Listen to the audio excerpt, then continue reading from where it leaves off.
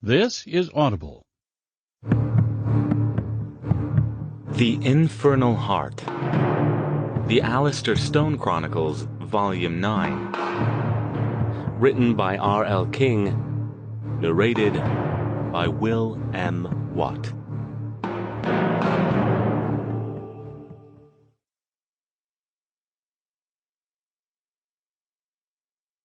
Prologue. Dennis Avila hated his job. To be fair, that wasn't entirely true. He didn't hate the job in general. The construction industry had been good to him.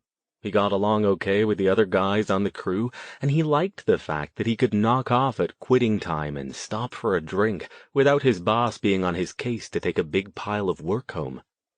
Those computer wonks might make the big bucks, but Dennis made enough to keep him in beer and cable TV, and at least he got some exercise instead of letting his ass spread out till it was shaped like one of those stupid $500 ergonomic chairs. No, what Dennis hated was the crop of oversized, overpriced monstrosity houses popping up all over Silicon Valley as more and more overpaid nerds moved in with their stock options and their startup companies. Take his current job, for example. This area used to be an orchard, but it had languished as a weed-strewn vacant lot for years after some faceless holding company bought it, had all the trees raised, and then gone bankrupt. By the time the legal snarls got untangled and some development company picked it up on the cheap, land in Silicon Valley, even out here in East Bumfuck Milpitas, had taken a jump for the stratosphere, and everybody involved wanted to milk every stray plot of dirt for every penny they could get. So instead of a nice little neighborhood full of small, affordable houses, they repurposed it to a collection of mini mansions twice the size and 3 times the price of those originally planned. And every last one of the damn things was already sold, with deposits secured and preliminary papers signed before the developers even broke ground. Dennis swiped his dark, tangled hair off his brow, took a long slug from his oversized water bottle, and lowered the boom again, dragging up another bucketful of dry earth. It was 4:30, almost quitting time. He was already thinking about heading to Santana's to hoist a few cold ones with the guys and see if the Giants could get their shit together enough to break their current losing streak. Just a few more loads and he could hang it up for the day. Something in the bucket caught his attention. Narrowing his eyes, he pulled a lever to stop the bucket in mid-swing, then adjusted his Ray-Bans for a better look. It was probably nothing, a trick of the sun or the glint of light off an old beer can, but he thought he'd seen a gray object in the middle of the light brown expanse of his latest load of dirt. He shifted the backhoe into neutral, engaged the brake, and jumped down, glancing around to make sure Carl, his boss, wasn't watching. As he hurried toward the end of the boom where the bucket hung like a scraped-up yellow lobster claw, he realized he wasn't seeing things. There was something there, and it wasn't a beer can or a dark-colored rock. In fact, it looked like some kind of gray box, about the size of a child's shoebox. He glanced around again. The backhoe was between him and the other guys, and quickly plucked the item from the bucket. It was a lot heavier than expected. He didn't take a good look at it until he'd scurried back around and jumped back into the driver's seat. It was, indeed, a box, but not a shoebox. It seemed to be made out of some kind of weathered stone, which must have been why it was so heavy. Dennis turned it over in his gloved hands, examining the carvings on it. Looked like something religious. A big cross in the middle, surrounded by scrollwork and what looked like the images of angels. He tried to pry it open, but it was sealed tight. For just a moment, a few seconds, he thought about showing it to Carl. It was probably something important, something that belonged in a museum.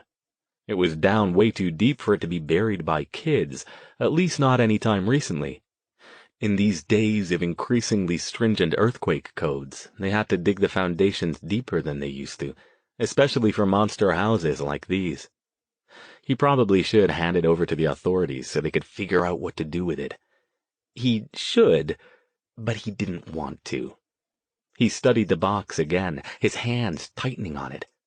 He glanced around once more to make sure nobody was looking. Whatever this thing was, it was interesting, and he wanted it.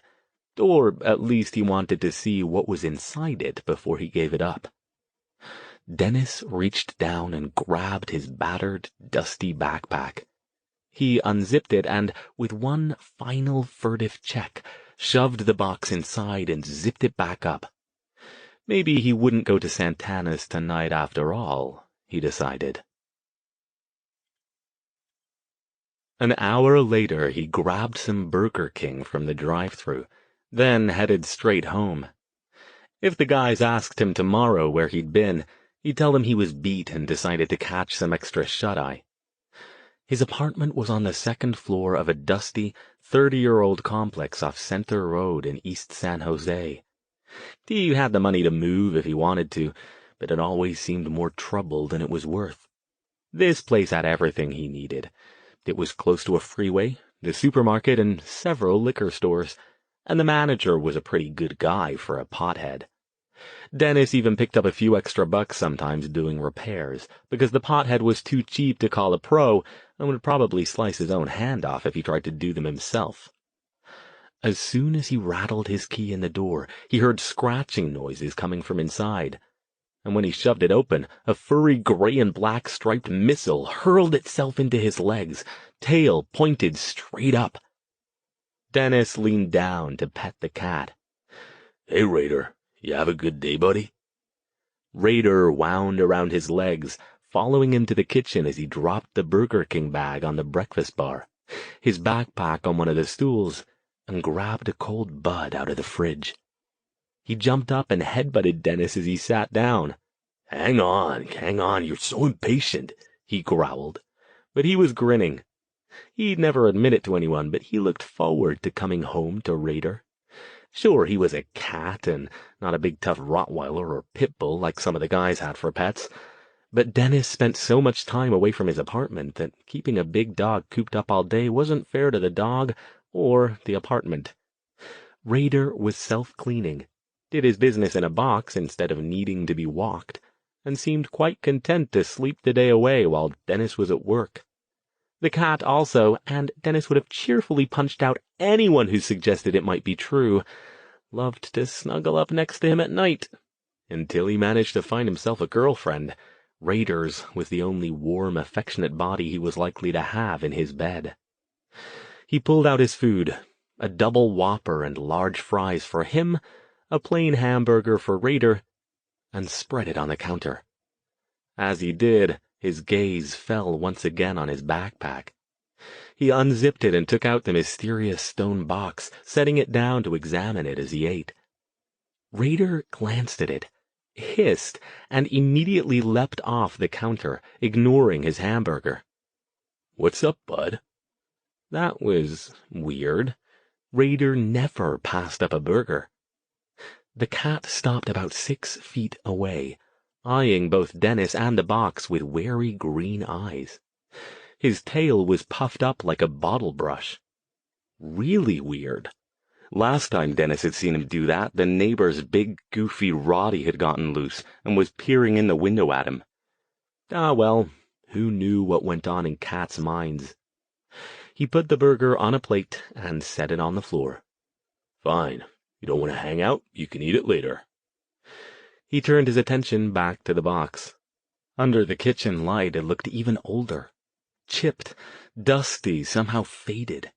The carvings looked like they'd been elaborate at some point, but being under all that dirt for so long had dulled their edges.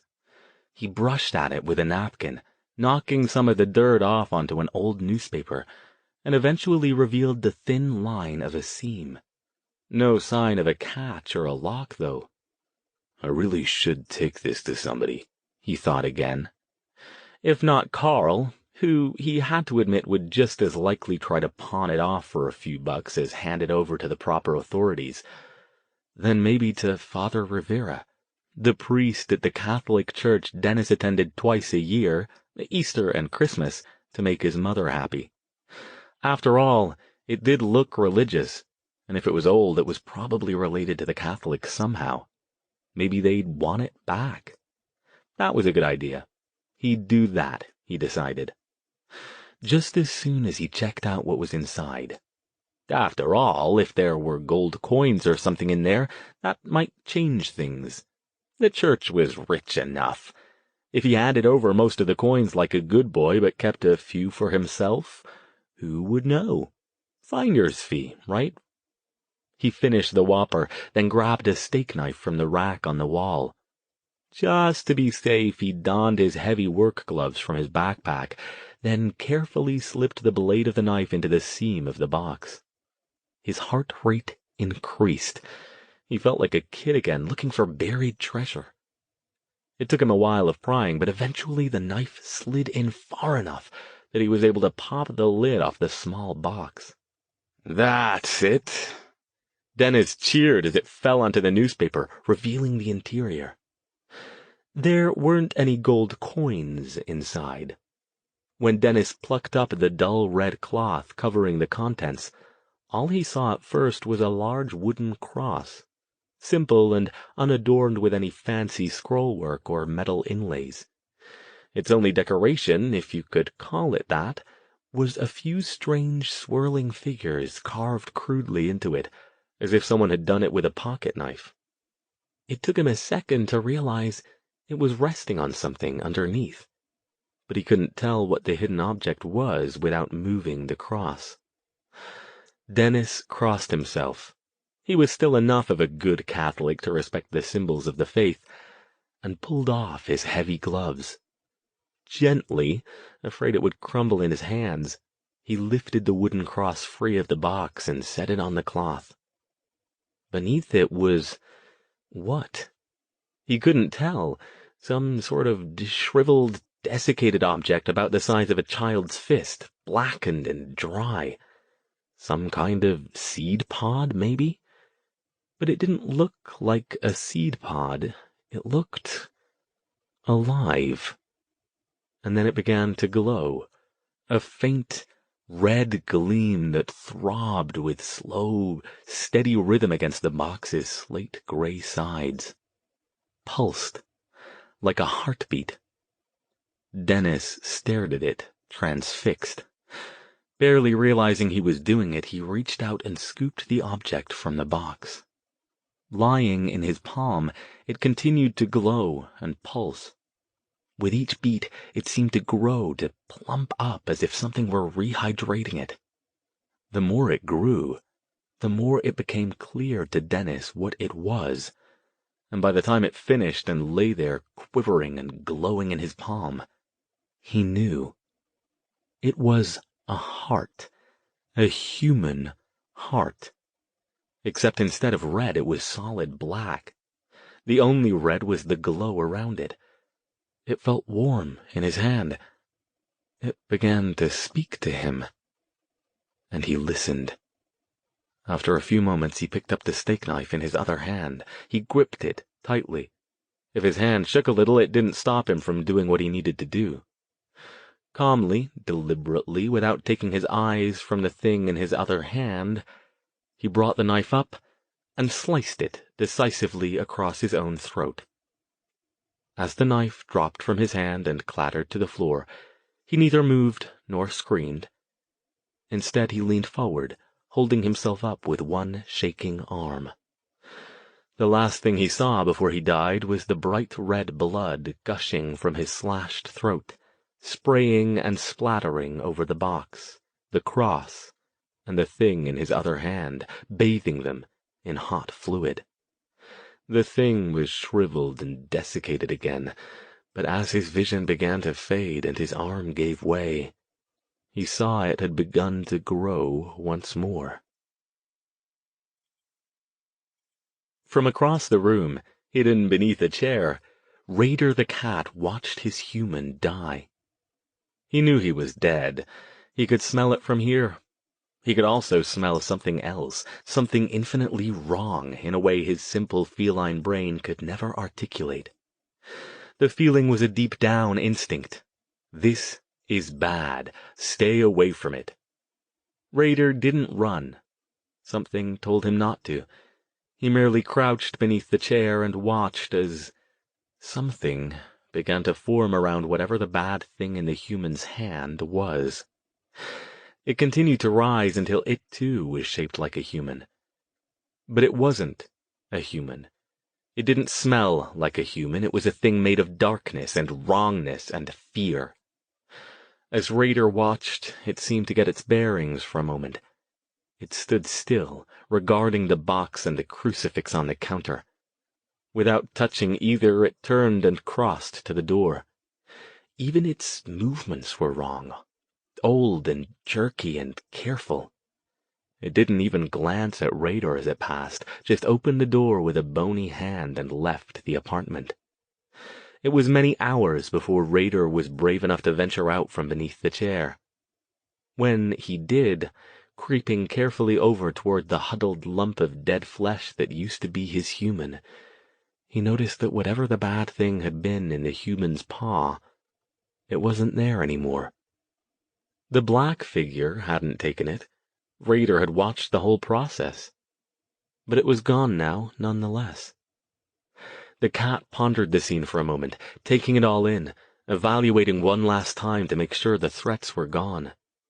Then he licked himself, rubbed one last time against the dead human's dangling leg, and went over to finish his hamburger.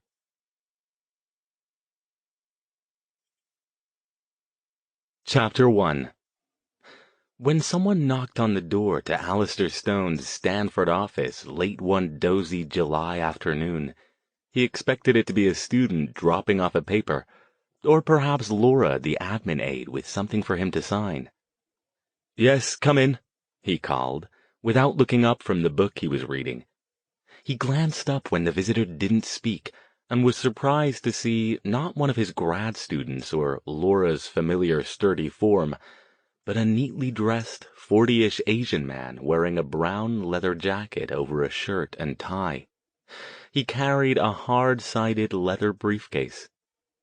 Stone leaned back in his chair and put the book down. "May I help you, Dr. Alastair Stone?" The man spoke without a trace of an Asian accent. His American one sounded like he'd grown up in California. "That's what it says on the tin," he said, nodding toward the hallway where his name plaque hung next to his door. "What can I do for you, Mr. Cheng?" The man pulled a leather bifold wallet from inside his jacket and flipped it open to reveal a badge and San Jose Police Department ID card. "Detective Johnny Cheng, SJPD." Well, this was unexpected, and it could mean any number of things, including a few that weren't good. "Please, sit down, Detective. How can I help you?" While Cheng did so, after closing the door and setting his briefcase on the other guest chair, Stone took that opportunity to shift briefly to magical sight and examine his aura. It was green gold and didn't appear particularly tense or agitated. Certainly not the aura of a man who was looking to apprehend a potential criminal in the next few minutes. Stone relaxed, keeping his expression neutral. It had only been a handful of months since the situation at the mansion up in Woodside, and he'd only recently stopped looking over his shoulder, expecting some overzealous cop to follow something back to him. At least he and his friends hadn't burned the place down that time, or blown it up, so that did make things easier. Cheng rubbed the back of his neck. He looked tired, and though he was trying to hide it, frazzled, as if he had too much weighing on his mind. "I was wondering if I might have a few minutes of your time to answer some questions about the occult. Let me be upfront with you, Dr. Stone. You were recommended to me as an expert, but I'm just covering all the bases here. I'm hoping you might have some insight that opens up a lead or two, but I'm not looking for spooks, okay?" Stone relaxed a little more. So this was what it was about. This happened occasionally. Usually it was some harried police officer trying to track down a bogus fortune-telling ring, or some nutter who liked to dress up in spangly robes and pretend to commune with Satan. He shrugged one shoulder. "Smart man. It's rarely wise to go looking for spooks. Cheng's gaze came up fast, and he focused on Stone for a moment, as if trying to figure out if he was being sarcastic or serious. Finally, he pressed on. We've got a crime that looks like it's got some occult involvement. He paused, glancing at his briefcase. Before I tell you anything else, though, I want to stress the importance of keeping what I tell you under your hat. If the public gets wind about some of the kooks running around out there, it could start a panic. Got it? Of course. Stone knew all about keeping the kooks under his hat, especially since, unlike Detective Johnny Cheng, he was well aware that many of them weren't kooks at all, himself included. Cheng looked mollified. He flipped the catches on his briefcase and opened it, revealing a neat stack of folders. He removed one and placed it, still closed, on the edge of Stone's desk.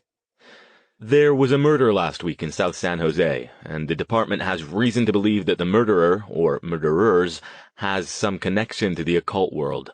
Perhaps a cult member, someone mentally ill and obsessed with the supernatural, or even just some goth who went off the deep end. Whatever it is, it's one of the more, unusual crimes we've seen. Unusual can cover a lot of ground, Detective. Care to give me some specifics? Stone studied the man. He was either hiding something, spooked about something, or both. That was easy to see, even without magical sight. Cheng glanced down at the folder, as if trying to make up his mind. We can do this the easy way or the hard way, Dr. Stone. It's completely up to you. What's that mean? It sounded almost like a threat. Stone leaned forward.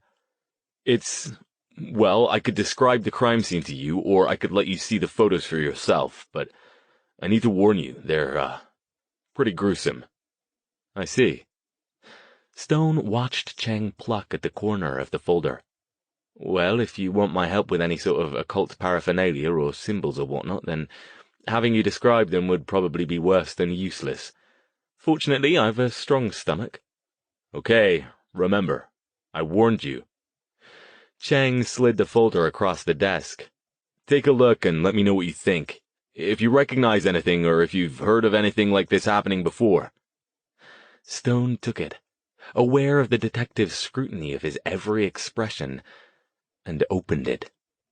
Cheng hadn't been exaggerating. The photo on top of the stack, a full-color 8x10 glossy, depicted what looked like the kitchen of a typical middle-class tract house. In the harsh overhead glow of fluorescent lights, dismembered human body parts were strewn around with no apparent thought. A leg lay across the kitchen counter. An arm hung from a pot rack. A hand peeped out of a kettle on the stove. Someone had opened the refrigerator, and a man's severed head, its eyes wide open and glazed, peered out at nothing from one of the shelves. Stone stared at the first photo for a long time. How many victims? Just the one, Cheng said. We haven't released his name or the details of the crime yet. Yes, I think I'd have remembered seeing something like this in the papers, Stone said dryly. He returned his attention to the photo. All of the body parts except the head and the hand looked odd, darker than they should, and strangely shiny. He frowned. He was skinned. Yeah, also we think he was bled out like a slaughterhouse cow. There wasn't enough blood at the scene to fit. Stone still hadn't moved to the next photo. No sign of the blood at the scene. We checked the drains in the area around the house, but no, nothing.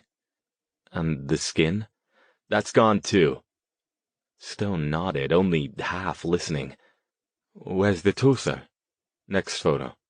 That's what really made me think some occult nut did this.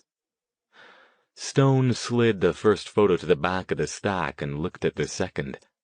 It was an overhead shot, centering on the middle of the kitchen floor. The skinned torso of a man lay there, its dark, red muscles glistening, its lower half severed at mid-abdomen. Stone barely glanced at the tangle of viscera erupting out of the body cavity. His focus was on what had been arrayed around the torso. "What do you think?" Cheng asked. Stone didn't answer right away.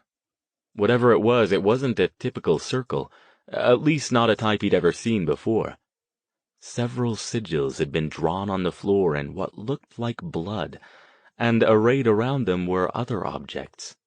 It was hard to identify them in the photo, but they appeared to be bits of bone, hair, plant material, and small piles of what looked like dirt. He set the photo aside and looked at the rest of the stack. There were 5 more. One showed the lower half of the man's torso, and the other 4 were detail shots of the objects around the torso. Still paying no attention to Cheng, he spread these 4 out along with the one of the torso, and set the others aside. "Dr. Stone?" He glanced up, forcing himself to keep his expression neutral as the little hairs stood up on the back of his neck. "What do you think?" Cheng nodded toward the photos.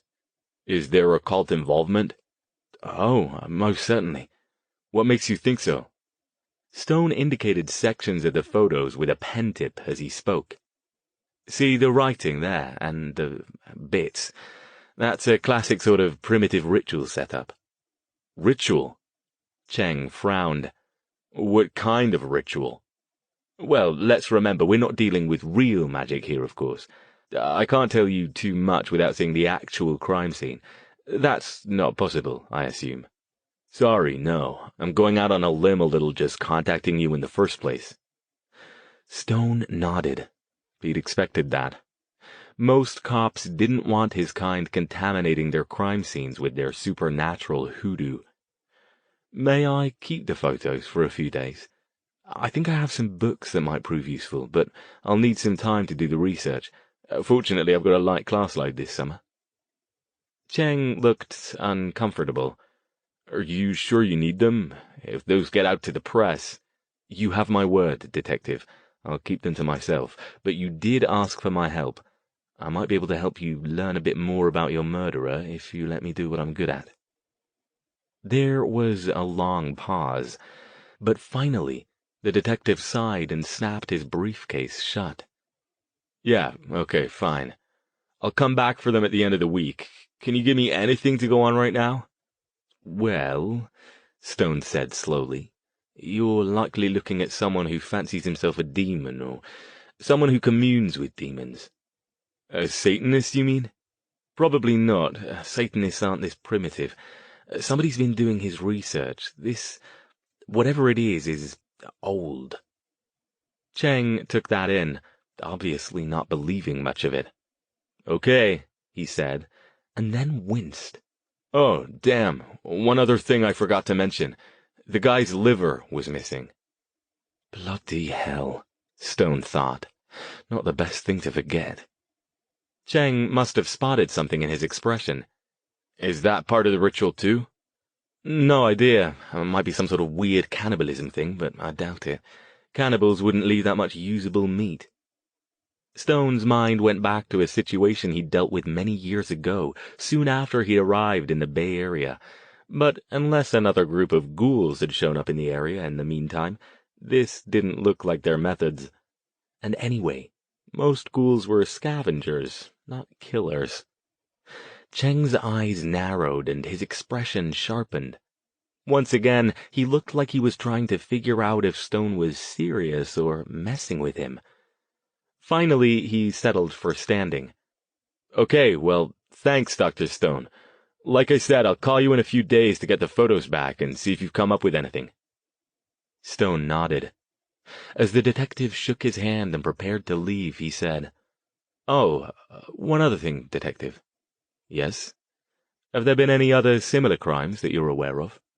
"You mean around here?" "I mean anywhere, specifically the skinning and the missing body parts." "Not that I've heard of, but like I said, this is fairly recent. I'll do a little research and see if I can turn up anything. You think there's some kind of occult serial killer loose, or there's going to be more of these?" "No idea, just speculating. It would be a useful bit of information to have." Cheng looked troubled, but nodded. Yeah, okay. I hope this is just a loony and not the start of something worse. Anyway, thanks. Stone watched him go, then looked back down at the photos on his desk. Whatever this was, it wasn't good. He was glad he didn't have much to do this summer, as he'd bet a fair amount of money that this wasn't the only or the last such crime to occur.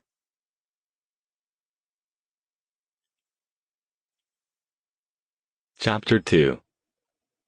Detective Cheng hadn't been gone for 5 minutes when there was another knock on Stone's door. He glanced up from the photos, then hastily gathered them into a stack when he spotted Dr. Edwina Mortensen in the doorway. Edwina, did you need something? He opened his desk drawer and swept the photos into it. Her narrow-eyed gaze followed his action. "Who was that?" she asked. "The man who was just here." Stone hardly thought it was any of Mortensen's business, but it wasn't prudent to come right out and say so.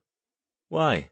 he asked, keeping his voice non-committal as he checked to make sure he'd gotten all the photos in his sweep. "Laura said a police detective was here," she said. "You're not in some kind of trouble, are you?" It was a fair question.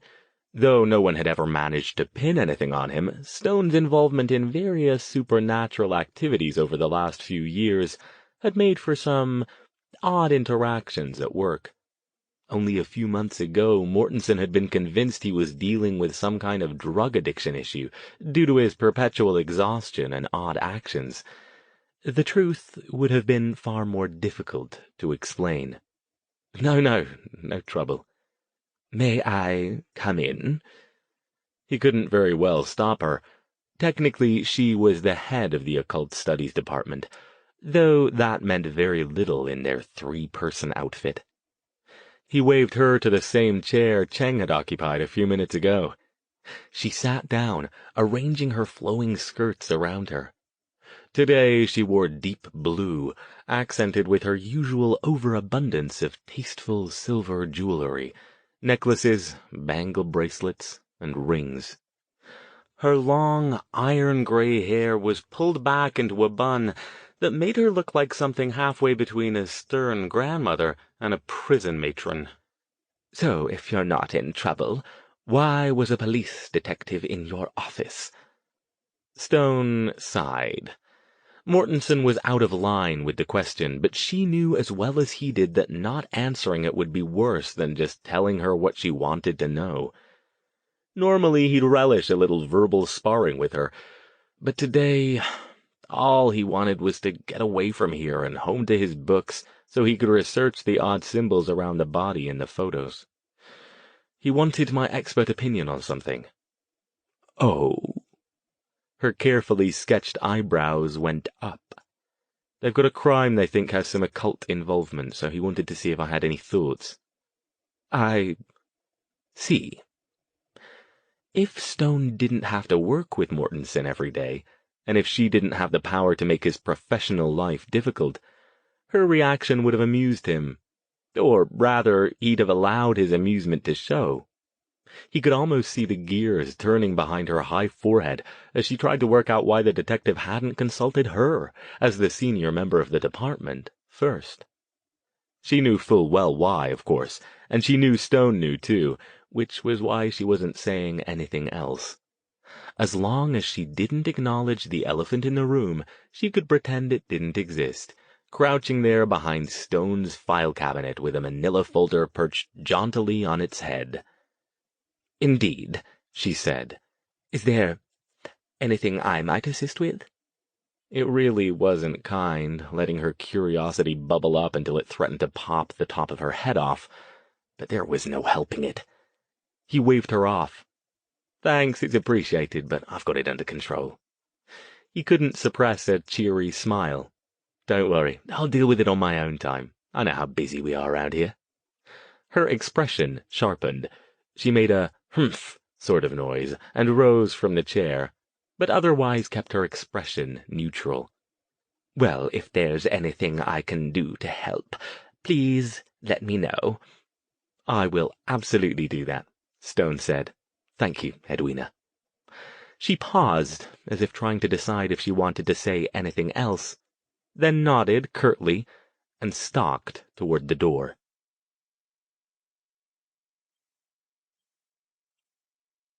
Chapter 3. Stone spent the next couple nights doing research, but didn't come to any definitive conclusions. He knew of several rituals requiring body parts. Hell, some of those in a grimoire he'd destroyed a few months back did, and a few reasons why a mage or other magically talented entity might want human skin, usually to make some kind of leather. But none of the books he had on hand included information about any rituals that required body parts, human skin, and draining the victim of blood. Did the killer drink the blood? That could explain why very little was found at the crime scene. He studied the photos again, searching for any hidden clues or anything that might trigger a memory. But nothing did. Further, and more maddeningly, the scrawled figures around the body weren't in any language he recognized. Bits of it looked familiar, but not enough that he could make any sense out of it. All he knew for sure was that it was old, very old. Whatever he was dealing with here was either hundreds or thousands of years old, or something that wanted to give the impression of it. It wasn't some garden-variety serial killer with a particular sadistic streak. That much he was certain of. Even if the killer himself wasn't magically talented, he was being directed by someone who was. He wished Stefan Kalinsky were around to consult. This sort of thing was right up his Black Mage Associate's alley, and would no doubt intrigue him enough that he might not even require much of a favor in return to look into it. But Stefan had been away for several weeks, no doubt seeking out new bits of knowledge to add to his web-like information network. The man didn't travel often, but when he did, he tended to be away for months. Stone closed his book and ran a hand through his hair. This wasn't getting him anywhere. At this rate, he wouldn't have anything to give to Cheng when he came back later in the week. What he really needed to get anything definitive was access to the crime scene. Too bad there wasn't any easy way to find it, nor to access it without potentially getting into trouble. He wasn't that worried about getting in trouble, but usually he liked to wait until a little later in the process before he started doing things that would annoy law enforcement. At least until he had something more solid than he had now. He was about to give it up for the night when another thought occurred to him. He glanced at the clock. 9 p.m. Certainly not too late. If magical research wasn't getting him far yet, maybe mundane research might be more useful. He picked up the phone and punched in a number. It rang several times unanswered. He was sure he'd have to leave a message when it was snatched up. "Yeah? Hello? Jason, how are you?" "Oh, hi. Al." Jason Thayer sounded breathless, like he'd been running. "How's it going?" Following the events a few months ago, Stone had been making an extra effort not to lose touch with Jason and his sister Verity since they'd moved back to Southern California. He'd been down to visit them twice, and they'd come up for a weekend just last month. He missed his friend and his apprentice, but by all accounts both were doing well, and he could hardly begrudge them doing what was necessary to pursue their careers. Fine, he said. "How's the PI business?" "Busy as hell, but good. Not moving as fast as I want it to, but that's just because I'm impatient." He paused. "You don't make social calls, Al. Something up?" "As it happens, there is. I need a favor." Sure, if I can. What's up?" Stone gave him the quick explanation of Detective Cheng's visit, and described the murder in general terms. "What I need to know is whether there have been any other similar murders recently." There was a pause. "That's pretty creepy." Another pause. "You're thinking more than creepy, aren't you?" "I wouldn't be calling if I weren't," Stone replied. "Normal murders, even gruesome ones, don't particularly interest me. But it seems someone thinks I might be a good resource for this one. Must remember to ask the detective who recommended me. I'll look into it, but it might take me a few days. I've barely had time to sit down in the last couple weeks. Okay if I ask Stan? He'd probably have a better chance of finding out anyway. Good point. Stan Lopez of the Ventura County Police Department was one of the few others who knew about Stone's magical abilities. He was surprised he hadn't thought of him first. Excellent idea. Let me know what you found out, or have him call me. He grimaced. I've got one of those mobile phone things now, so you can call me on that if you get anything. I might even answer, if I remember to bring the damn thing with me and don't forget to charge it up. Holy crap! Who are you, and what did you do with Al? Jason's grin came through in his tone. Sod off, Stone said. He gave him the number. And say hello to Verity for me, if you see her before I do. You got it. Stone settled back in his chair. As he reached out to shut off the desk lamp, he glanced at the photos again. He wished he could shake the nagging feeling that the weird symbols around the murder victim's torso looked familiar. Or at least remember why the hell he thought so. Jason called back later the next day, as Stone was preparing to leave for home. Okay, this is weird. Stone shut his office door with a flick of his mind. Do tell. I passed the info you gave me on to Stan, and he did a little checking. You might be onto something. He found 2 other cases that might be related, but they're not very close to you. Why does he think they'd be related? More dismembered victims with odd ritual sigils around them? Not dismembered, but both of them are skinned, bled out, and missing body parts. Stone sat up straighter in his chair. Livers? No, each one's different. One's missing the tongue, and the other one the eyes. I see. Once again, maddening thoughts poked at the back of Stone's head, but still didn't come together sufficiently to trigger anything. Where were they? One was in Fresno a couple weeks ago. The other one was in a little town up north of San Francisco a few days after that. Has anyone made any connections between them yet? Not that I know of, but add in yours and it won't be long before they do. Stan will have to mention it, of course. The really freaky thing is, it doesn't sound like it's the same guy doing them. Different size footprints, partial smudged fingerprints. It's like a bunch of guys suddenly got the memo to start killing and skinning people. Did the others have anything written in blood near them? Any chance you or Stan can get me copies of the crime scene photos? I asked him, but he said he couldn't do it without better reason. He says your best bet is to ask your guy up there. If he doesn't know anything about the other 2, telling him might light a fire under him. Jason paused. He says be careful, though, Al. This isn't like Ojai. They aren't going to just let you show up at crime scenes and play mystical Sherlock Holmes, not without telling him a whole lot more than I think you want to. I'll figure something out. Thank you, Jason. Please thank Stan for me. Tell him I owe him a drink next time I'm down your way. I will. And I'm not kidding. Stan's right. You could get yourself in a lot of trouble if you start poking around crime scenes without authorization. Just keep your inner cat on a leash, okay? Cats hate leashes. Al! Fine, fine. I'll do my best not to get myself in any trouble I can't get out of.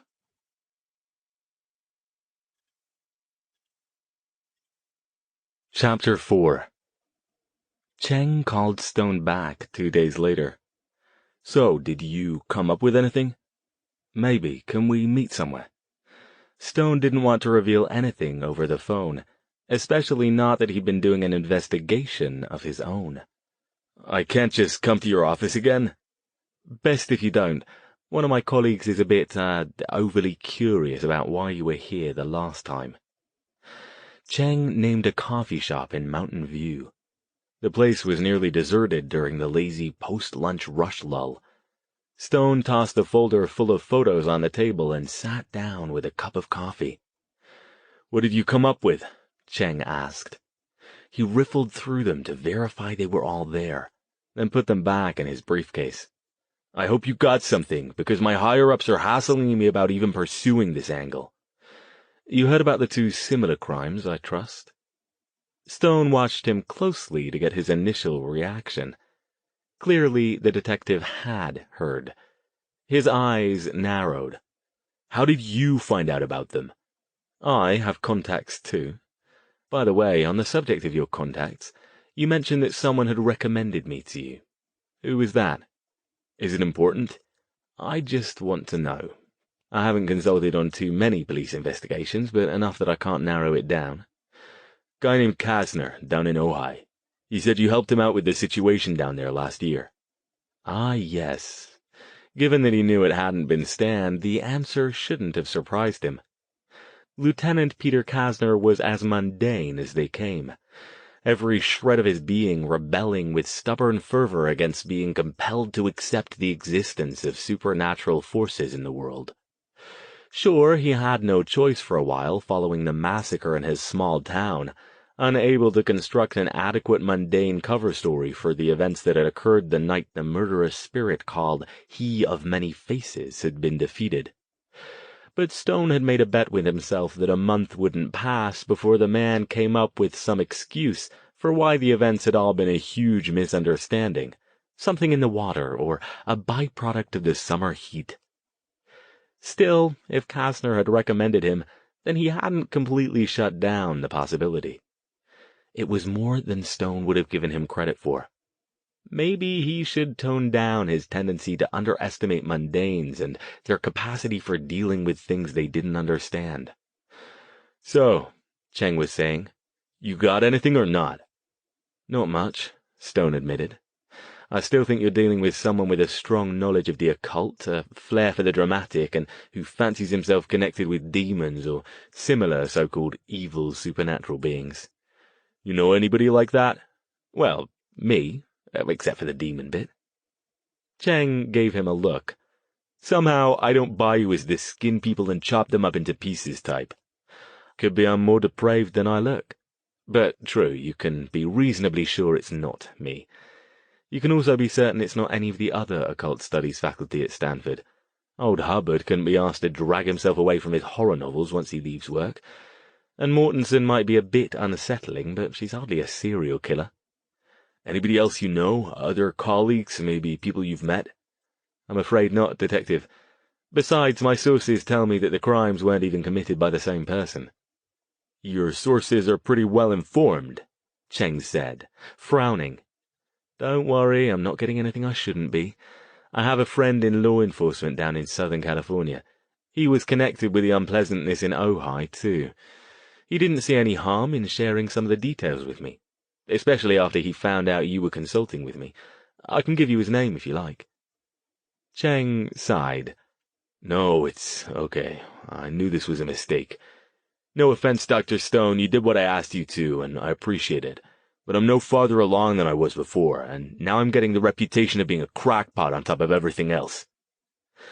Stone let the silence stretch out until Cheng reached down to pick up his briefcase, then said carefully, "There is one other thing I could do that might help you, you know." "And what's that?" "I'd need to see the crime scene." Cheng's gaze came up, and he let loose of the briefcase. "I told you that's out of the question." A pause, and then, "Just hypothetically, if I could get you access, and I'm not saying I can, what are you going to do there? I'm not sure whether Kastner has told you this bit, but I've got certain abilities that sometimes prove useful in cases like this."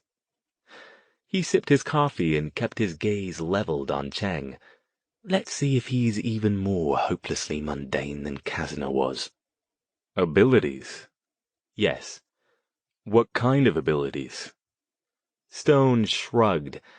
"Sometimes when I'm in the presence of a scene where something violent or emotionally charged occurred, I can pick up certain emanations that give me insights into what happened." "You're saying you're psychic?"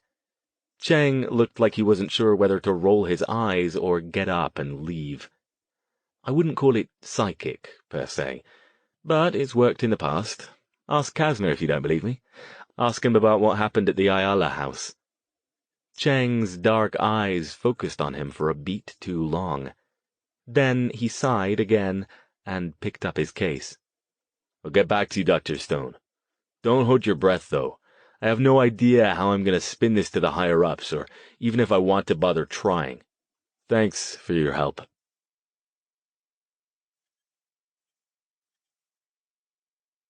Chapter 5. Stone was on his way home from Stanford later that evening, waiting in line for takeout at the Dragon Garden, when his pocket buzzed. For a moment, he didn't know what it was, and then he remembered the infernal thing one of his buddies from the Friday night pub-crawling group had finally convinced him to buy a couple weeks ago. He was already regretting it. Why would anyone want to be constantly reachable by whoever could get hold of their number anyway? It wasn't as if he had the sort of job that required being on call. He pulled it out, fumbled with it, and hit the button. Yes? Dr. Stone? The voice seemed vaguely familiar, but it was hard to hear over the buzz of conversations in the restaurant. Yes? Who is this? It's Johnny Chang, Dr. Stone, from SJPD. You got a minute? Sure. The place was busy, and there were still 3 other customers ahead of him in line. If it won't take long. There's been another murder. He tensed. Damn. Should I ask why you're telling me this? I thought you didn't. It's just like the last one. Dismembered body, skinned, bled out, weird symbols around it. Stone stepped out of line and found a quiet place in the hallway leading toward the restrooms. Was this one missing a different body part? There was a pause. Yeah, the stomach this time. Stone let his breath out. I still don't see why you're telling me. Because I can get you access to the new crime scene if you want. It's not in my jurisdiction, but since we had one here, the department in charge is willing to let me see the scene. I can bring you along as a consultant if you think it'll help. But it has to be tonight. I'm about to head out there. Where? Down in Gilroy. Stone glanced at his watch. Almost 6 p.m. Gilroy was almost 50 miles away, down Highway 101 south of San Jose. Give me the address. I'll leave now. It took him over an hour to get there, fighting through the heavy Silicon Valley commute traffic until he got out of San Jose proper. By the time he pulled up in front of the run-down, single-story house on a dusty side street, only a couple of police cars, a large white van, and a dark-colored sedan remained parked in front of the place. Several curious neighbors, including a few children, watched from the sidewalk, held back by a bored-looking, uniformed cop. Stone parked a few houses down and approached on foot. "Stay back, sir," the cop said, holding up a hand. "I'm looking for Detective Cheng. He asked me to come. Tell him Stone's here." The cop looked dubious, but got on his radio, speaking under his breath into the mic clipped to his shoulder. A couple minutes later, Johnny Cheng came out. He looked wilted, with the sleeves of his dress shirt turned up and his tie loosened. "He's okay, Franklin," the detective said, waving Stone forward. "He's with me." As they headed up the walk toward the house, Cheng muttered, "I can't believe I'm doing this.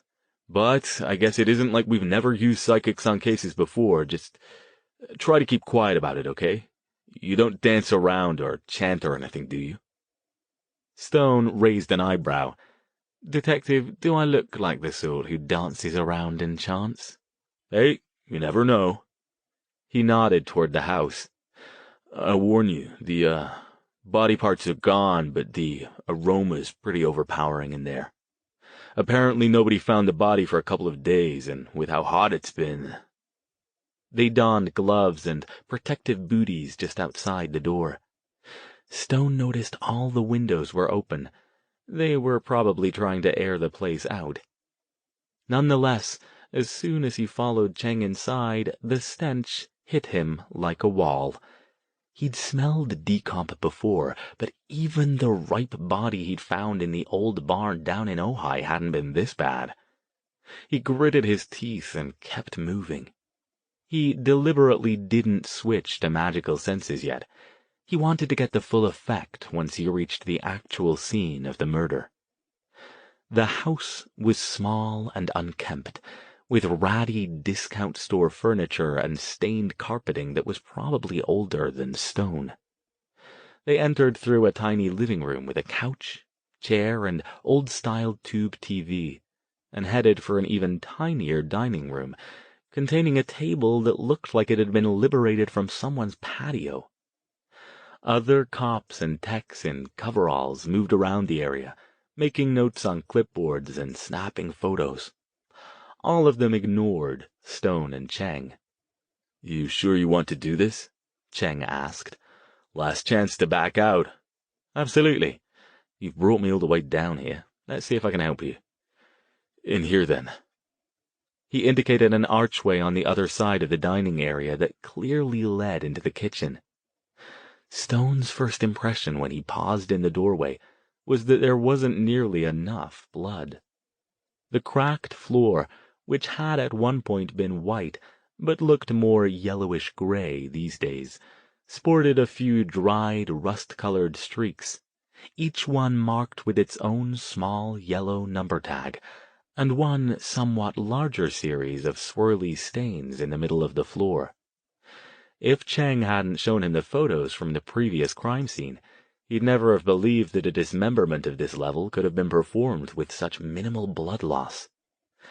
The only other indication of blood was more odd, crude symbols, similar but not identical to the ones from the photos, drawn around the area with the swirled pattern. Once again, other objects, sticks, what looked like dried leaves, and small piles of something brown also circled the area. He paused to look around, taking in the mundane details of the anonymous victim's life. Crusted dishes stacked in the sink, empty beer cans, a pair of McDonald's plastic tumblers drying on the counter, a calendar featuring a nude and very acrobatic young woman that hadn't been updated in 3 months. A bachelor, almost certainly. Someone who didn't give much of a damn about cleanliness and who didn't have anyone to care about it for him. "Hank, this is the guy I was telling you about." Cheng was speaking to a 50-ish graying man in a rumpled shirt that strained valiantly to contain his impressive belly. "Dr. Stone, this is Lieutenant Herrera. He's in charge of the investigation here. Hank, this is Dr. Alastair Stone. He's consulting with me on the murder up in San Jose." Lieutenant Hank Herrera eyed Stone up and down as if he were another bit of evidence that needed a yellow number tag. "Consulting on what exactly, Dr. Stone?" Detective Cheng was a little vague on the concept. Before Stone could answer, Cheng spoke up. "I'm working the occult angle. I already told you that. My working theory is that it's loonies, devil worshippers, or something like that. Dr. Stone's a professor of occult studies up at Stanford.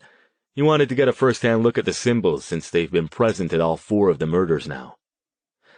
Herrera's eyes narrowed. "Occult? They actually teach that shit at Stanford?" "Well, I hope so, or I've been under quite a convincing delusion for the past several years." Herrera's eyes narrowed even more, and his bushy brows beetled. "You didn't tell me your Stanford fellow was a smart-ass, Johnny."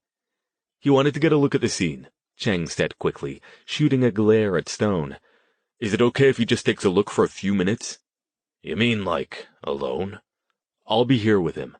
"I'm sorry, Lieutenant," Stone said. "You're quite right. I can be a bit of a smart-ass, and I apologize. I just want to get a look at these sigils for a few moments without distractions. Would that be all right?" "Sigils?" "The drawings on the floor, here." Herrera looked like he might object, but instead pulled out a large red checkered handkerchief and swiped it across his sweating forehead. "Fine, whatever. Knock yourself out. We're just about done here for the night anyway." He glared at Stone. "Don't touch anything, and watch where you step." "Of course," Stone said. "I know how this works, and I promise I'll be careful. I shouldn't have to move around at all, actually." "Yeah, okay." He raised his voice. "Come on, boys, let's take 5. Johnny's Ghostbuster here wants the place to himself so we can read tea leaves or something." When the other cops had left, Cheng regarded Stone in disapproval. "Maybe you could try not to piss off the local guys, Stone. Hank doesn't really want me here, either." Sorry. Stone was already crouching down, examining the sigils and other items, careful to keep his feet as far as possible away from the bloodstains. "Those are the same as the other guys, aren't they?" "Not quite. Same idea, different message." "Message? You can read that gibberish?" "Not yet. I'm working on it." He shifted position, crouching lower and focusing on the sticks, leaves, and small piles. "What is that shit?" Cheng asked. "Exactly," Stone agreed. "Huh? That's exactly what it is, if I don't miss my guess. Could be dirt, but I doubt it. Did you get anything back yet on the other scene?" Cheng nodded. "That was shit too. Human, as it happens." "Can your lab tell you if the, samples came from the same person?" "Yeah, the lab guys can figure that out. It takes time, though. The labs are backed up. It's not like on TV where you can get everything processed right away. Something like this, though, I think we might be able to jump the line a little. I'll want pictures of all this, if I may. And now, if you don't mind, please don't speak to me for a few moments. I want to try getting some impressions. Don't be surprised at what you see." "You said no chanting and dancing." "No, but it's possible I might pass out briefly. I'll sit in a chair to minimize the chances, but if I do, catch me before I go face first into your crime scene, all right?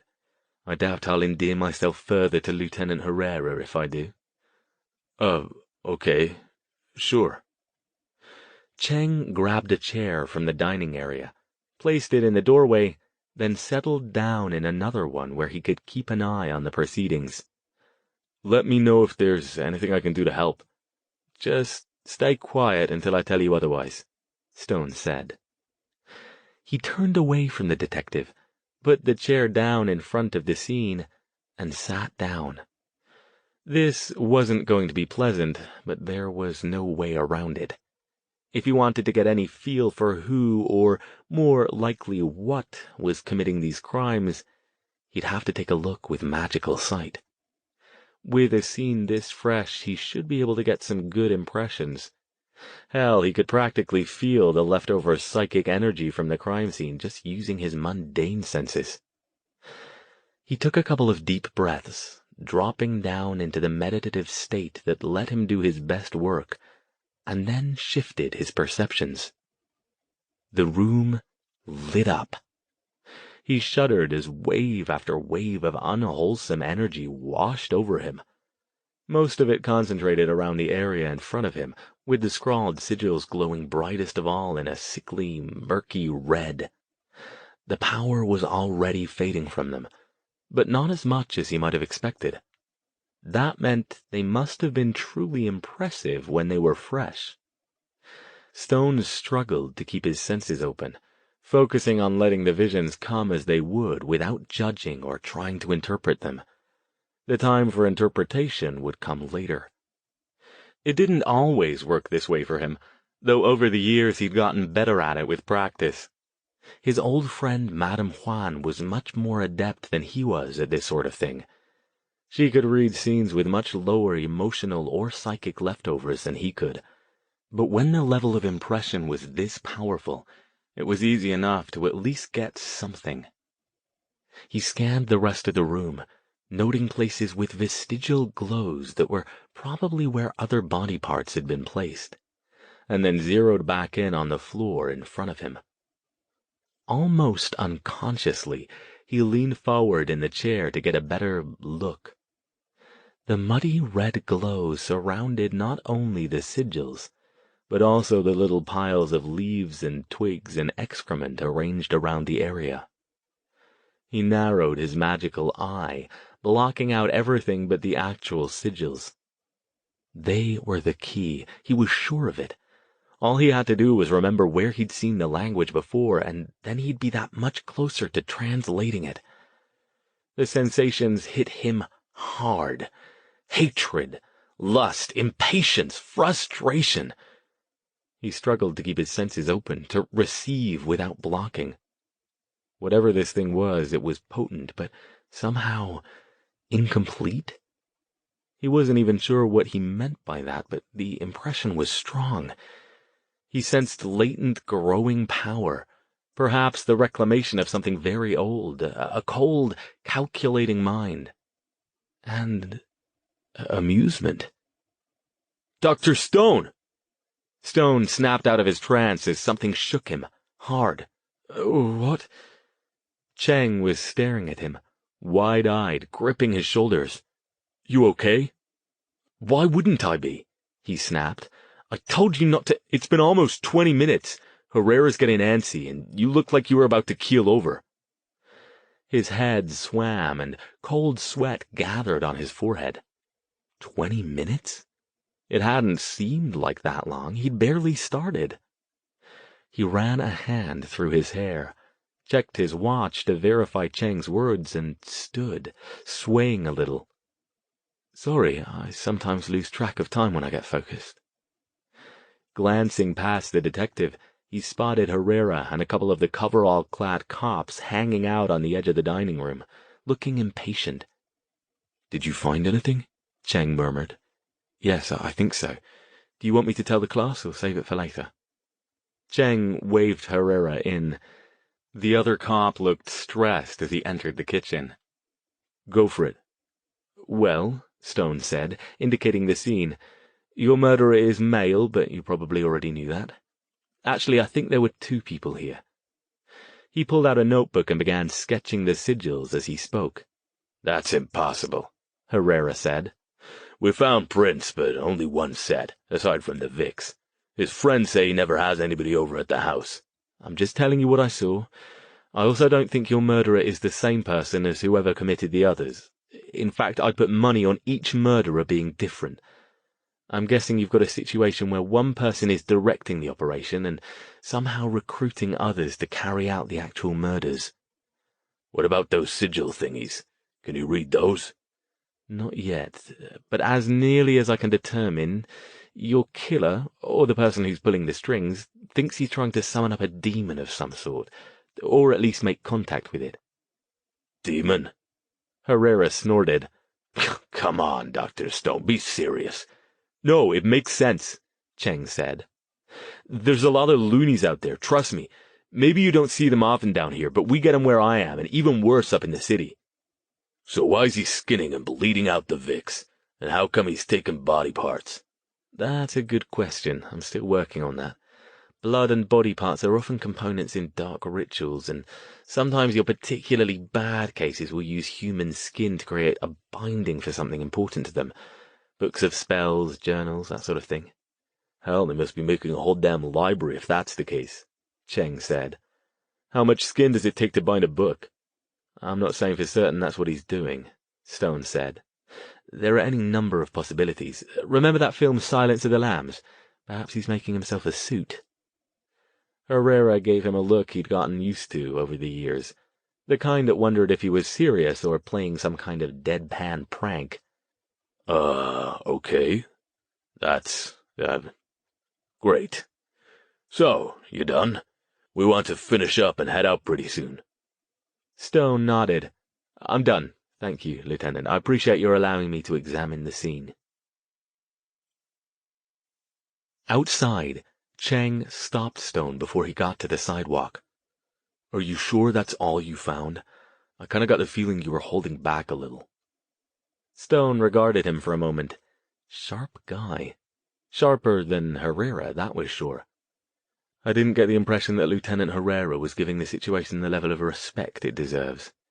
"Yeah, I think he just wants to catch somebody and close the case as soon as possible. He doesn't like weird shit. So, what else did you find?" "Well, I'm definitely convinced now that there's occult involvement. Seeing the setup around the body confirms it. As I mentioned, you're looking for someone with an interest in demonology. I'm not sure what they're trying to accomplish, and I won't know until I'm able to translate those sigils, but I believe they think they're trying to summon something." "Summon something?" Cheng looked skeptical. He swiped his hand across his brow. Even at almost 8 o'clock, it was still over 90 degrees. "I didn't say they'd be able to do it," Stone pointed out. Just that it appears, based on my experience and what I saw in that house, that's what their aim is. So what? They're trying to build a demon from spare parts? Or they're gonna keep killing people and stealing pieces until somebody catches them or they think they've succeeded in this summoning? Possibly, Stone considered. He had more, but he had to be careful what he told Cheng. The detective had been cooperative, and Stone couldn't risk losing his trust at this point. Detective, I've got one other bit of information you might find useful. Yeah? Look for other crimes, not necessarily murders, but probably relatively recently, involving any sort of religious connection. Murders, assaults, or rapes of religious figures, crimes in churches, desecration of religious objects, anything like that. If you spot anything particularly unusual or out of character for the area, let me know. Cheng narrowed his eyes. Why do you say that? Just a hunch. Usually where there are people who fancy themselves demonologists, the other side ends up being involved somewhere. Just let me know if you find anything, all right? You think it could be important? Quite possibly. If you want me to continue acting as your consultant on this, you have to believe me. Things you might think nothing of could end up being of paramount importance. So please, Detective, check your skepticism at the door if you want to catch your killers. Cheng looked up for a moment as if he were wrestling with something. There's something I didn't tell you about the scene. I wasn't sure it was important, and I didn't want to distract you. What is it? There was a crucifix on the wall in the living room. You could tell because the walls were so dirty it left a pale spot where it hung. Stone hadn't noticed it when he'd come in, too focused on the stench and getting to where the body had been found. Hung? Past tense? Yeah. Herrera said one of his guys found it in the toilet, along with, well, other stuff you might find in a toilet.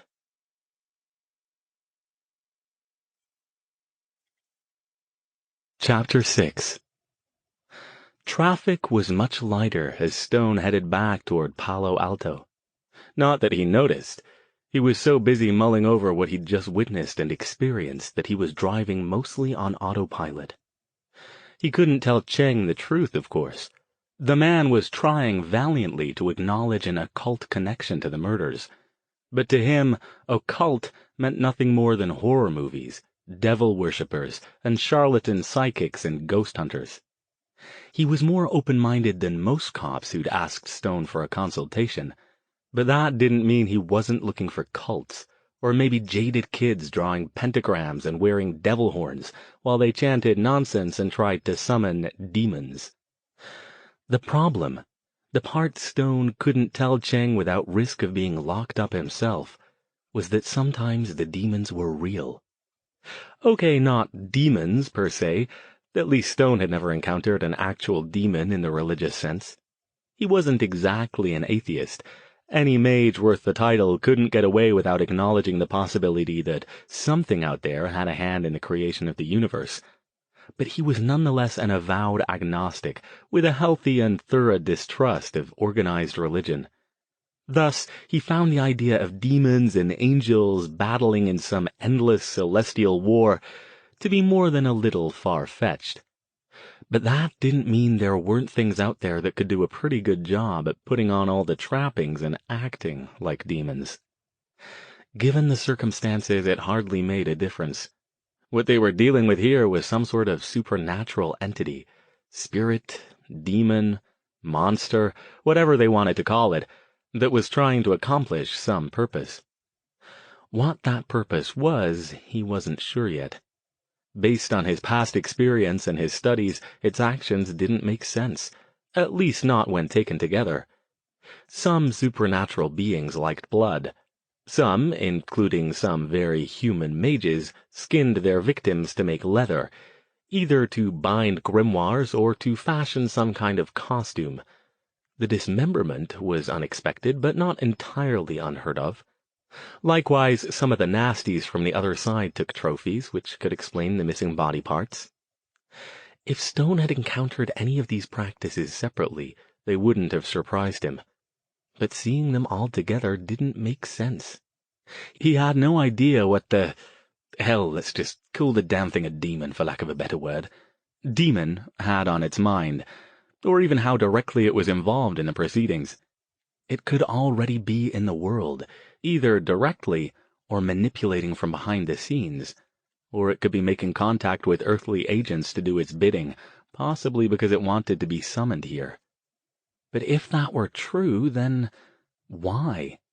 What had happened to suddenly stir it up? Why had these crimes started only a few weeks ago?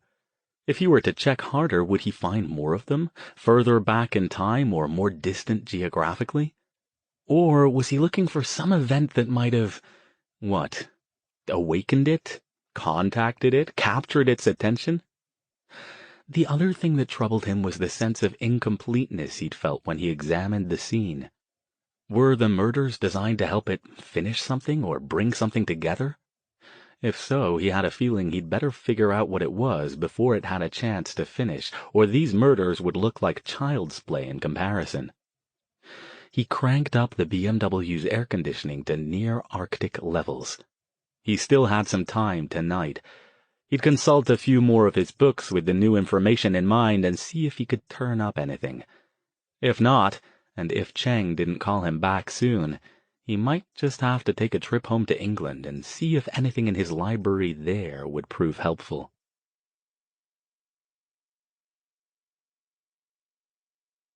Chapter 7.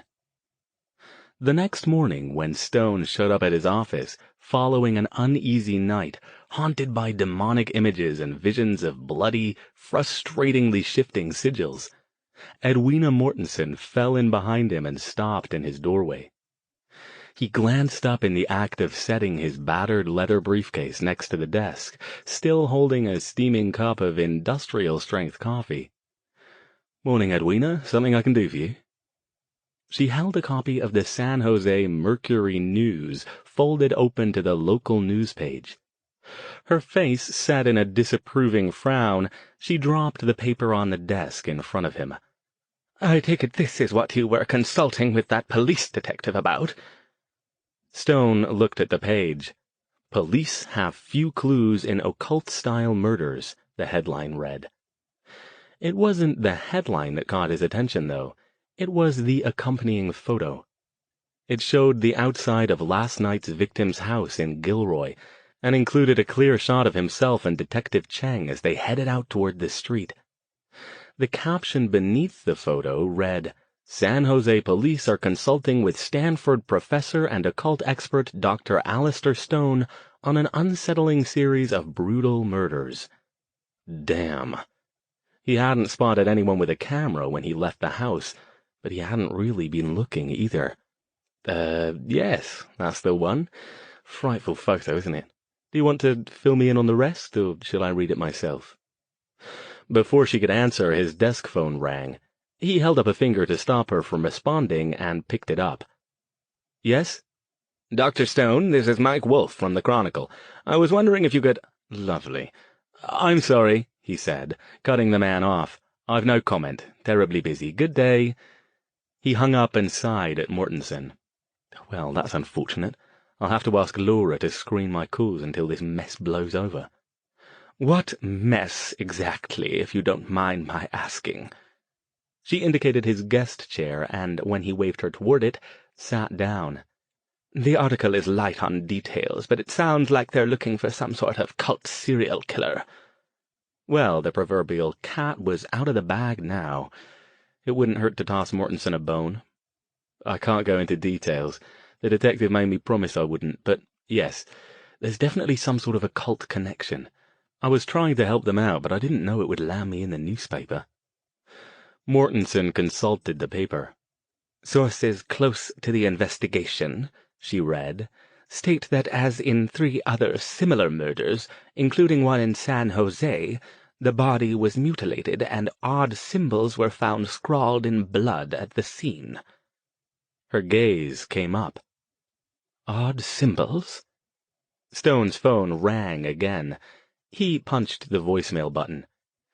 "Mystical sigils of some sort. I'm not sure what language they're written in, but whatever it is, it's ancient. I'm trying to track it down with some of my reference books so I can translate it, but no luck yet." Mortensen considered. She looked down at the paper again and back up at Stone. "Are you going to keep helping out?" "If they want me to. I'd have preferred my involvement not to be plastered all over the local paper, but I forgot how persistent the press can be, especially with something this unsettling and sensationalistic. Suppose I can't blame them, really." "It reminds me of the cannibal killer's case a few years back," she said. "Do you remember that one?" "Vaguely," Stone lied. At least she'd never found out the extent of his involvement in that particular case, and neither had the press. With the exception of one reporter, anyway. But given that he was deeply involved and had less desire for the public to find out than Stone did, he didn't exactly count. "Oh, that's right. That was just after you started here. You probably had other things on your mind at the time." Mortensen rose, her multitude of bracelets and necklaces clinking. "Well, if you need any help or want to discuss anything, I'm available, of course." "Of course you are." "Thank you, Edwina, I appreciate it, but I think I've got it under control, at least as much as it can be." He didn't miss the half-frustrated, half-hurt expression on her face as she turned away and slipped out the door, but he didn't say anything about it either. A few years ago he might have. If Edwina Mortensen had been any more transparent about her jealousy of Stone, she'd have to start taking out adverts. He used to find it amusing when he was younger and perhaps a bit less tactful. Or maybe it was simply that as he'd gotten to know the woman better, he made more of an effort to understand her. After all, he had shaken up her comfortable little world when he'd arrived at the department.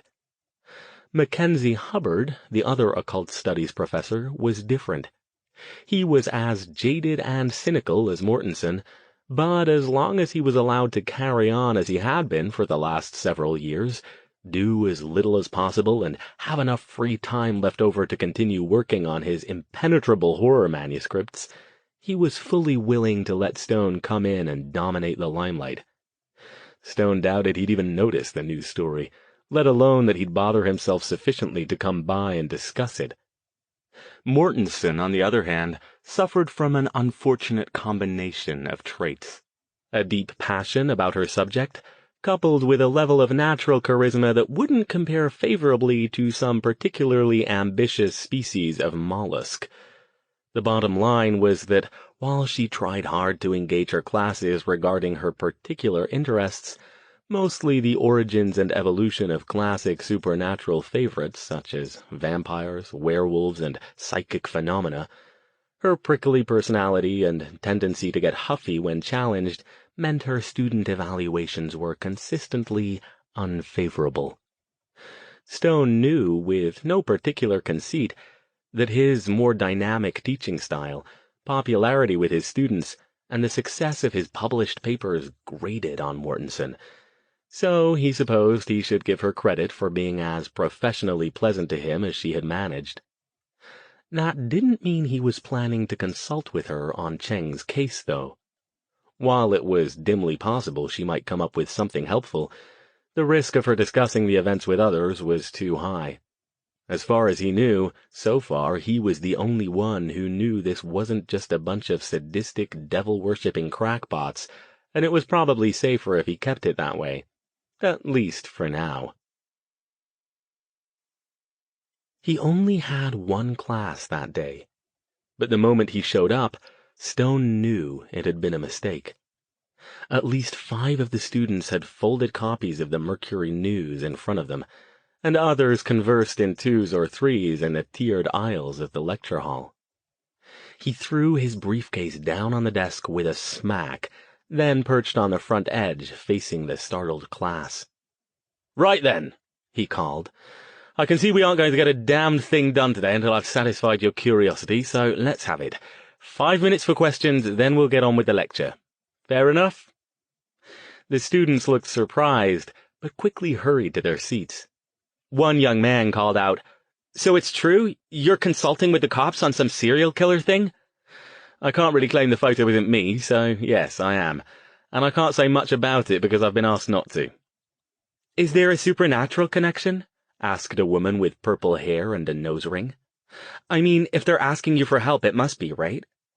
They think it's got an occult connection, yes, but you know as well as I do that an occult connection could mean a lot of things, most of them quite non-supernatural. I heard the victims were cut up into pieces and skinned, another woman said. Is that true? You know I can't comment on that, Stone said, though he wondered who'd gotten wind of that detail.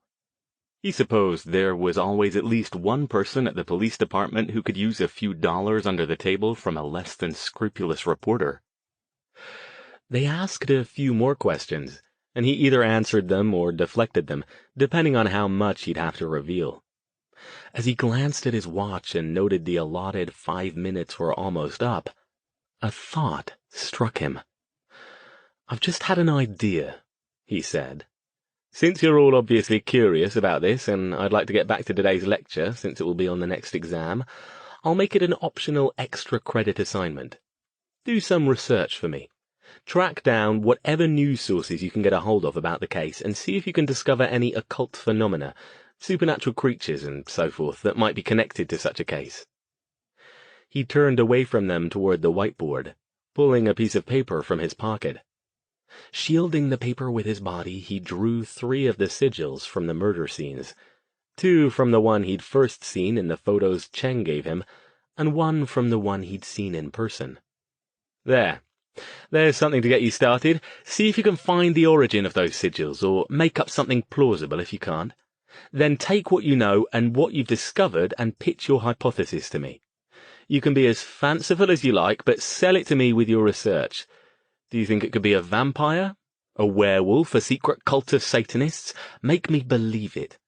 I'll warn you, it won't be easy, but if you manage it, there's a point or 2 of extra credit in it for you.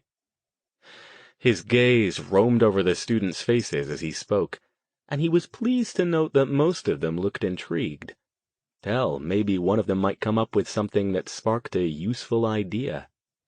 He wasn't completely sure he should reveal the sigils to anyone, but technically he'd only promised not to show the crime scene photos, and if there were any message in the sigils, he wouldn't be giving it away by only sharing part of 2 different instances. I want to emphasize, though, he added quickly, that this is a library research assignment only. I do not want you attempting to speak with any reporters, police, or anyone else who's likely to come looking for me for giving you such a tasteless assignment. Keep in mind that even though this might be an interesting exercise in occult studies, these murders also have real victims with real friends and family. Just between you and me, I do not want a lecture from Dr. Mortenson on the proper use of extra credit projects. Got it? They all nodded, and some of them laughed nervously. Right then. He nodded, satisfied. Let's continue our discussion on alchemy, shall we?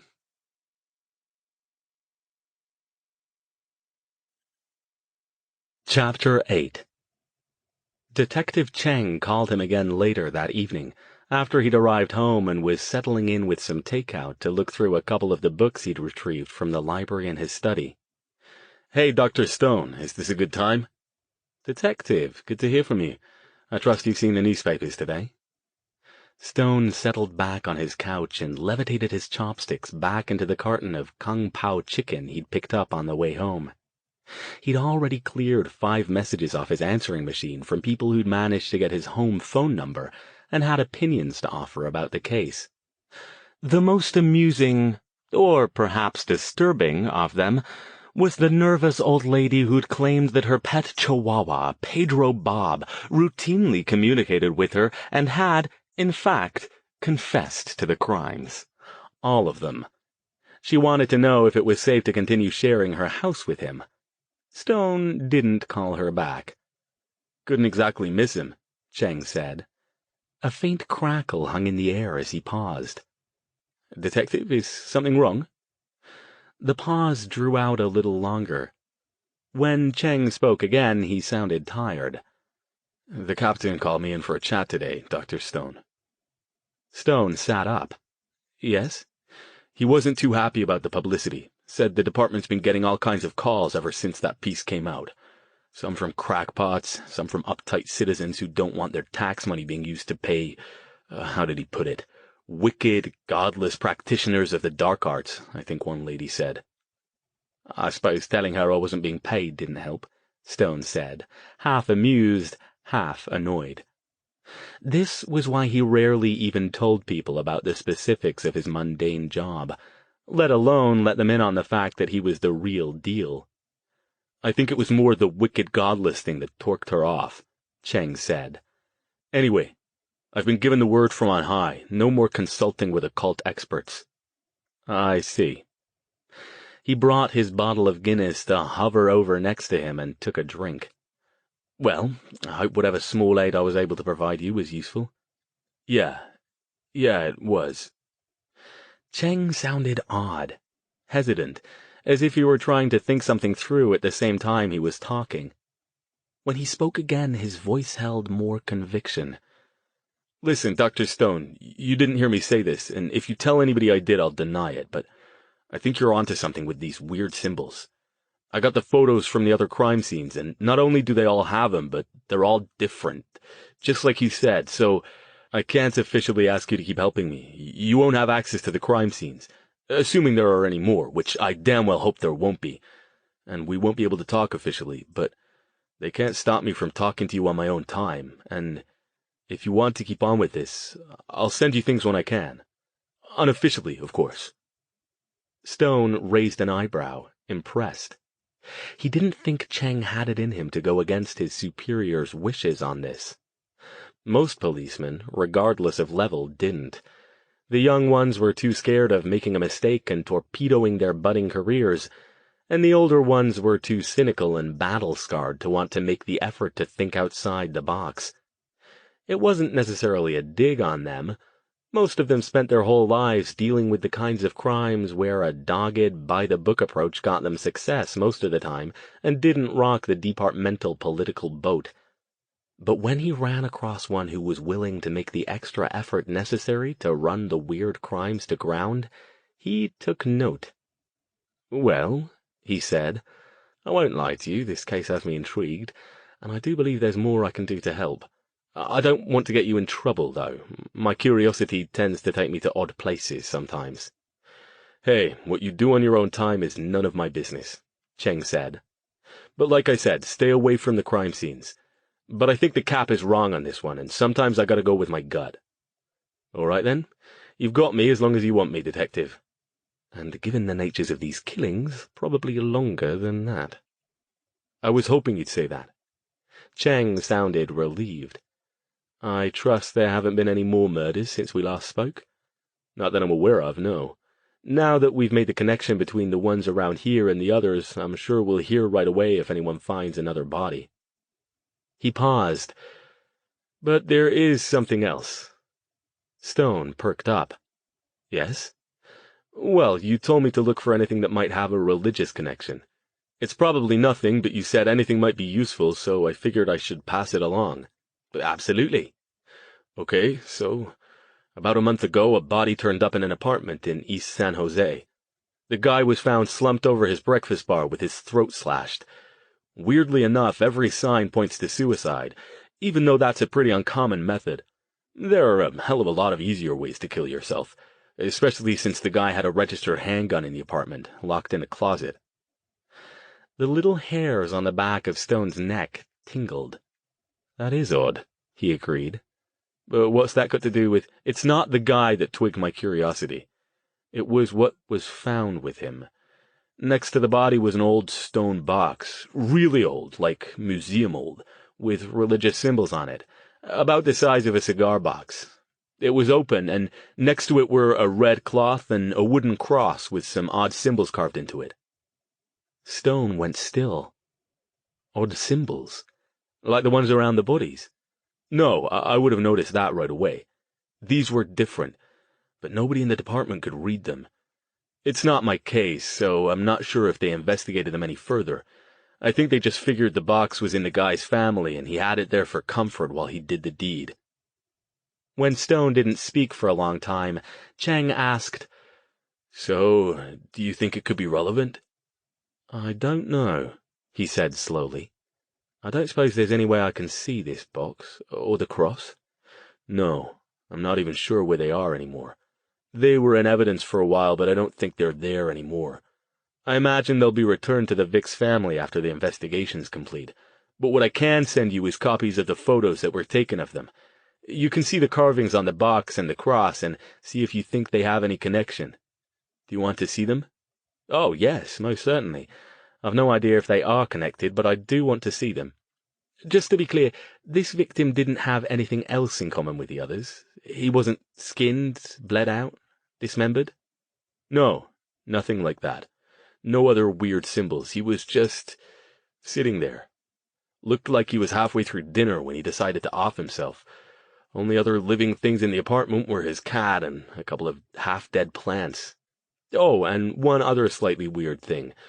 The box was found on a newspaper with a small quantity of fresh dirt scattered under it, like maybe it had been buried. The guy was a backhoe operator, so they think the other possibility is that he dug it up and took it home with him. Not sure they followed up on that. I didn't see anything in the files about it. Interesting.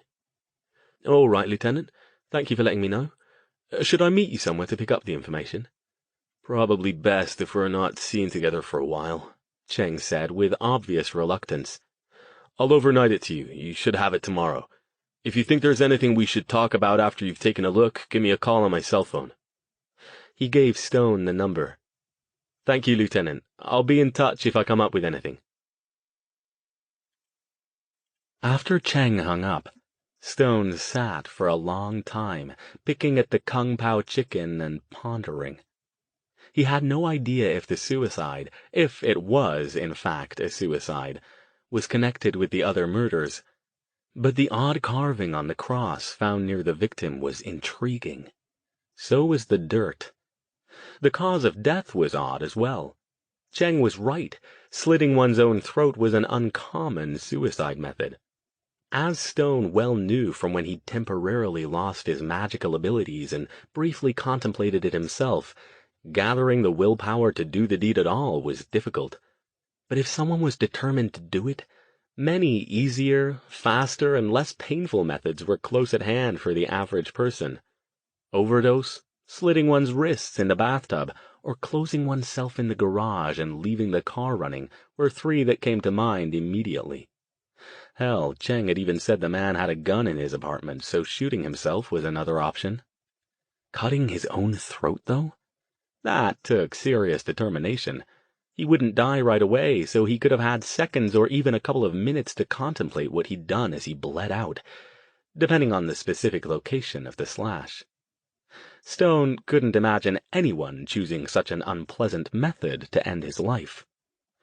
Briefly, his thoughts touched on other reasons why a man might kill himself in such a way, and as usual they went straight to possession. Had something possessed this man and forced him to kill himself? There were still scattered soldiers from the Evil's invasion force knocking about, but Stone hadn't heard anything definitive from any of them since a couple of years ago in Las Vegas. His working theory was that since they were forced to remain on Earth with no way to get home and no chance of reinforcements, they'd simply settled in with their unwilling hosts and made the best of their new lives. If they positioned themselves in jobs that allowed them to draw the sustenance they needed in the form of grief, despair, anger, or other negative emotions, they wouldn't need to attract attention to themselves. But in this case, it didn't make sense for it to be the Evil. If this man had killed himself inside his own apartment with no one present but his cat, all he'd accomplish was to kill the Evil inside himself. Sometimes the higher-level Evil, when there'd been any around, had instructed the soldiers to sacrifice themselves and their hosts in order to provide sustenance for others of their kind.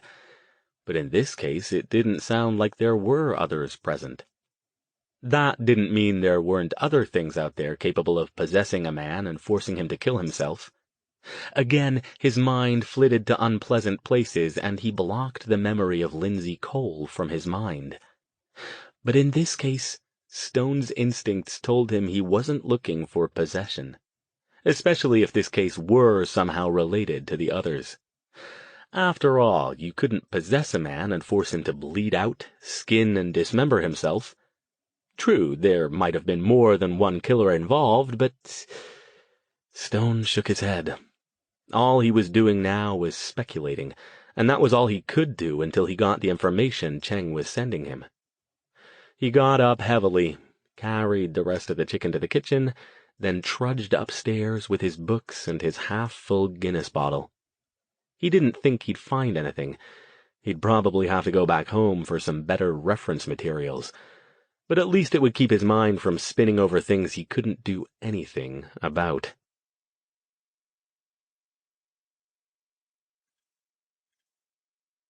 Chapter 9.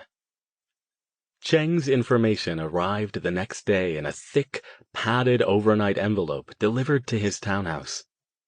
The brief note, typed, Stone noticed, with no signature or letterhead, read, "Call me if you see anything that looks interesting."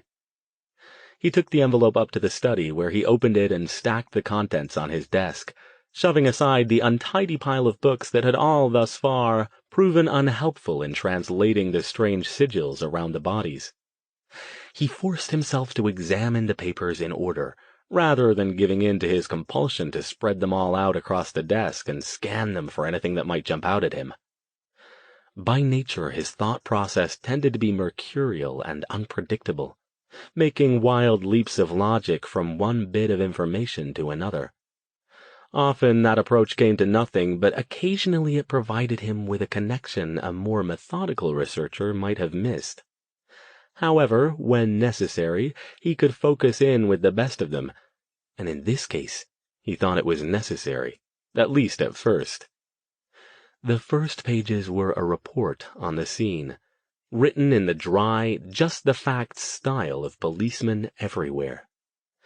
The victim's name was Dennis Arturo Avila, age 34. He lived alone in an apartment in East San Jose, and his occupation was listed as construction worker. As Cheng had said, he'd been found slumped over the breakfast bar in his apartment with his throat violently slashed and the remains of a fast food meal in front of him. The weapon, a common carving knife taken from a rack on the kitchen wall, was clutched in his right hand. The only prints on the knife were Avila's, and no other footprints, fingerprints, or other signs that another person had been in the apartment had been found. When questioned, his boss and co-workers all told the same story. He'd been running a backhoe to dig a foundation for a house to be built in Milpitas, same as he'd done for the past several days. He'd left work on time and didn't seem ill or upset, though one man indicated that it was odd he didn't join them at the bar to drink beer and watch baseball after work as he usually did. The report noted that a male feline had been found inside the apartment as well, unharmed but nervous. A plate on the floor with the remains of another burger and an empty Burger King bag indicated Avila must have returned home from work and shared a meal with the cat. The feline, the report also noted, appeared to have licked up some of the blood on and around Avila before the body was found. It had been placed in the care of one of Avila's friends.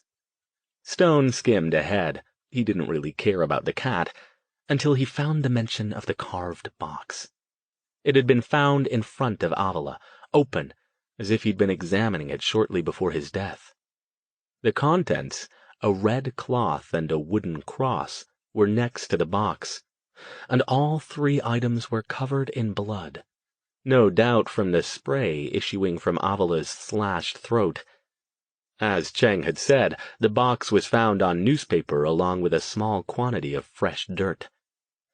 The report listed evidence tag numbers for the box, cloth, cross, newspaper, and other items near the body. Following the police report in the stack were several photos of the crime scene.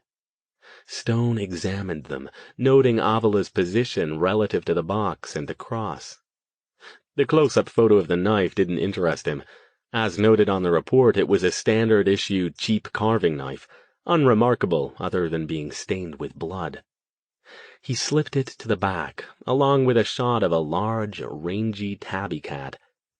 Here we go. The next photos, 7 in all, were what he was looking for. 4 of the box, 2 of the cross, and 1 of the cloth. The box photos showed details of the lid, 2 sides, bottom and interior. As Cheng had indicated, it appeared to be made of some kind of stone. The spray of blood had reached the sides and the inside, but the chipped, intricate figures carved into the sides stood out clearly. Crosses, angels, and figures dressed in clerical robes and decorative flourishes. Definitely very old, and definitely some kind of religious item, or at least it had belonged to someone to whom religion had been important. Stone wondered how devout Avila had been. He set the 4 photos aside. Next, he glanced at the one showing the cloth, but didn't linger on it long. As far as he could see in the photo, there was nothing remarkable about it. Perhaps he could tell more if he had the actual items in his possession, but given recent events, that wasn't likely. Finally, he spread out the 2 images of the cross, and tensed. Now we're getting somewhere. He pulled the shot of the front side of the object closer and squinted down at it. The reference ruler placed next to it indicated it was about 6 inches tall and 4 inches wide. It appeared to be made of simple wood, with no decorations carved into it and no Christ figure. The only thing that differentiated it was a series of swirling figures carved along both the vertical shaft and the crossbar. Almost without realizing what he was doing, Stone pulled his desk lamp closer and made a beckoning motion. A magnifying glass sailed from a shelf across the room and slapped into his open hand. He hunched over the desk and peered through the glass at the figures. "Well," he murmured, "this is interesting." Unlike the crude sigils around the body, which had almost made him physically uncomfortable to look at, these figures had an odd, soothing feel to them. Beautiful and symmetrical despite the crudeness of the carving, they possessed a certain completeness that would likely come through even to someone who had no idea what they were. Stone knew exactly what they were. He'd seen variations on the carved characters many times in his studies. Though he didn't recognize these specific figures, he could follow them well enough to understand both their origin and their purpose. He swapped the magnifying glass for a jeweler's loupe and leaned in even closer for a better look, occasionally pausing to jot notes on a pad. He'd have to consult his library back home for details, but he knew enough to go forward. The language was a variation of Enochian, considered by some early occult experts to be the language of the angels. And the message was a warning. He leaned back in his chair, removing the loupe and setting it next to the photos. Things had indeed gotten more interesting, because he was almost certain of one other thing as well. There had been something else in the box, and whatever it was, it had been the reason for the warning. He needed to find out what else was inside that box. He picked up the phone and punched in Johnny Cheng's cell number. It rang 3 times, and then the voicemail message picked up. "Bugger," Stone muttered. After the beep, he said carefully, "I need to talk to you about something related to the subject we were discussing previously. Call me back at your earliest convenience, please." By late that evening, Cheng still hadn't called back. It was a Saturday, though. Even police detectives took time off occasionally and didn't answer their work phones. Maybe the guy had gone off wine tasting or had a date or something. After all, he hardly expected Cheng to know his former occult contact had been spending the better part of the day impatiently waiting a return call. In the meantime, Stone had dug out a couple of books with references to the Enochian language and spent the afternoon catching up on it. Discovered, or invented, depending on who you asked, by John Dee and his colleague Edward Kelly in late 16th century England, it was supposed to be the language God used to create the world. Stone rather doubted that, but he didn't doubt its mystical properties.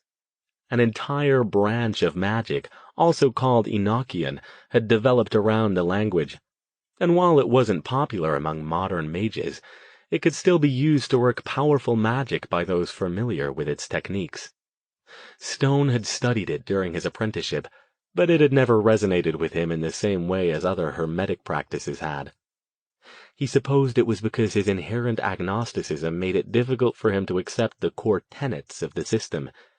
If you didn't believe in God and angels, it was difficult to make magic based on them function correctly. Somebody obviously was doing just that, though. Stone wondered how old the box was, and where Dennis Avila had obtained it. It seemed odd to him that the man had it sitting on his table, where he'd apparently been examining it while he ate his dinner. Did that mean he'd only obtained it recently? Did the dirt indicate that he'd dug it up at his construction site, perhaps finding it intriguing and bringing it home to see if it might be valuable? If so, Stone would have to find out where that was and investigate. Perhaps there were more such items buried at the site, though after a month it was quite likely the construction project had proceeded far enough it would be difficult to discover anything. He had so many questions, and many of them would require a deeper knowledge of Dennis Avila and his habits to answer. Was the man a devout Christian? The police report had mentioned his friends being surprised that he hadn't shown up for beers and sports after work the night he died. Perhaps if Stone could locate one or more of these friends, or find out where Avila worked, he might be able to question them. Cheng had told him to stay away from crime scenes, but that didn't mean he couldn't ask around. Regardless of all that, though, Avila had clearly not placed the wooden cross carved with Enochian script inside an old box brimming with religious symbology. And if he hadn't, who had? What else had been inside the box that had required the equivalent of a tiny magical ward carved with mystical keep-out signs to guard it? The most obvious explanation was that Avila had acquired the box somehow. Either someone had given it to him or he had found it, and opened it. He'd removed the cross, thus breaking whatever enchantment had guarded the mysterious other item inside. But why hadn't the other item been found at the scene as well? Stone pulled the photos back into view again and examined each one with more care, but saw nothing unusual anywhere near Avila's body. Unless the box had contained a half-eaten carton of fries from Burger King, Stone didn't see what else could have been included. The knife was too big, and everything else on the breakfast bar looked like it belonged there. Of course, there was another big question to answer as well. Did the box, its contents, and Avila's strange death have anything to do with the other murders? Currently, Stone saw no connection. Avila hadn't been killed in the same way as the other victims, nor had he been skinned or drained of blood. The Enochian script on the cross had nothing in common with the vile sigils around the bodies, other than that one was supposedly angelic in nature, while the other, Stone was fairly sure, was demonic. Still, that wasn't enough of a link to support even one of his usual leaps of logic. Nonetheless, he was convinced that the two were related. He didn't know how or why yet, but he'd do his best to find out. He pulled his notebook closer and scrawled a few more notes about his next steps. Find one of Avila's friends or co-workers to talk to. Figure out where the box was now and see if he could find a way to get the police to let him examine it. Figure out where Avila's job site was and check it out. Head home to England through the portal and check his more extensive library for any more information about either the demonic sigils or the Enochian script. He was about to write, "Call Cheng again in the morning," when his phone rang. He frowned. It was after 11 o'clock. He did occasionally get calls this late, but not often. Perhaps it was Cheng, after returning from wherever he'd been and finding the message in his voicemail. "Yes, hello?" No one spoke. Stone shook his head, disgusted. It was far too late for the kind of robotic sales calls he occasionally got, and even the nutters like the lady with the murderous chihuahua usually had the grace to call at reasonable hours. He was about to hang up when an amused voice said, "Stone?" Stone's hand tightened on the receiver. "Who is this?" The voice chuckled. "I wanted to hear your voice. I've already seen your photo in the newspaper. It's a terrible likeness, isn't it? They didn't get your best angle." "Who is this?" Stone demanded, louder. Something in the voice, pleasant but with a kind of oily, creepy quality, made the hairs on the back of his neck stand up. "Oh, I won't tell you that just yet. I've heard you like puzzles, so you can try to solve this one if you can. I'd advise against it, though. And I'm afraid if you choose to ignore my advice, you'll have to do it without your sidekick." Stone's body went still, his mind racing. "You're the one who's killed those men," he said in a flat tone. "Very good." The voice still sounded amused. "But not terribly difficult. I expected better of you, Dr. Stone, given your reputation. But that isn't why I called." "Why, then?" Stone closed his eyes and focused his senses, trying to pick out anything useful in the voice or the background. Other than a slight unidentifiable accent, he heard nothing. Wherever the man was calling from, he'd ensured there was no background noise. "I told you. I'm giving you a warning. Stay away. Go back to your students and your research and leave this alone. Things have been set into motion and you will be powerless to stop them. If you continue, it won't go well for you, I promise." Stone shook his head. "If you know me at all, whoever you are, you know I can't do that, and I will find you." "We'll see," the man said. He didn't sound worried. "Where's your friend, Dr. Stone?" "What friend?" A nasty tingle traversed Stone's spine and settled at the base of his neck. A chuckle. "You've been waiting for him to call you. I wonder why he hasn't. That's most unlike him from what I've heard. Where could he be, I wonder?" The nasty tingle increased. "What have you done with Detective Cheng? Have you done something to him?" "Now, why would you accuse me of that? I only have his best interests, and yours, in mind. I'll tell you one more time, Dr. Stone, stay away. Let this go, or things will get unpleasant for you very quickly." The connection broke, leaving Stone with a dead receiver in his hand, a cold knot in the pit of his stomach, and a dismaying certainty that he would not see Detective Johnny Cheng alive again.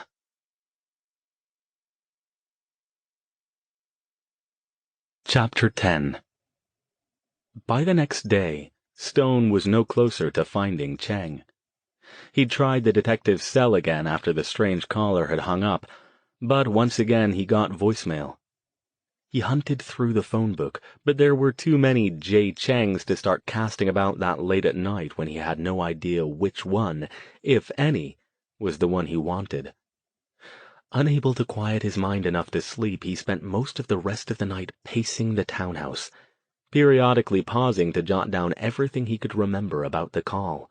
What the man had said, what he'd sounded like, any subjective impressions. It wasn't much. He was certain he'd never heard the voice before. It had to be someone connected with the murders calling to taunt him, but even that didn't answer many questions. He was convinced some sort of demonic entity was behind this, but was it here already? Could it make phone calls and sound like a modern-day man? It hadn't spoken in old-style English, used odd phrasing, or done anything else that might be indicative of a hundreds or thousands of years old being that had recently been awakened or released from captivity.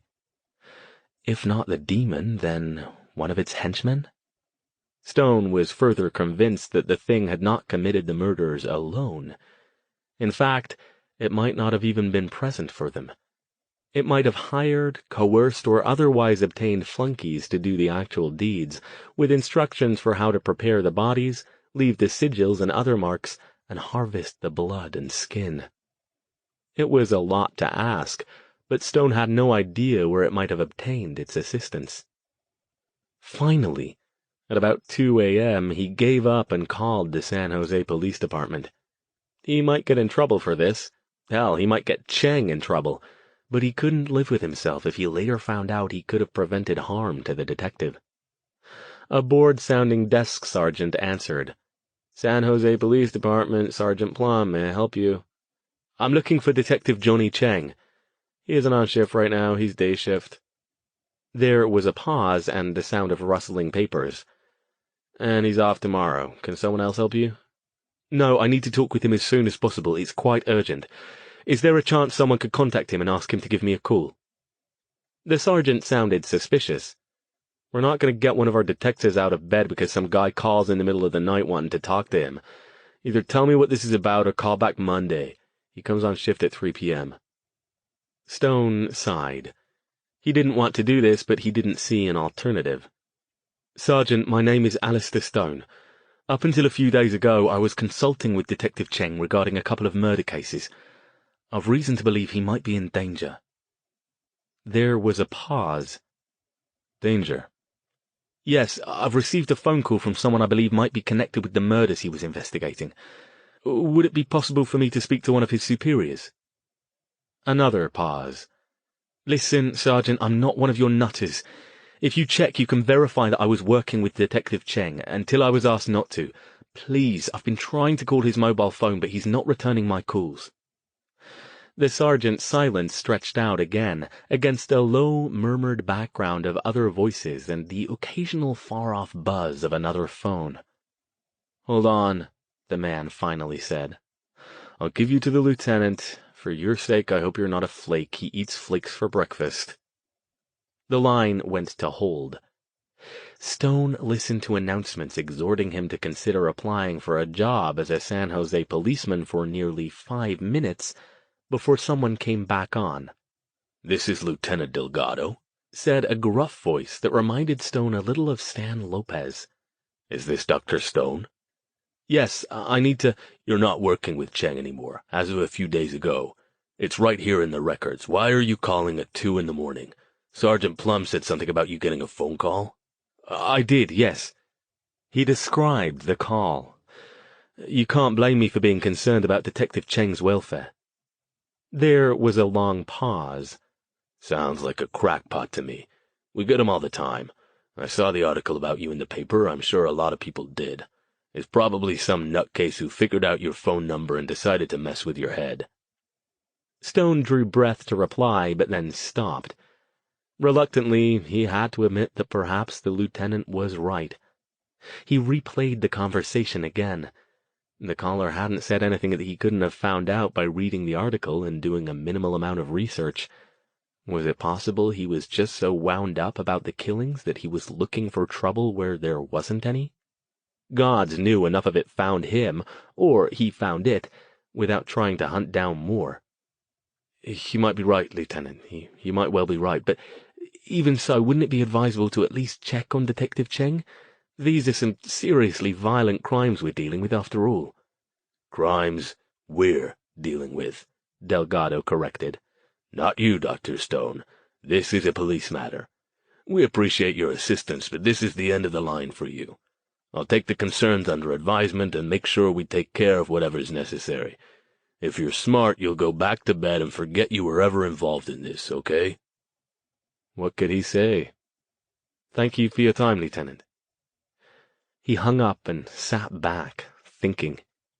He wondered if the lieutenant had noticed he deliberately hadn't agreed to stay away from the case.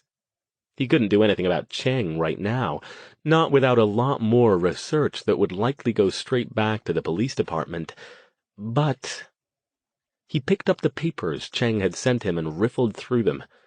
As far as he knew, nobody else had made any connection between Dennis Avala's suicide and the murders. Maybe there wasn't a connection, but the Enochian script on the cross and the fact that it was a warning suggested something was going on. It wouldn't hurt to do a little poking around.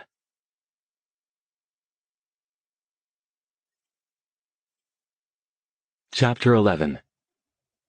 Stone couldn't get away until afternoon the next day.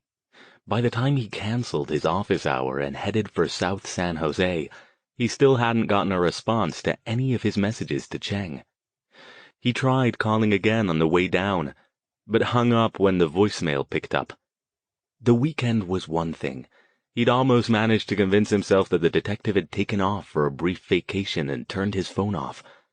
But to get no reply on a Monday convinced Stone that not only was something wrong, but whoever had called him was not a crackpot. Dennis Avala's address was on the second floor of one of the faded beige two-story cookie-cutter apartment buildings that dominated California lower-middle-class neighborhoods. Stone parked across the street and gave it a quick once-over. Nothing looked sinister or out of place at first glance. A courtyard with a scrubby, yellowing lawn separated its two halves, with staircases on either side. The apartments were all accessible from the outside, each one with a door and window facing outward into the courtyard.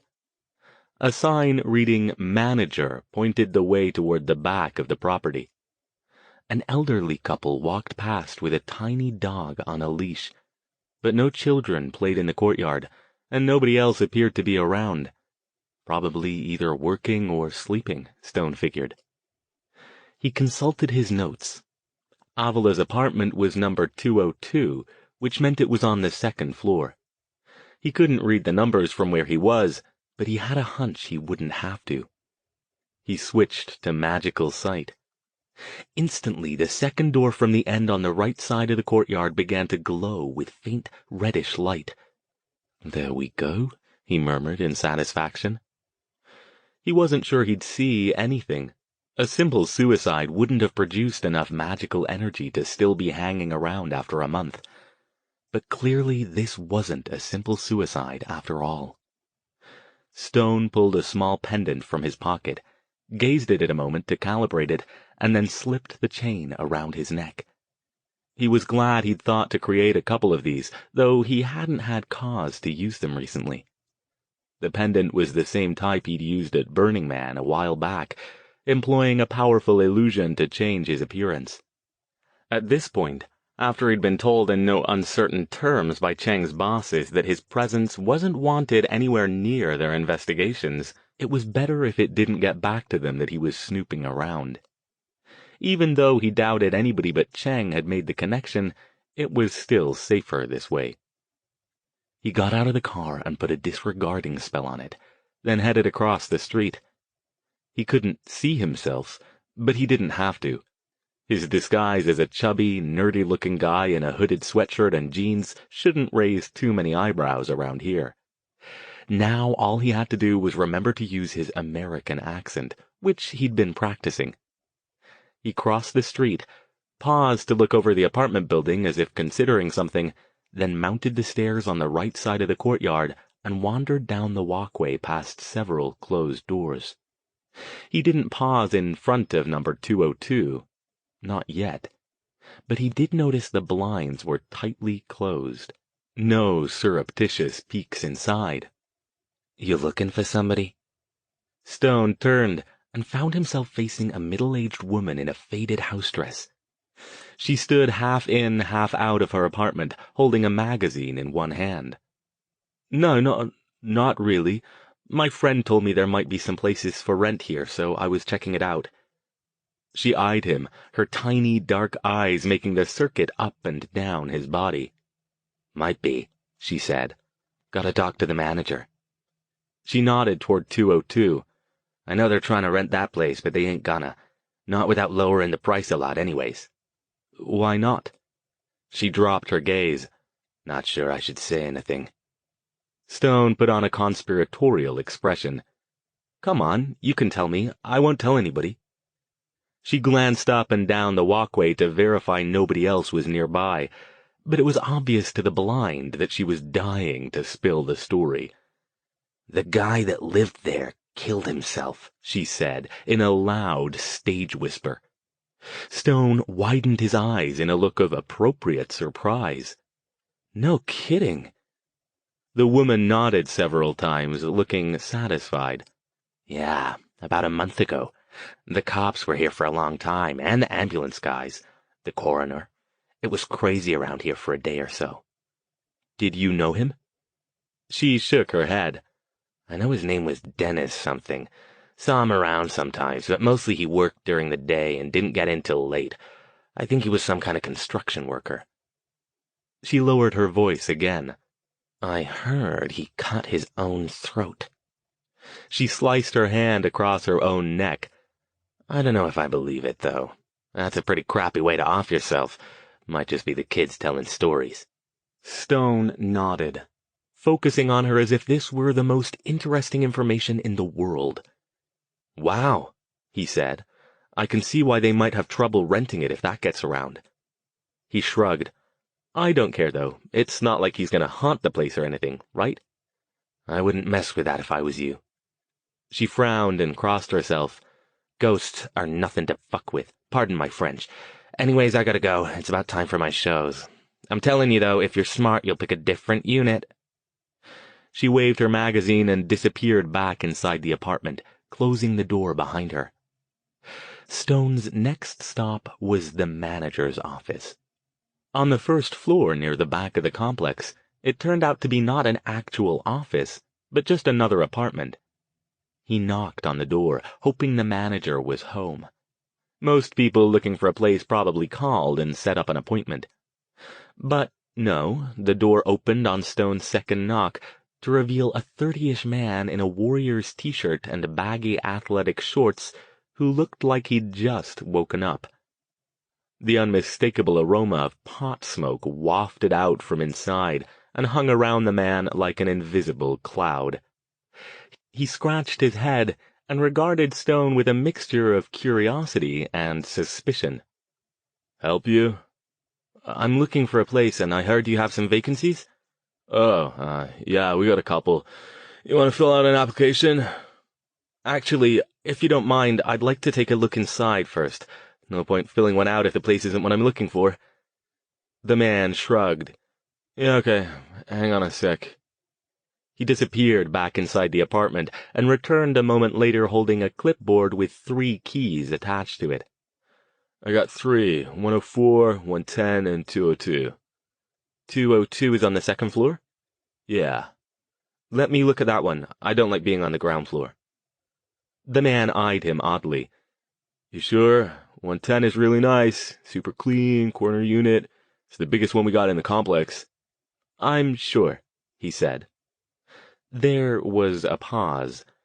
I'm gonna need you to fill out an app before I show you that one, he said. Why that one in particular? Look, he said, I really should have you fill one out before I show you anything. That's the rules.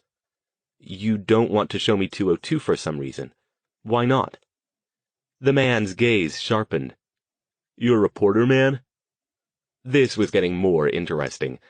Despite what the neighbor woman had said, he obviously wasn't the first person interested in Dennis Avala's apartment. Okay, time for the direct approach. He pulled out his wallet. Okay, you figured me out. Yes, I'm a reporter, and I want to get a look inside that apartment. I'll make it worth your while. He removed a pair of $20 bills and offered them. Just let me in and let me look around for 5 or 10 minutes, that's all. The manager's gaze flicked from the bills to Stone's face. This is getting annoying, he said, taking the 20s. Okay, fine. 10 minutes, that's it, but no pictures, got it? I'll be right there with you. If you take any pictures, I'll call the cops. No pictures, Stone assured him, though he privately doubted the guy wanted anything to do with the police. At least until he'd had a chance to shower and change into something that didn't smell like Ground Zero at a Dead concert. I just want to look around and maybe ask you a few questions. Questions are extra, he said. Sorry, but I'm an apartment manager, not a freaking tour guide. Gotta make it worth my time, you know? Stone gave him another 20. Deal. Let's go then. Dennis Avala's apartment looked like your typical generic vacant space. Neutral beige carpeting, white walls, popcorn ceiling. The manager pushed the door open and waved Stone into a medium-sized living room, then moved in behind him and closed the door, flipping on a light switch. Nothing much to see, he said. I know you probably expected bloodstains or something, but we had a professional cleaner and replaced the carpets, repainted, the works. Stone nodded. The place smelled almost institutionally clean, and no sign remained of anything unusual that might have occurred here. He switched to magical sight and glanced toward the breakfast bar where he knew Avila had cut his throat. The area lit up with magical energy, dark red and unsettled. It centered on the counter and had an odd tinge to it, as if something unwholesome had been here. "That's where it happened?" he asked, pointing at the area. "Yeah, they found him right there at the breakfast bar. He didn't show up for work, so they sent somebody over to look for him. When he didn't answer the door, they called me." Stone raised an eyebrow. "Oh, so you saw the body?" For the first time, the manager looked uncomfortable. "Yeah, it was pretty awful. Blood everywhere. Weird, too, though." "Weird? How so?" "I didn't look too close, you know. As soon as we found the body, we called 911 and got out of there. Didn't want to mess up the scene or have the cops thinking we did it or anything, but it looked like he'd sat down to have dinner and just suddenly decided to kill himself. The knife was in his hand, and he was face down in his Burger King." Stone nodded. "I heard a rumor. Can you tell me if it's true?" "What?" "Like I said, I didn't see much." "I heard they found some kind of box with him and a cross." The manager shrugged. "I don't remember seeing anything like that." "Did you know Mr. Avila? Talk to him at all? Did he seem depressed?" "Didn't really talk to him too much, but I don't think so. I seen him around with his buddies from work, drinking beer and watching football and stuff. And sometimes he'd fix stuff around here for a little off his rent. Just seemed like a normal guy, you know?" Strange. Stone continued examining the area around the breakfast bar. There was definitely some odd energy hovering around, something more than he would have expected from the suicide. Had it come from whatever was inside the box? The thing the cross had been protecting and the Enochian script warning against. He closed his eyes and narrowed his focus to the surface of the counter where the manager had pointed. He staggered back a couple steps. "Hey, you okay, man?" The manager reached out as if to grab his arm. Stone caught himself and shook his head. "I'm fine." He hadn't dared to suspect it. The odds were too high against two apparently separate situations being connected, even with the addition of the Enochian-etched cross. But he couldn't deny it now.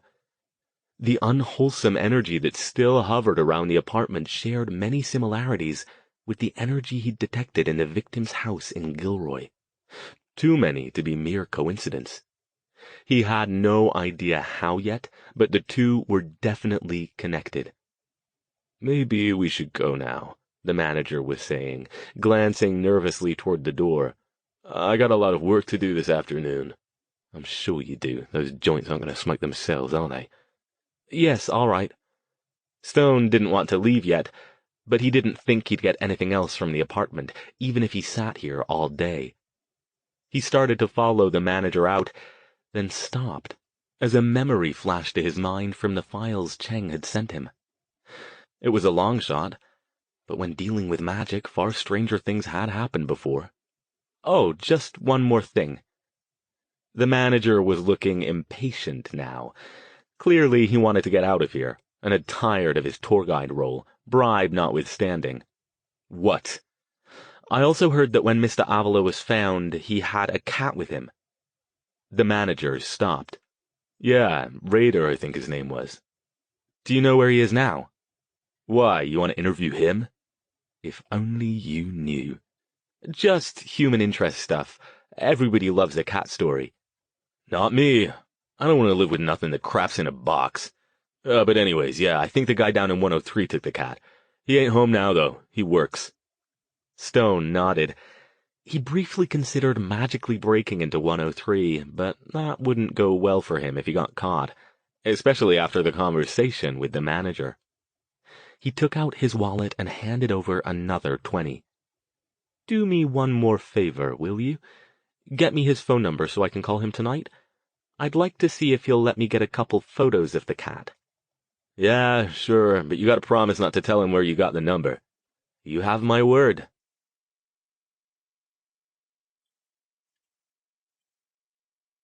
Chapter 12. Stone left a message for Avila's neighbor, letting him know that he was interested in seeing the cat. The guy called back at a little after 7 that night. "You the guy looking for Dennis's cat?" "That's me," he said, almost forgetting to use his American accent. The guy sighed. "I'd like to help you. I wish you'd called a couple days ago." That didn't sound good. Why? Did something happen to him? A pause.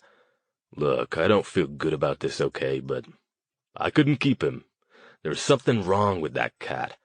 Maybe it was because he saw what Dennis did, I don't know, but he peed all over everything and hid under the bed constantly. I tried, but my whole apartment smells like cat piss. Good thing I ain't moving anytime soon, or I'd lose my whole cleaning deposit." Damn. It made sense. Animals were more sensitive to the supernatural than humans were. If something was going on the night Dennis Avila died, it was entirely possible that Raider the cat had been traumatized by it. Where is he now? I had to take him to the pound. I didn't want to hand him off to somebody else and pass along the same problem. You did this 2 days ago? Yeah. Definitely not good. A cat with behavioral problems probably wouldn't last long at a space-strapped city pound. All right, thanks. Can you tell me where you took him? You gonna go find him? The guy sounded hopeful. Let me look it up for you. It'd sure make me feel better to know I didn't get Dennis's cat killed, but you didn't see him. That kitty's messed up bad. The pound was already closed that night, but Stone showed up first thing the next morning. This time he didn't bother with the disguise. The SJPD could hardly have a problem with him checking out a cat on death row, no matter who the cat might have belonged to. Fortunately, the place wasn't busy yet. He walked up to the counter. "I'm looking for a cat," he announced to the woman behind it. She smiled at him. "We've got plenty of them here," she said. "Kitten or adult?" She wore a scrub top with a Snoopy pattern and had the harried look of someone with too much to do. "Actually, I'm looking for a specific cat." Her brow wrinkled. "Is this a lost cat you want to claim, sir?" "No, he belonged to a deceased friend. He ended up here by mistake, I believe. The man who had him surrendered him for behavioral issues. His name is Raider. The cat, not the man," he added. He showed her the photo from the files Cheng had sent him, and gave her the name of Avila's neighbor. "He would have brought him by 2 days ago?" The woman examined the photo and jotted down the name. "Just a moment, let me check our records." Stone looked around the waiting room while she pulled up the file on her computer terminal. Colorful posters urging people to adopt, not to backyard breed, and to spay and neuter their animals covered the walls, along with cheerful drawings of pets by local school children. The far-off sound of barking occasionally reached over the soft music from a nearby radio, and the place smelled of disinfectant with just a hint of dogginess. The door to the back opened, and a grinning small boy emerged, clutching the leash of an exuberant mutt puppy, followed by his stressed-looking mother. "Sir?" Stone turned back to the counter. "Yes?" The woman didn't look like she had good news. "I'm sorry, sir, but I found the cat you're looking for. I'm afraid he's scheduled to be euthanized this morning." The whole plan had been a long shot anyway. It probably wouldn't have worked at all, but still. Scheduled? As in it hasn't been done yet? Well, let's stop it then. "I'm not sure whether it's been done yet," she said. She rubbed at her face and didn't meet Stone's gaze. Well, can't you check?" "I'm sorry, sir." She pointed at the terminal. "It says here that the cat was surrendered for severe behavioral problems. He might not even be safe to adopt, and odds are high that you'll just return him later even if you do. He's not available for adoption. Perhaps if I were to make a generous donation." "I'm sorry, sir," the woman said again.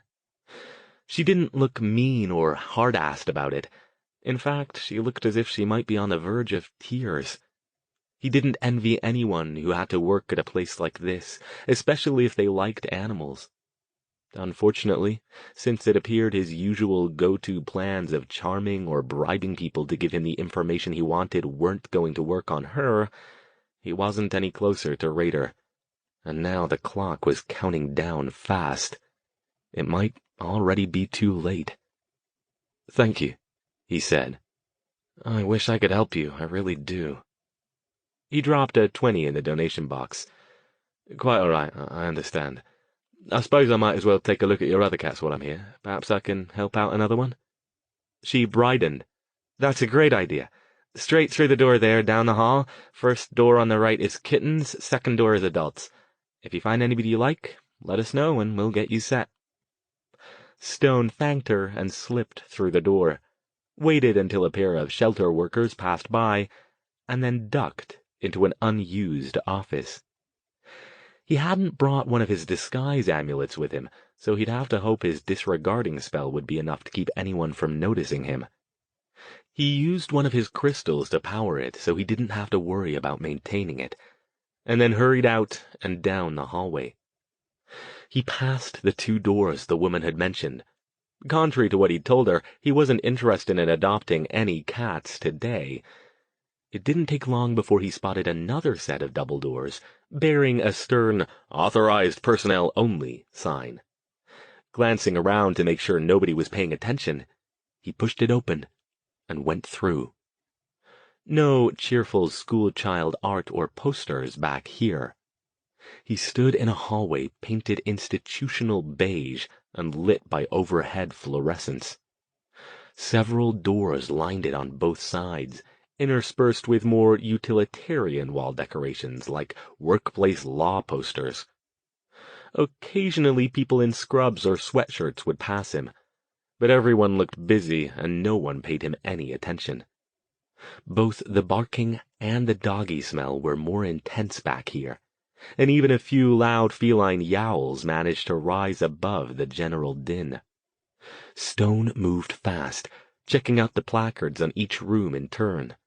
Clinic, dog isolation, cat isolation, hold, strays, break room, laundry and storage, examination room. It occurred to him that he wasn't even sure what they would call the room he was looking for. Feline death row hardly seemed appropriate. "Where are you, Raider?" he murmured. He couldn't stay too long. The crystal he was using to power the disregarding spell wouldn't last too much longer, and if he had to power it himself, he'd have to be a lot more careful not to let his concentration slip. Deciding it was the likeliest choice, he shoved open the door to the cat isolation room and went inside. It was a small room with a disinfectant smell even stronger than outside. Double-decker steel cages lined 2 of the walls, about a quarter of them occupied by cats. Most lay quiet, watching him with big, wary eyes. The exception was the yowling occupant of the top-level cage at the far end of the row. Stone swept his gaze over each quiet cat in turn, verifying that none of them was Raider. The yowling grew more insistent. "All right," he said, exasperated. "You can shut up now, I know you're here." He turned toward the loud cat and found himself facing a large, rangy, black and gray tabby sitting at the front of the cage and following him with narrowed green eyes. The cat yowled again for good measure, and then, apparently satisfied that he'd been properly acknowledged, shut up. "Raider? Is that you?" Stone hurried to the cage, checking to make sure nobody was coming into the room, and pulled out the photo. Comparing the picture with the cat in front of him didn't provide a definitive answer. Big gray tabbies all looked pretty much alike to him. Fortunately, the placard on the cage, while not including the cat's name, did list the date of surrender and Avala's neighbor's name and phone number. A quick glance with magical sight confirmed it. Faint traces of the same murky red energy he'd spotted at the victim's house and in Avala's apartment hovered around the tabby. "Well, good to make your acquaintance, Raider. Let's get you out of here, shall we?" Stone paused at that. He hadn't even thought about how he would get Raider out if he found him. Clearly, the cat wasn't the shy and retiring type, which meant trying to carry him through the lobby in his arms, assuming Raider even allowed that, he risked attracting attention. The disregarding spell was good at making people not notice him, but it relied on misdirection. Any odd behavior or inexplicable sounds would negate the whole effect. He wished he could just do his examination here, but this kind of thing, if it even worked at all, would take a long time, probably at least half an hour, and he doubted the shelter workers would leave him alone that long. Besides, he couldn't very well take what he wanted from Raider and leave him to die. That wouldn't be fair to the cat, whose only crime was to witness a horrific supernatural event. Kitty PTSD wasn't a valid reason for a death sentence. "Listen," he told Raider, who watched him intently through the bars. "I don't know if you know it, but you're in a bad situation right now. If you work with me, we can get you out of here, but you've got to stay quiet. All right?" "Oh, bloody hell, I'm talking to a cat." Glancing around the room, he spotted a stack of 3 cardboard cat carriers, each one emblazoned with a jaunty cartoon Garfield holding a suitcase and the words, "I'm going home." He used magic to bring one to him and opened it. "All right," he told Raider. "I'm going to open the door now and put you in here." Raider didn't reply, but at least that meant he wasn't yowling. Stone carefully opened the cage door and swung it outward. Raider stayed put. Taking that as a sign, Stone reached in. Raider scooted to the back of the cage and crouched low. Brilliant. Stone was already regretting this plan. Sometimes he wished he could just let puzzles alone. His life wouldn't be nearly as interesting, but it would also be a lot less stressful. "Come on, Raider," he murmured, reaching in further. Raider tried to scrunch himself backward again, but he had nowhere to go. Stone plucked him up, wishing it hadn't been too hot to wear his usual black overcoat. The cat wasn't huge, but even a small cat could do a fairly good imitation of a wood chipper if he got a mind to. He didn't, though. While he didn't seem happy about being picked up, he didn't struggle or attack. He made a token effort at resistance when Stone tried to lower him into the carrier, which was a bit small to contain him comfortably, but beggars couldn't be choosers, but eventually settled in and allowed the lid to be closed over him. "Right then," Stone said under his breath, and picked up the carrier. All they had to do was get down the hall, out through the reception area, and across the parking lot to the BMW, and they were home free. Easy, right? He made it to the door before he remembered that he probably shouldn't leave the placard behind. With the amount of activity in the shelter, he guessed if the workers didn't find an empty cage with a card indicating it should have an occupant, they probably wouldn't even notice a missing cat, especially one scheduled for euthanasia, until it was too late. He also doubted that even if they did notice, they would send the cat patrol out to retrieve him. But they still had to get out. He had another few minutes before the crystal's energy would deplete, and he'd have to power the disregarding spell himself. His other option would be to use a full-blown invisibility spell, but that would be a last resort. He'd never gotten the knack for true invisibility. It was a hard spell to maintain, exhausting him after only a couple minutes and draining the crystals even faster. He'd do it if he had to, but he hoped he wouldn't. Gripping Raider's cardboard carrier and feeling the cat shifting nervously back and forth inside, he pushed open the door to the cat isolation room and looked both ways down the hall. A woman in a white coat walked by, deep in conversation with a younger woman wearing a San Jose State hoodie, but neither paid him any attention, even when Raider made a tentative meow. He was about to head down the hallway toward the reception area when he noticed another door. It was propped open with a kitty litter jug, and the sign above it read, "Exit." Could he be that lucky? That didn't happen to him very often. Maybe he was due, or this was the universe's way of letting him know that saving Raider was the right thing to do. Either way, he didn't ask questions. He shoved open the door and exited into the bright, mid-morning sunlight. "Hey, man," said a voice. Damn. 2 shelter workers, a skinny, scraggly-haired man and a plump woman in a pink t-shirt, leaned against the wall outside the door, both of them holding cigarettes. The man had spoken.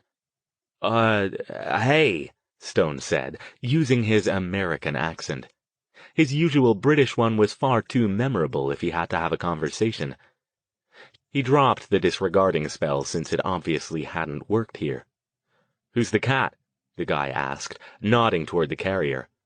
"Oh, His mind whirled, searching for a plausible answer, and latched onto the first thing that came to him. "He's, adopted. Nice old lady. I'm taking him out to her car for her." From inside the carrier, Raider meowed helpfully, as if to announce, "Yes, I am a cat."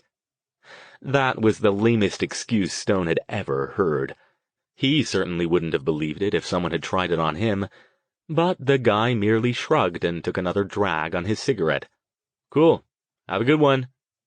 He turned back to his companion and resumed their conversation.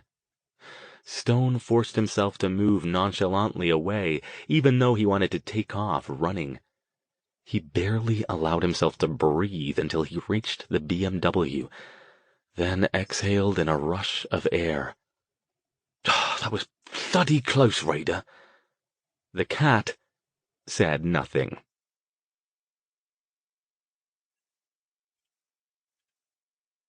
Chapter 13. On the way back to Palo Alto, Stone tried calling Chang again. This time he did leave a message, just a generic, "I'm trying to reach you, please call me back." But every day that went by without a response reinforced his suspicion that something had happened to the detective. He made it halfway home before he realized he hadn't thought this whole Raider plan through at all.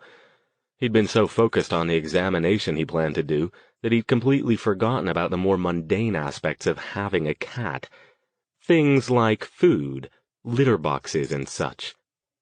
"Well, bugger," he said, glancing across at Raider's carrier, which he'd belted into the front seat. The cat had been uncharacteristically quiet on the drive so far. Maybe he liked Pink Floyd, which moved him up a couple notches in Stone's estimation. He couldn't very well leave Raider in the car while he went searching for supplies. It was far too hot for that. He also couldn't just let him run free in the townhouse, especially given that Avila's neighbor had said he'd pissed all over everything. Coming home to find that Raider had marked his sofa or one of his favorite books wasn't an acceptable option. If Jason or Verity were here, he could call them and ask them to meet him at the townhouse with supplies. But they weren't. He'd reached Mountain View before the solution came to him. It wasn't one he employed often, but desperate times called for desperate measures. He pulled out his phone again.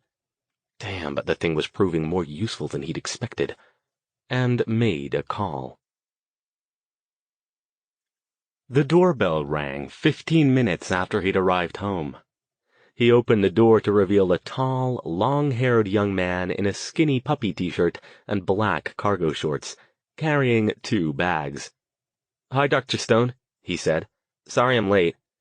"Quite all right, Mr. Green?" He waved him inside. "I appreciate your help. You're a lifesaver." Brandon Green was one of his graduate students, an irreverent goth kid with a smart-ass streak as wide as Stone's, an interest in primitive occult practices, and a strong talent for research. Stone hadn't pulled professor privilege in years to ask a grad student to run an errand unrelated to academics, but he figured after all this time he could allow himself just this one. "So you got a cat, huh?" Green grinned. "I kind of thought maybe you might already have one. You seem like the type." "He's not staying," Stone said. "I'm sort of cat-sitting. Did you get everything on my list?" "Yeah." He put the 2 bags down. "The litter box is out in the car. Hang on and I'll get it. He hurried outside and ran down the front walk. Stone investigated the contents of the bag as Raider meowed from the sitting room. He'd left the cat in the carrier for now, with plans to set up the downstairs bathroom for him. Green returned with a large blue plastic litter box and a bag of litter. Okay, so we got box, litter, food, bowls, and a cat bed. Oh, and I threw in a scoop, too. Unless you want to scoop the box with your good silverware. And I got decent food, not that crap they sell at the supermarket. He pulled a crumpled receipt from his back pocket. Total $62 and change. Stone gave him 80. Keep the change to cover gas and whatnot. Thanks again. This whole thing was rather sudden. No problem. Can I see him? The cat? Sure. He led Green to the sitting room and opened the carrier. Raider poked his head out and examined his surroundings. Nice-looking cat. You say you're just watching him? For a friend, yes. Not sure how long. He's a bit indisposed and can't take care of him. Don't let old Doc Mortensen hear you've got one. She'll want to come over and meet him. Oh? That was a side of Edwina Mortensen he wasn't aware of. Oh, yeah. Green scritched the top of Raider's head. She's crazy about him. I think she has like 3 of her own. She showed me photos once, in her wallet. She's got photos of cats in her wallet. That explained a lot, actually. He kept a close eye on the interaction to make sure Raider didn't take a nip or a swipe at Green. But the two seemed to be getting along fine. Hey, I don't judge. Anyway, I better get going. Got a seminar in a half hour. Oh, wait, almost forgot. He rummaged in his backpack and handed Stone something that looked like a handle with a wide roll of tape attached. You're gonna want that. It's a cat hair roller. Trust me, from one dude who wears a lot of black to another. After Green left, Stone shut Raider back up in the carrier and took the bags into the bathroom. It wasn't a large space, but he figured it would be big enough that the cat wouldn't feel cramped until he figured out what to do with him. He put the litter box in the shower and filled it, set up bowls of food and water, and put the cat bed in the nook between the toilet and the wall, then examined his handiwork. He'd never had a pet before, so he hoped he wasn't missing anything important. When everything was ready, he retrieved the carrier, set it on the floor, and opened it. Raider leaped out and immediately made a beeline for the space behind the toilet, where he crouched, watching Stone with his wide, unblinking green stare. Right then, Raider, Stone told him. I'm going to leave you alone for a bit so you can get settled in. I've got to get back up to campus. Tonight, we'll see what you might be able to tell me. As soon as he opened the door, Raider made his move, streaking for the exit. Stone barely got it closed before the gray and black missile managed to dash through it. He stood on the other side and let out a long sigh. Why am I doing this again?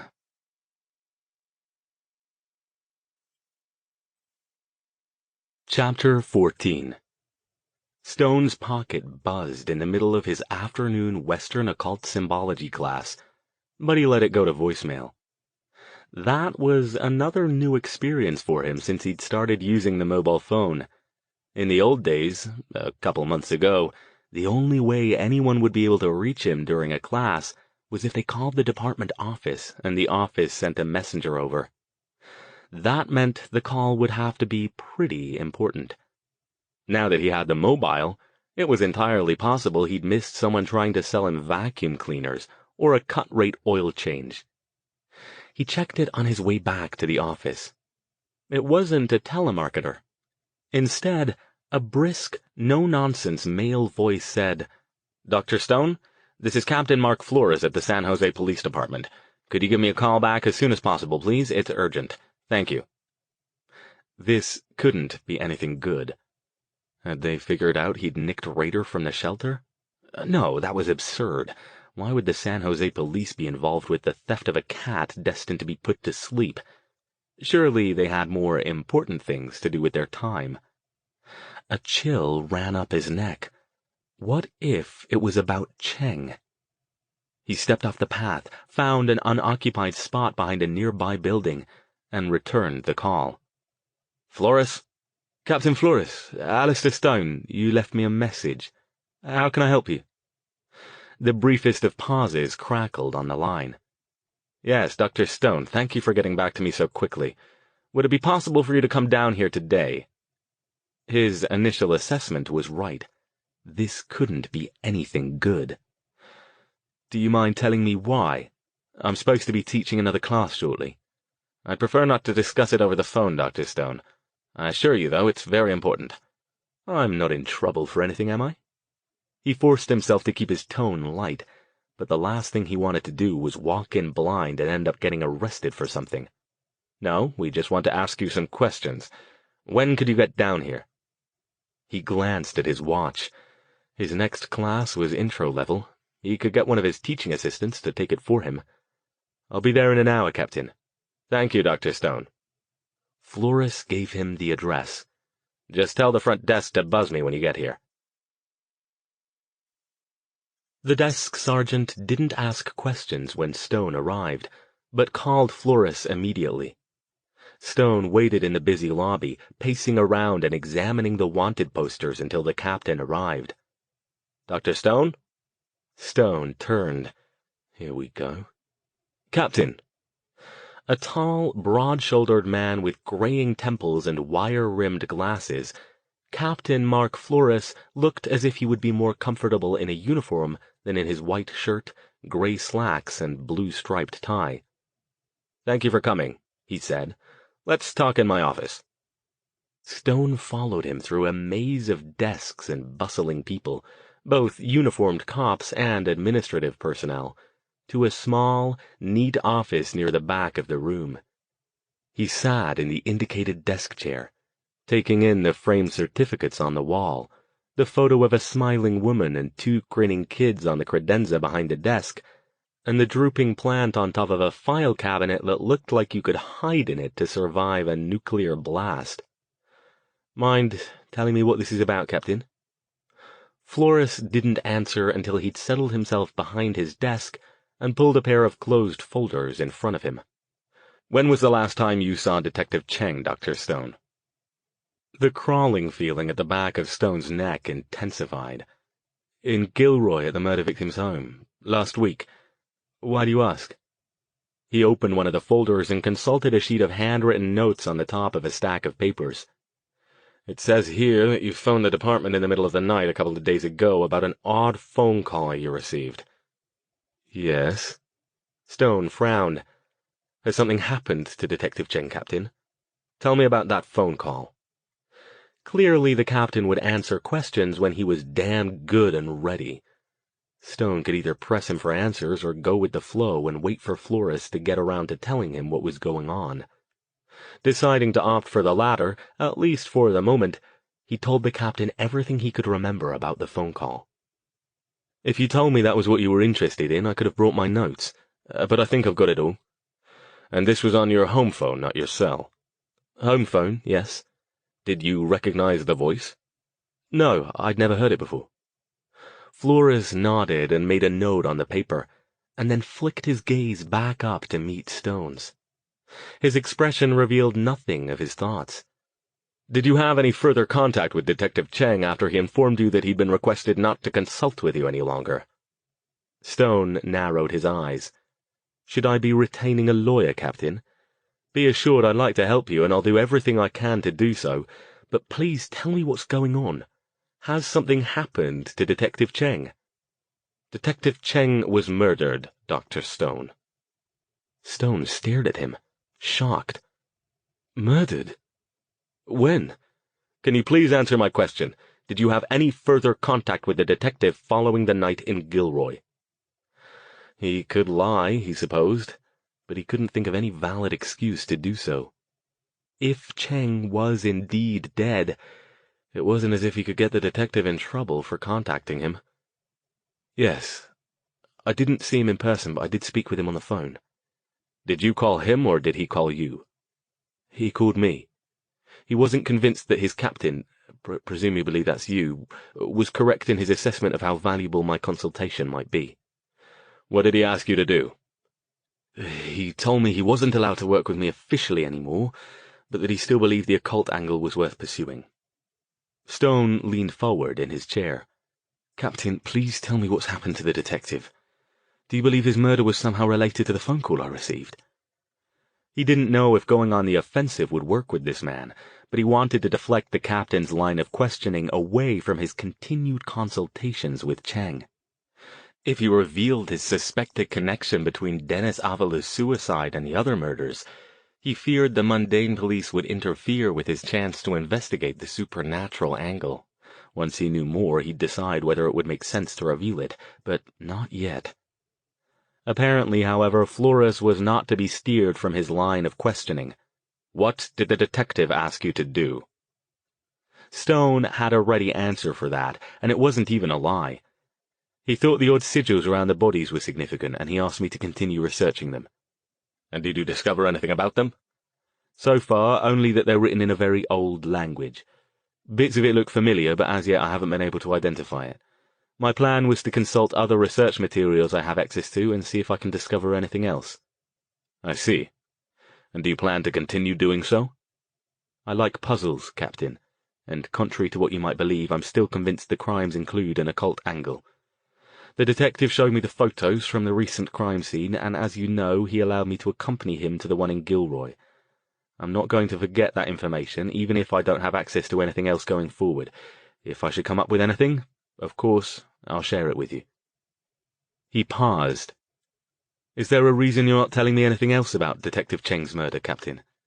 The only reasons I can work out are either that I'm a suspect, in which case I hope you'll understand I don't plan to say anything else until I've retained a lawyer, or that there's something unusual about it. Am I correct? You're not a suspect, Dr. Stone, he said. Stone let his breath out, only just now mindful of the tension in his shoulders. He'd been a suspect in one murder last year, and he was in no hurry to repeat that performance. The circumstances were unusual, then. Suddenly, Flores looked tired. He put aside the top folder and pulled up the other one. Detective Cheng's body was found by a couple of homeless people late last night, in the office of an abandoned warehouse in East San Jose. He opened the folder.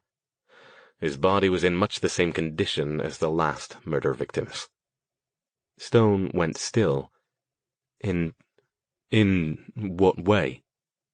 Despite his resolve to remain objective about the case, he couldn't bring himself to elaborate on the atrocities that had been inflicted on the other victims. They had been nameless, faceless, almost literally, statistics.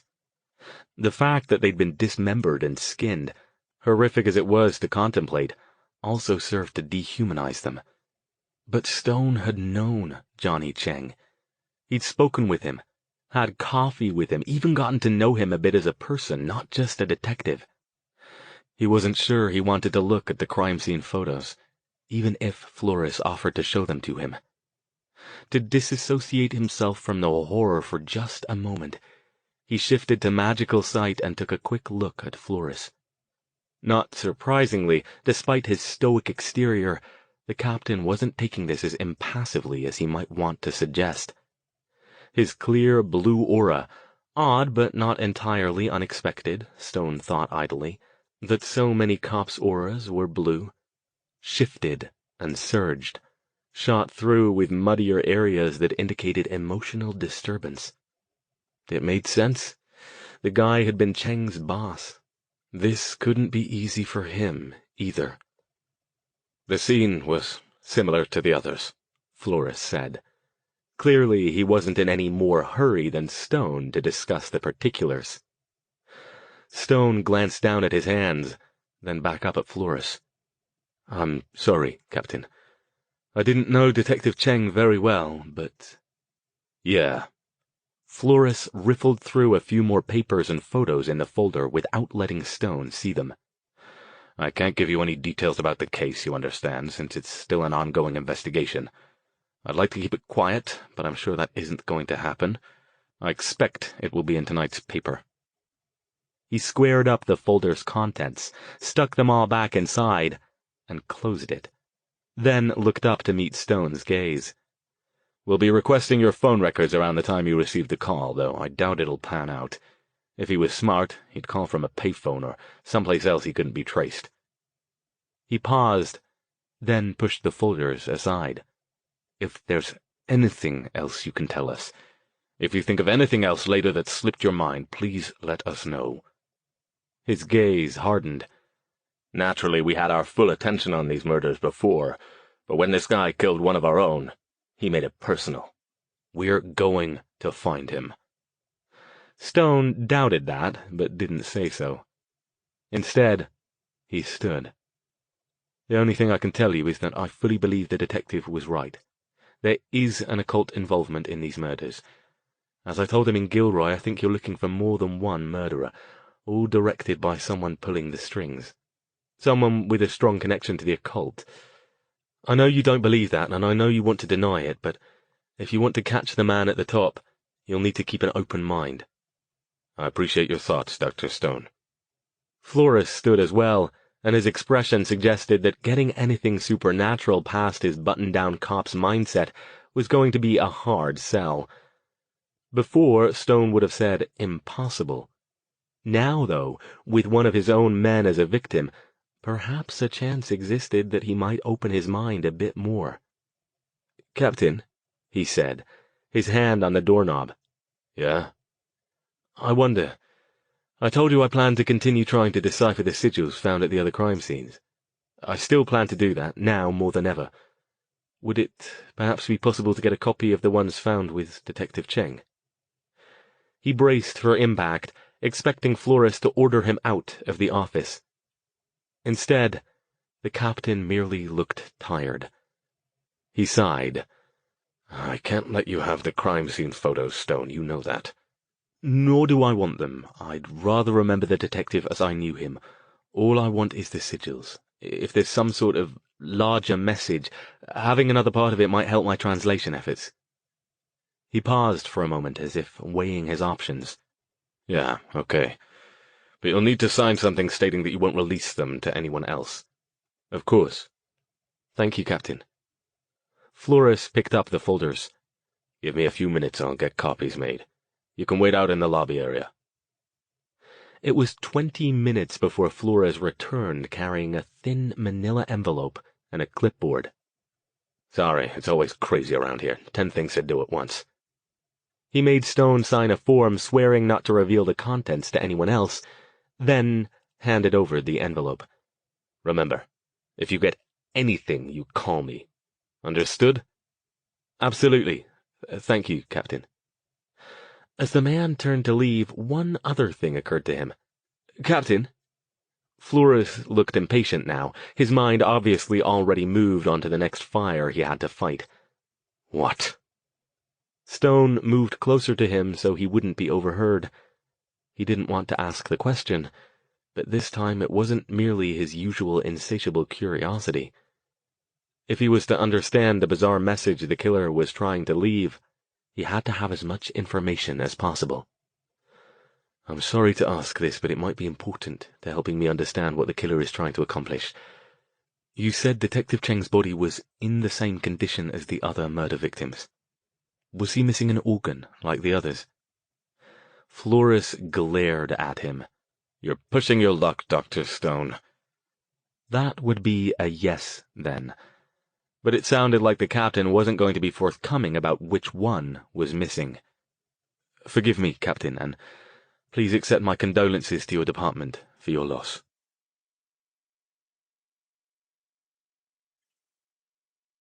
Chapter 15. As Captain Flores had predicted, the murder of Detective Cheng was all over the news by the time Stone arrived home. It was the top story on all the 5 o'clock news channels and made the front page of the Mercury News.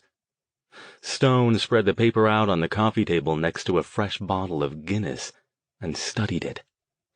"SJPD Detective Latest Victim of Ritual Killer," the headline read. He skimmed the article, hoping for more information than Flores had given him.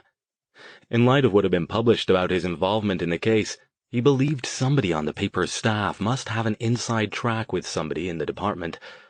But the only new bit of information it contained was that sources believed Chang must have been killed late Friday night, shortly after he called me, Stone mused.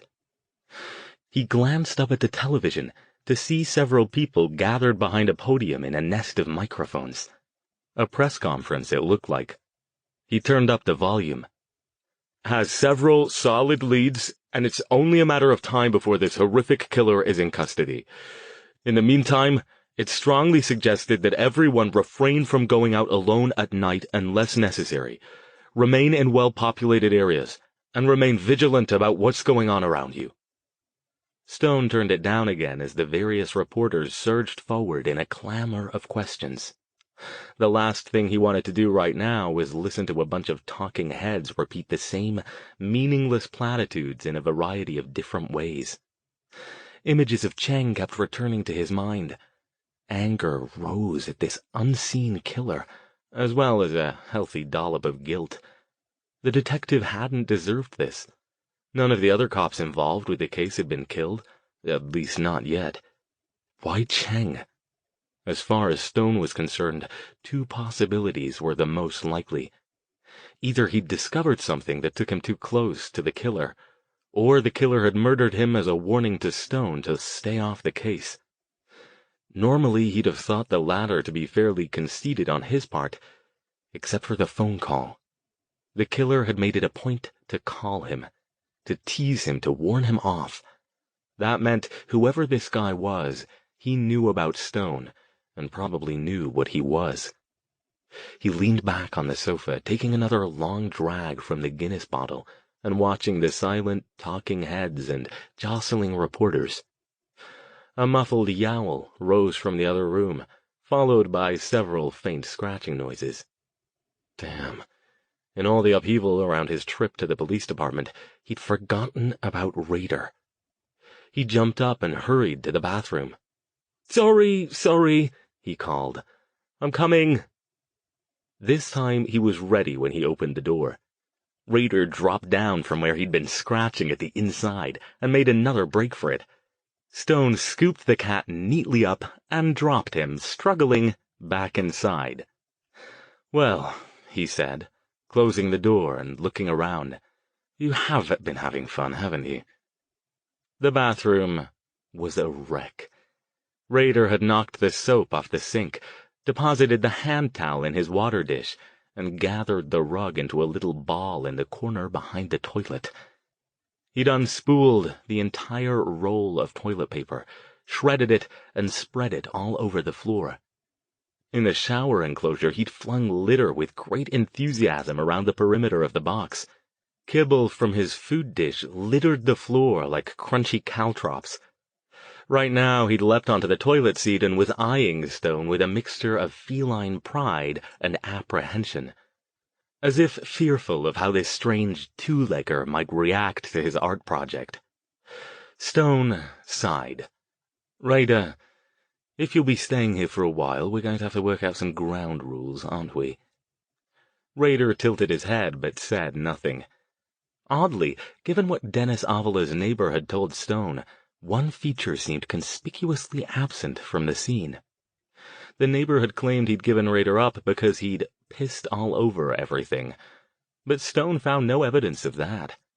Neither did he notice that the cat was particularly antisocial, beyond the standard fear any creature would have when placed in a new situation.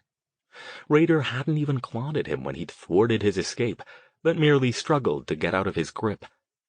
He reminded himself that Raider wasn't staying. Once he'd done what he planned to do, regardless of whether he had any success, he'd find the cat another home. He wouldn't take him back to the pound, of course. Despite the fact that he had no desire to take on a feline roommate, he certainly wouldn't consign Raider back to death row. That was something he could deal with later, though. For now, it was more vital than ever to see if he could get any useful information from the cat. He wasn't sure it was even possible to do what he intended to try. He'd gotten better over the years at reading objects, at picking up emanations from items with a strong emotional component associated with them. It was spotty, and he couldn't always get it to work, but when it did, he got images similar to those he'd gotten at the murder scene in Gilroy. Not enough to give him definitive answers. He'd never held a murder weapon in his hand and seen an image of the killer, for example, but usually enough to move him at least somewhat further along the path to discovering the whole story. But that was inanimate objects. As a living being, Raider had an aura just as any human did. But animal auras were simpler in nature, and far more difficult to read past the basic eat, fight, run, mate drives. Normally, Stone wouldn't have even thought to try this, but given the horrific scene the cat had witnessed, and the fact that he was obviously still suffering some degree of lingering trauma from it, even after a month, it might be worth the effort. The worst thing that could happen was that it wouldn't work, and maybe he'd get a few scratches for his trouble.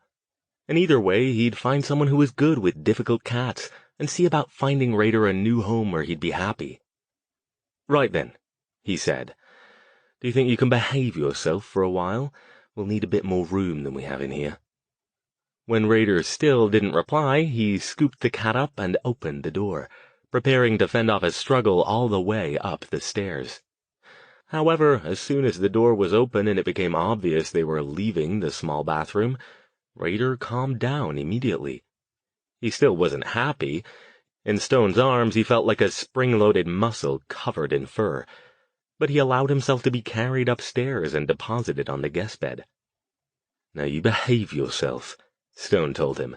"No pissing on the bedspread, or it's back to the bathroom with you. Got it?"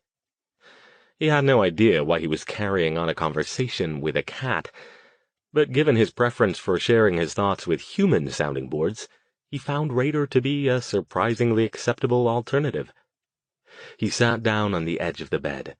Raider immediately moved to the other side and up near the headboard, never taking his eyes off Stone.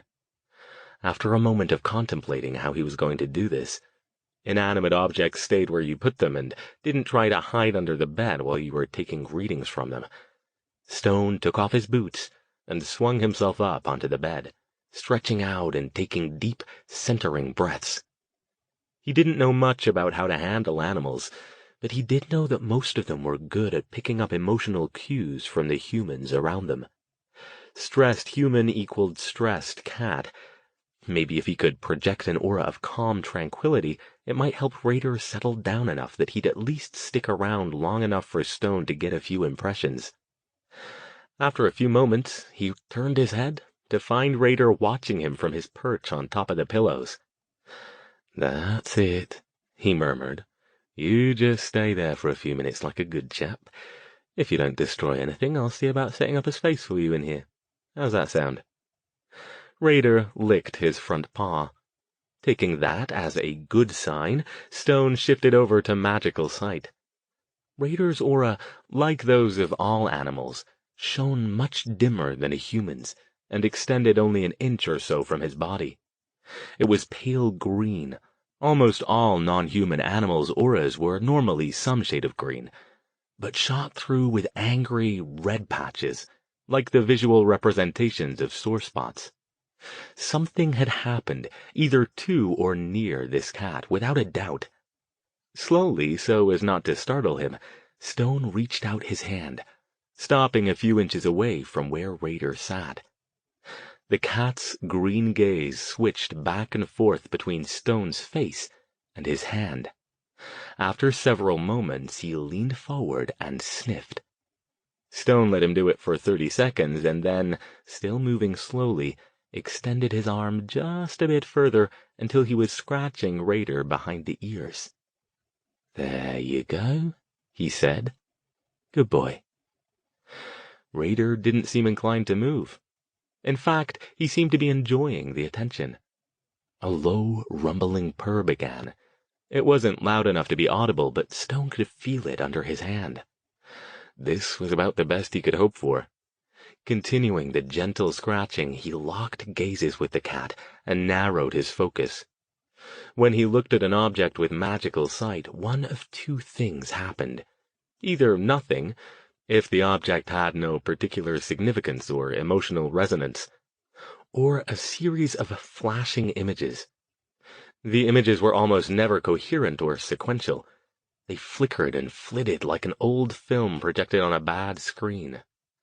Objects with stronger resonance, such as a ring worn by a murder victim or the beloved toy of an abused child, provided more and clearer images. But Stone still often struggled with making sense of them. The process usually exhausted him, and he developed the habit of always carrying a small notebook and pen so he could note down the impressions before falling asleep or passing out. Raider was different. He'd never tried this on a human before, at least not a living one, so he had no idea what to expect with the cat. As he stared into Raider's green eyes, at first he didn't get any images at all, merely impressions. Fear. Run. Hide. Faintly. At the edge of his awareness, he felt the cat tense under his hand. "It's all right," he whispered. "It's all right. Nothing's going to hurt you here." Clearly, he'd need to sharpen his focus even more to get anything. He'd told people on many occasions, reassured them, in fact, that mages couldn't read minds. That much was true. As far as he knew or had ever heard, no mage had ever been able to reach into another being's mind and unearth their deepest secrets. But it wasn't the whole truth. Most people, whether they knew it or not, were open books to those skilled enough to pick up their unspoken tells, emotional cues, and careful evasions. Even some mundanes could do it, and do it well. Psychologists, good poker players, and stage mentalists base their careers on the ability to ferret out the things people didn't want them to see. But when those talents coupled with the magical ability to see auras and the training to spot minute changes in their color and configuration, it wasn't necessary to read minds. Some humans could hide their tells, but no mundane could hide his or her aura. Raider, oddly, required more focus than a human would. Animals' emotions were closer to the surface than a human's would be, but they were also more alien, primitive, primal. Stone moved his hand down the cat's back, tightening his hold just a bit as he concentrated on Raider's eyes. "Show me what happened," he murmured. His hand trembled, and the beginnings of a headache poked at him. He couldn't keep this up much longer. His mind slipped sideways as the impressions came in a flood. Home. Safe, warm. Friend. Big, two-leg warm friend. Home. Food? Food. Two-leg has food. Has something else, too. Want food? No. Something bad. Stay away, careful. Two-leg puts food on floor. Sit. Eat food together. Good food. Two-leg watch something. New thing. Strange smell. Dirt from outside and something else. Box. Little box. Smells old. More food? Maybe crazy plant. Creep closer. Sometimes Two-leg brings toy with crazy plant. Two-leg opens box. Takes out thing. Takes out other thing. Takes out... No. Bad thing. Bad heart thing. No. No, no, bad thing. Run. Hide. Two-leg holds bad heart thing in his paw. Stares. Listens. Hide. Hide. Don't let bad heart thing see you. Suddenly, blood. Sharp, tangy, strong smell. Prey? Not prey. Two-leg. Blood is from Two-leg. Heart thing pulses. Grows. Alive? Two-leg falls. Blood gushes forward, covers bad thing. Smell of blood fills room. Bad thing is moving. Run. Hide. No. Don't let it see you. Quiet. Hide. Bad thing will find you. Bad thing will kill you. Something else in room. Strange cloud drifting through air. Smells wrong. So wrong. Smells like death and pain and old, old blood. Tense. Crouch. Stay still. Cloud drifts over bad thing. Bad thing glows. Gets bigger. Pulses. Two-leg friend is dead. His life smell is gone. Now just blood. And meat. And bad thing. Another two-leg. Faint. Glowing, but getting stronger. Floating. Bad heart thing glows, but dark, not bright. Pulses. Beats fast like mouse heart. Then it's gone, and there is just the new two-leg. Hide. Don't let new two-leg bad thing see you. Be still.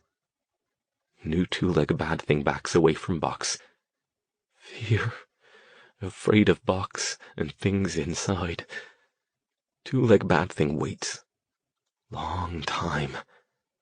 Muscles ache from crouching. Heart pounds from fear. Don't move. Hide. Don't run. New two-leg bad thing is gone. He is alone with his own two-leg. No more warm two-leg friend. No more food. No more warm bed. Now just cold two-leg thing. Meat. Blood. Run? No. Stay. Hide. Other two-leg bad thing might come back. Don't move. Don't move. Don't move. When Stone came back to his senses, his right arm and chest hurt, and his heart pounded as if he'd run across town while pursued by a pack of werewolves. He sat up quickly, glancing at the clock on the nightstand. He'd been checked out for about 15 minutes. Not unconscious. He didn't have the swimmy feeling or jackhammer headache he always got when he passed out from pushing too much magic. No, it was more as if he had been elsewhere. Raider was nowhere to be seen. A quick look at himself revealed the cause of Stone's pain. His bare arm was covered with several red scratches, some of which were still bleeding. He pulled off his t-shirt to discover a few more, shallower this time, on the right side of his chest. His cheek stung too, and when he touched it, his fingers came away dotted with red. Clearly, Raider had taken violent issue with his attempts at determining what had occurred the night Dennis Avila died. Bloody hell. The images came back to him, as clear as they'd been during the strange vision. Ignoring the bleeding scratches, he pulled his notebook from his pocket and began dashing off everything he could remember before it faded. His heartbeat slowly returned to its normal rate, but he didn't think he'd ever completely forget those images. Whatever Raider had seen, Stone now understood why the cat was acting the way he was. Hell, most people would be candidates for a few nights in a supervised environment with soft walls if they'd seen something like that. And he hadn't even got it all. All he got was Raider's version. The fear. The overwhelming compulsion to stay still and not attract the notice of whatever that thing, bad heart thing, had been. He couldn't even begin to guess at the level of psychic emanations it must have been putting out in person. He finished his notes, enough at least that he was confident he could elaborate on them in more detail later, and went in search of Raider. The scratches stung, but weren't serious. Certainly not serious enough to take time for a healing spell, especially as tired as he was now. He'd tend to them after he found the cat. Fortunately, he'd had the presence of mind to close the bedroom door, so that narrowed down the potential hiding places Raider could have discovered. He checked under the bed first, but found nothing there but some old boxes. A lot of dust. He'd have to see about hiring a new housekeeper. And a pair of shoes he'd forgotten about. "Raider? Where are you? I'm sorry I had to do that to you, but better out than in, right?" There was no reply, but he hadn't expected one. In the end, he found the tabby crouched under the armoire. He almost hadn't looked there, since the space beneath it hardly seemed large enough to accommodate him, but apparently cats could achieve a boneless state when they were sufficiently frightened. When he crouched down and took a cursory glance underneath before entertaining the possibility that Raider had managed to open the door and close it behind him, he spotted a pair of luminous eyes fixing him with an unblinking, terrified stare. He sighed, Raider, I'm sorry. I truly am. I don't even blame you for scratching me up. I'd probably have scratched you, too, if you did that to me. And if I had claws. He didn't attempt to pull the cat out or even reach in to pet him. Raider was obviously a cat who needed some time to himself. Tell you what, he said. I need to get cleaned up a bit and take care of a few things. Suppose I just leave you alone for a while. I'll bring your stuff up here and you can stay under there as long as you like. He knew he was taking a chance given what Avila's neighbor had said about Raider's bathroom manners, but at this point he thought a few stains on the bedspread were a fair trade for what he'd inflicted on the poor creature in his pursuit of knowledge. The only good part of the whole thing was now he had some more knowledge, and a few more avenues to pursue.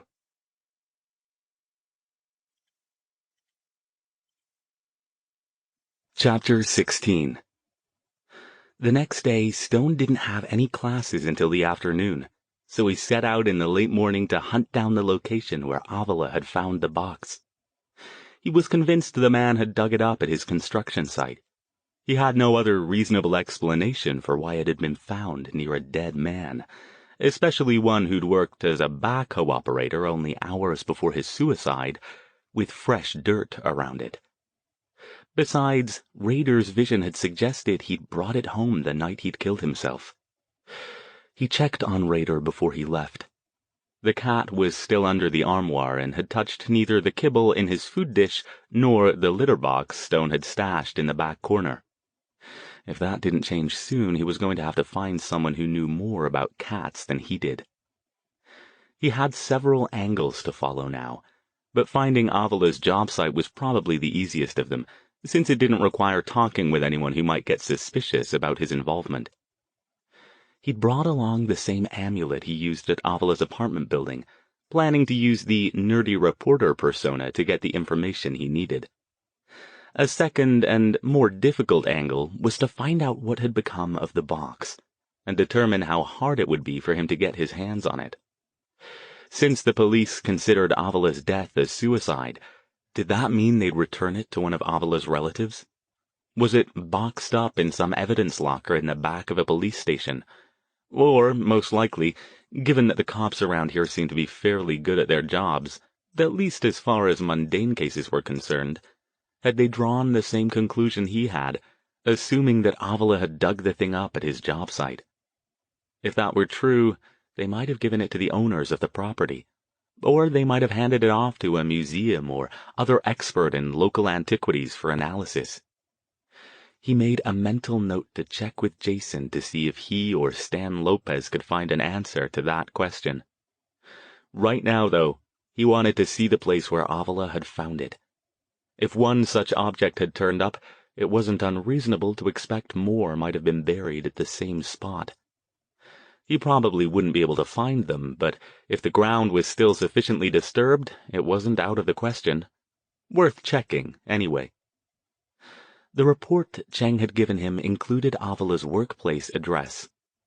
He found it in an old blue-collar industrial park off Highway 237, tucked between an auto body shop and a metal fabrication firm. Convincing the bored-looking teenage girl behind the counter to look up the site for him was almost disappointingly easy. All he had to do was slip her a 20 and she searched through a series of files until she came up with the one he was looking for. She wrote the address down for him without even asking why he wanted it, and had gone back to the book she was reading before he got out the door. The site itself was on the outskirts of Milpitas, a bedroom community just north of San Jose. Stone parked a block away, activated his illusion disguise, and walked the rest of the way over. The job site took up more room than he'd expected. The development appeared to be in stages. One group of massive, vaguely Spanish-influenced homes was close to completion, another was a forest of skeletal wooden frames, and a third looked like nothing more than foundations. Far off in the distance, heavy machines rumbled around a fourth site like oversized yellow beetles, digging out still more foundations. Stone doubted they could have finished the homes Avila had been working on in a month, but they must have reached at least the foundation pouring and possibly even the framing stage by now. Construction scheduling wasn't exactly his area of expertise. In any case, he had a couple hours before he had to head back to Palo Alto, so he had time to walk the whole area looking for any traces. The late summer day was setting up to be a scorcher. He was glad for the illusion, which covered the scratches on his arms so he didn't have to wear long sleeves. They still stung and itched, and it took a lot of willpower not to scratch them. Already he regretted not taking the time for a healing spell, but now it was too late. At least they seemed to be healing well on their own. Nobody approached Stone as he walked. He kept magical sight up and frequently glanced at the ground, hoping to spot a glow indicating that something interesting had been unearthed. His mind flashed back to a situation he dealt with several years ago, where a swimming pool excavation at the suburban San Jose home of a former Stanford colleague had revealed a long-buried magical idol. There, the ground had glowed faintly red at the spot where the idol turned up. This time, though, nothing glowed. His feet crunched on the uneven, dry ground and gravel as he checked out the foundations, taking in the big concrete slabs, the poking, capped-off wiring, and the scattered construction debris that hadn't been cleaned up yet. If this was the place where Avila had found the box and anything else lay buried, it had most likely been covered with concrete. No luck there. He headed for the framed houses, but not with much enthusiasm. He'd just take a cursory look around and then head back home to check on Raider before he had to go to campus. Stepping inside the first house he reached, he got a better feel for just how large these places would be when they were finished. Given the prices in the area, they'd no doubt sell for a small fortune. He was halfway surprised that nobody had accosted him yet, demanding to know what he was doing on private property. If nothing else, they wouldn't want him blundering around a site due to potential liability concerns. Americans seem to be obsessed with suing each other over the most ridiculous things. If he tripped over his own feet and broke his arm while poking around a half-finished construction site, he'd hardly expect someone else to pay for his clumsiness. A quick walk through 3 of the houses yielded nothing of interest.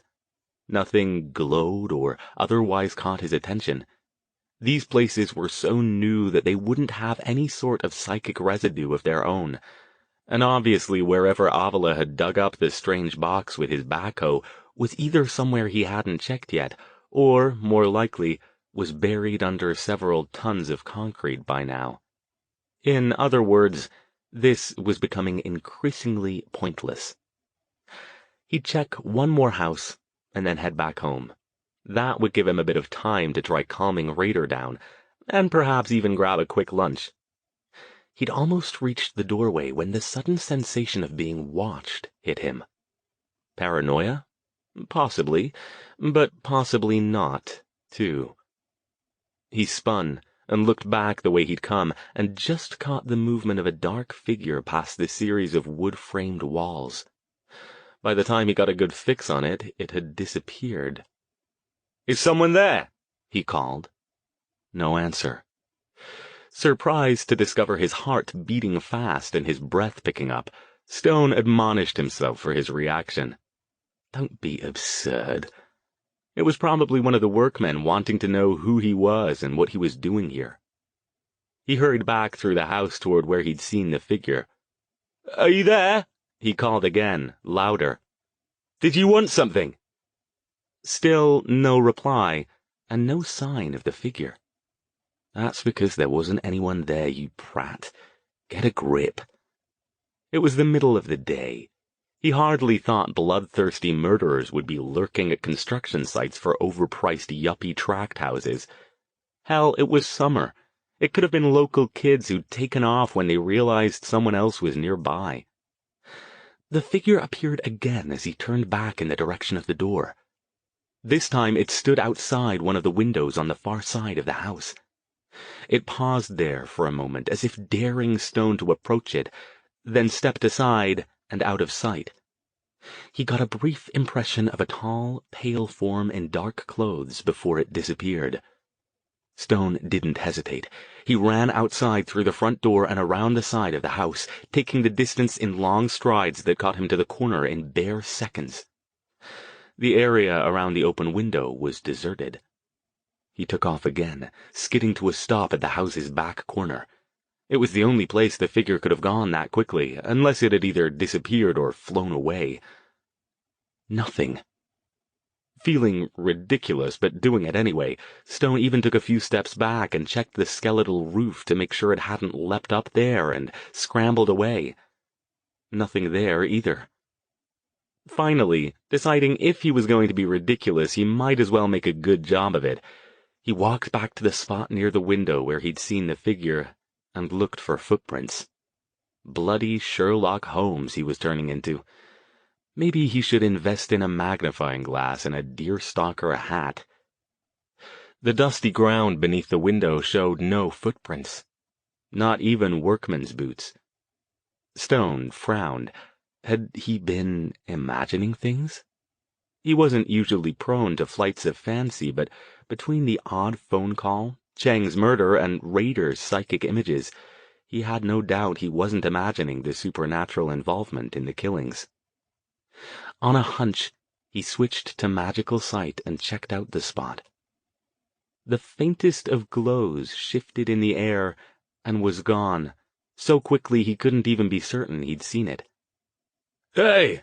a voice called.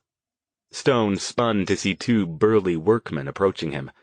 They wore dusty jeans and t-shirts, carried lunchboxes, and eyed him in suspicion. Startled, he almost forgot about his disguise illusion. "Yes?" "What are you doing here?" one asked. "This is private property." "Oh, I'm sorry.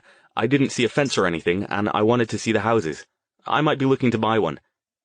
The two construction men looked him up and down, obviously doubting that his schlubby nerd persona planned to buy $1 million home. "Well, you can't look around here yet. Insurance won't allow it.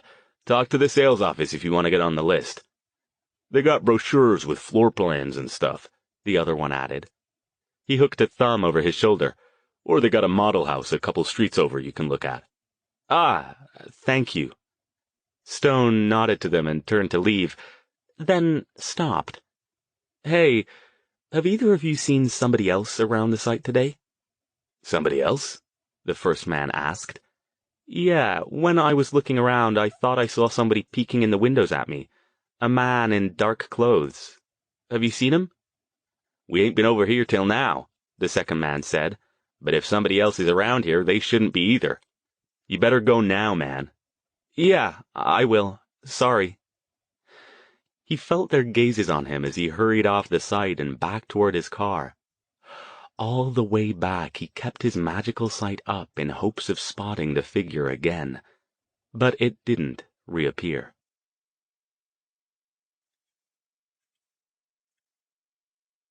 Chapter 17. Stone stopped at home to shower and change clothes, and checked on Rader before he left. The cat was still under the armoire and refused to come out, but Stone found indication that he'd eaten a little from his kibble bowl. Nothing in the litter box, but a sharp odor sent him sniffing around the room until he discovered a stain on one of the guest bed pillows. "Brilliant," he muttered. He wore a lightweight black sport jacket to class to cover up the scratches on his arms. His mind wasn't on the lecture, but fortunately it was an undergraduate-level class, so he could teach it without thinking about it. As he prowled the aisles, rattling off facts about the history of alchemy, he chewed over what had happened over the last couple days. Cheng, the problems with Rader, the vision he'd seen from the cat, the strange figure at the construction site.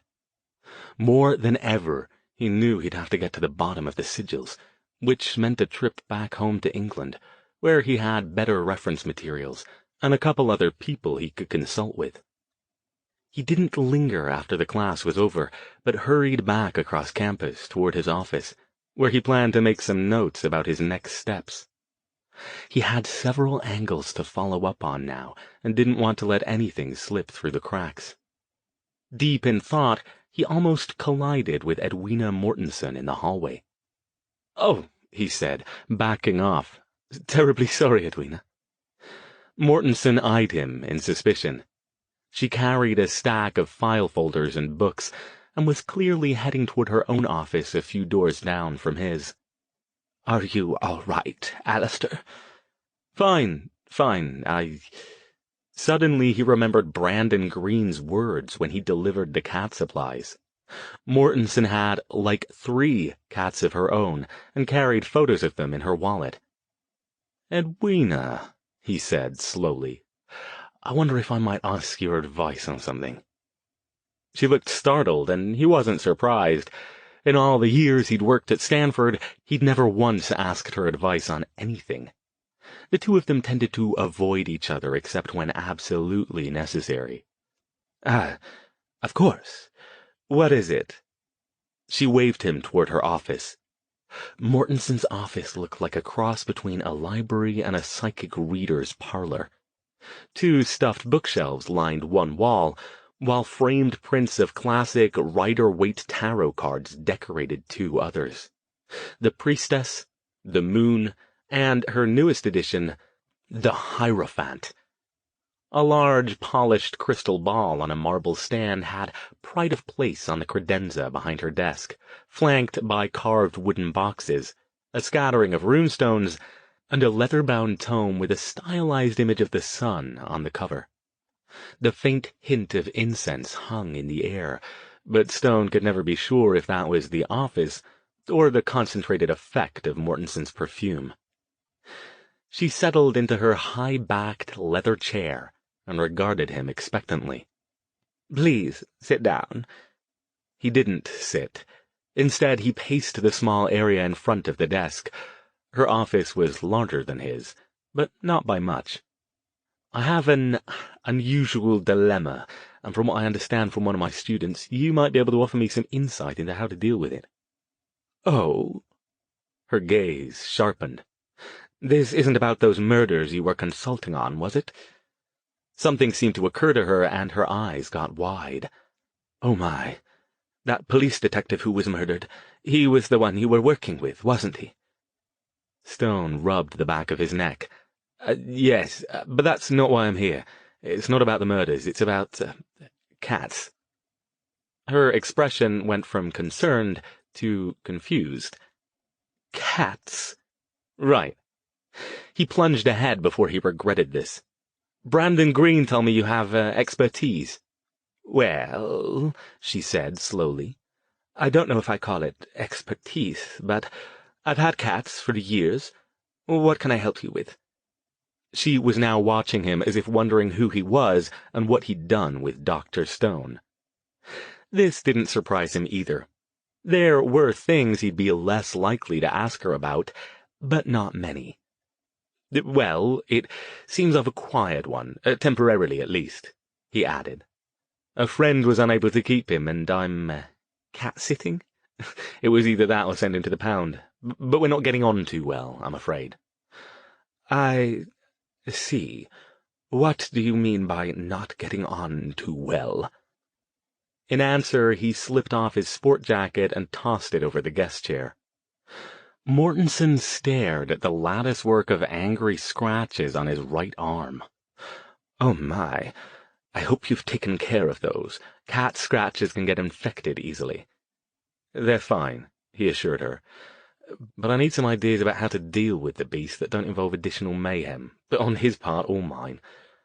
"What were you doing to him to make him scratch you like that?" "I just tried to pick him up," Stone lied. He couldn't very well tell her. He witnessed a horrific supernatural event, and I freaked him out while trying to gather his psychic impressions of it. He's also having litterbox issues. He was a bit traumatized before I got him, I'm afraid. I've got him shut up in my guest bedroom at present, and he's already left his mark on one of the pillows. If this keeps up, the place will be unlivable, and I'll have to have someone in to give it a thorough cleaning." "Well," she said, "it's hard to say without meeting the cat. It depends on what you mean by traumatized, and whether it's a temporary thing. Some cats, unfortunately, Never really lose those bad habits. But if it's something fairly recent, he might revert to normal after he's calmed down and feels safe. Stone weighed the pros and cons, and finally decided if there was any chance Mortensen could help with Raider, he had to take it. Would you consider coming by sometime to take a look at him? I don't want to let my friend down, but I'm not really set up to deal with these kinds of issues. He would owe Edwina big if she agreed, which was not a position he particularly wanted to be in. However, desperate times and all that. To his surprise, her plain, severe face lit up in a smile. "Of course," she said. "I'd be happy to meet him, Alastair. Just let me know when it's convenient." He blinked. That was a surprise. It was odd finding out new things about old colleagues after years of working with them. How about tomorrow evening? I'm not far from campus." He wrote down the address. "Thanks, Edwina. You're a lifesaver." Possibly literally, he added to himself.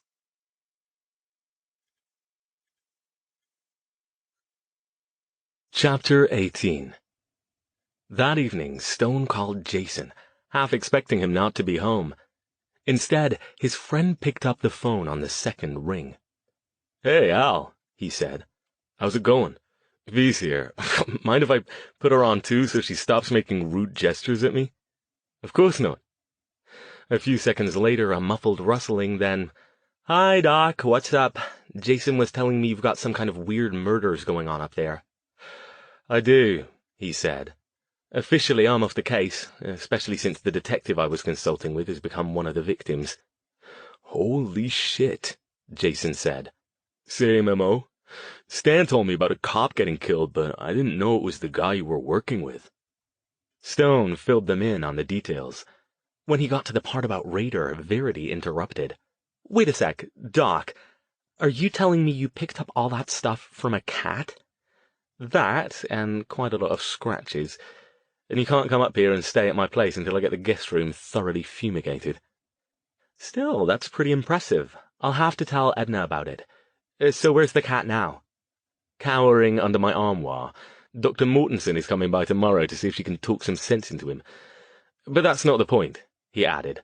"The point is, I think the original victim, Mr. Avila, let something nasty loose when he opened that box, and I need to find out what it is." "How are you planning to do that?" Jason asked. "I think if I go home this weekend, I'll have a better chance of deciphering the sigils and figuring out what it's up to. I was hoping to find something at the construction site today, but other than someone apparently watching me, nothing turned up." "Yeah, about that. So you're saying this guy kept appearing and disappearing, but you couldn't find footprints or anything?" "Nothing. And the ground would have shown it, too. I wish I'd had more time to try to find him, but the workers ran me off." "You should go back when they're not around," Verity said. "But be careful if you do, okay?" Jason said.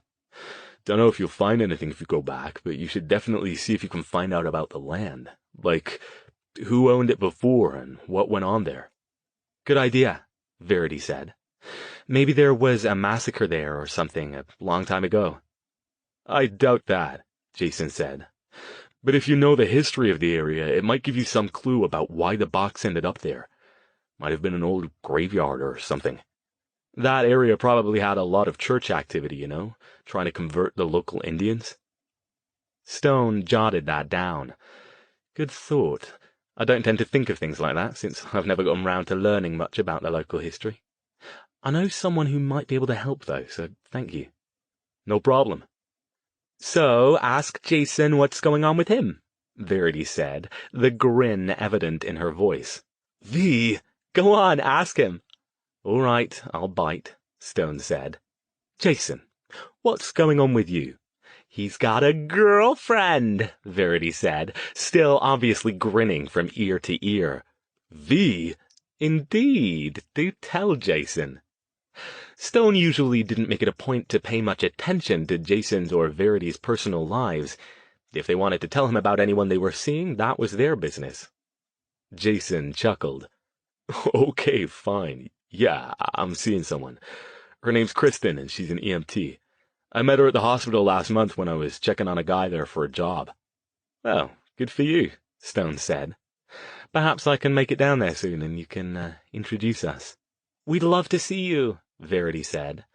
But I know you're not going to go anywhere until you figure out your mystery. Let me know if you want me to come up there and help out. I was planning to go visit Shara for a while, but if you need me, I'll stay around. I'm sure Edna'd give me a break. Jason's probably too busy, though. Her smirk came through in her voice. I'll keep that in mind, Stone said dryly. But don't postpone your trip on my account. I'm sure I can sort this out on my own. You two take care. It was good talking with you. Say hi to your cat for us, Verity said. There was the grin again. It's not my cat, I told you. It's temporary. Yeah, you keep on believing that, Doc.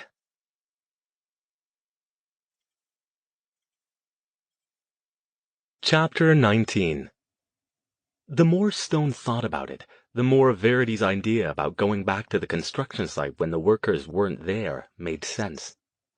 And after an hour, the temptation grew too strong to ignore. He had no idea if the strange figure he'd seen earlier hung around the site, or if his overworked imagination was just blowing things out of proportion. But if there was any chance he might see something, he intended to take it. He waited until 10 o'clock so he could be sure no late-evening walkers might be strolling through the area. Checked to make sure Raiders' food and water dishes were full. He caught a glimpse of the cat dashing back under the armoire when he opened the door. He supposed that was a bit of progress. And headed off. After dark, the job site looked a lot different from that morning. A few lights illuminated the area, but few enough that most of it was still wreathed in darkness. Stone parked closer this time in case he had to get out in a hurry, and didn't waste time looking at the concrete foundations. The skeletal framed houses loomed eerie against the dark sky, like some kind of zombie buildings ready to pull free of their moorings and shamble after him. He'd brought a flashlight, but didn't use it. The dim light was enough to make sure he didn't trip over anything, and what he was looking for would show up far better under magical sight. He hadn't thought to check out the mysterious figure's aura. He barely had time to spot it at all before it disappeared, but if anything alive lurked around here now, it would be easy to pick out from the featureless gray of the houses and construction equipment. The most logical place to start was probably the house where he'd seen the figure before. Careful not to trip over anything, he began walking the perimeter, keeping magical sight up and alert for any sudden movements. A small form darted off, startling him, until he identified the faint green aura of some kind of creature, perhaps a stray cat or a raccoon. He must have startled it more than it had him. "I know you're here," he muttered. "Come out and let's have a look at you." Nothing answered, of course. He finished his perimeter walk around the house without spotting anything.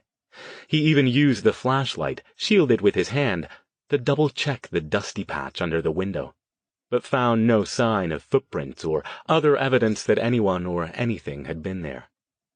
He'd been inside when he spotted it last.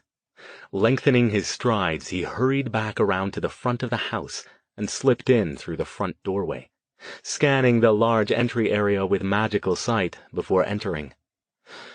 "Are you in here?" he called. "Don't be shy." Still no reply. Magical sight picked up nothing but more gray, unremarkable features. The wooden frame, stacks of drywall, construction debris. He hadn't looked upstairs before. It was possible that what he'd seen was nothing more than homeless people who used the places for shelter. It was hot enough in the summer that they wouldn't need a roof, just somewhere to sleep in peace away from the cops. The house had one of those sweeping, curved staircases so popular in ostentatious mini-mansions, though it looked much less impressive in its naked wood form.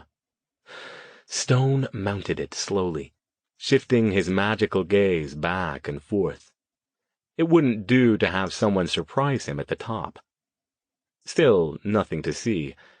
If anybody was hiding in here, they were doing a good job of it. He checked the rooms quickly. 5 large bedrooms, including 2 master suites with enormous baths and what looked like walk-in closets. 2 additional baths, a linen closet the size of a small bathroom, and what appeared to be some kind of office or nursery with a tiny second attached room. His footsteps rang hollowly against the bare floors, the air full of typical construction smells. Drywall dust, fresh wood caulking. Every few seconds he'd glance out the window, but no glowing auras hovered there. Maybe this wasn't such a good idea after all.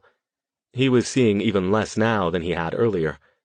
Surely he must have either imagined the figure or it had been something innocuous, like a workman or a local kid. Either way, it was likely a waste of time to remain here for long and risk being spotted by a night watchman. He headed back for the stairs, pausing for a moment at the top to scan the area below. The series of quick steps behind him barely registered before something shoved him hard from behind, and he was falling.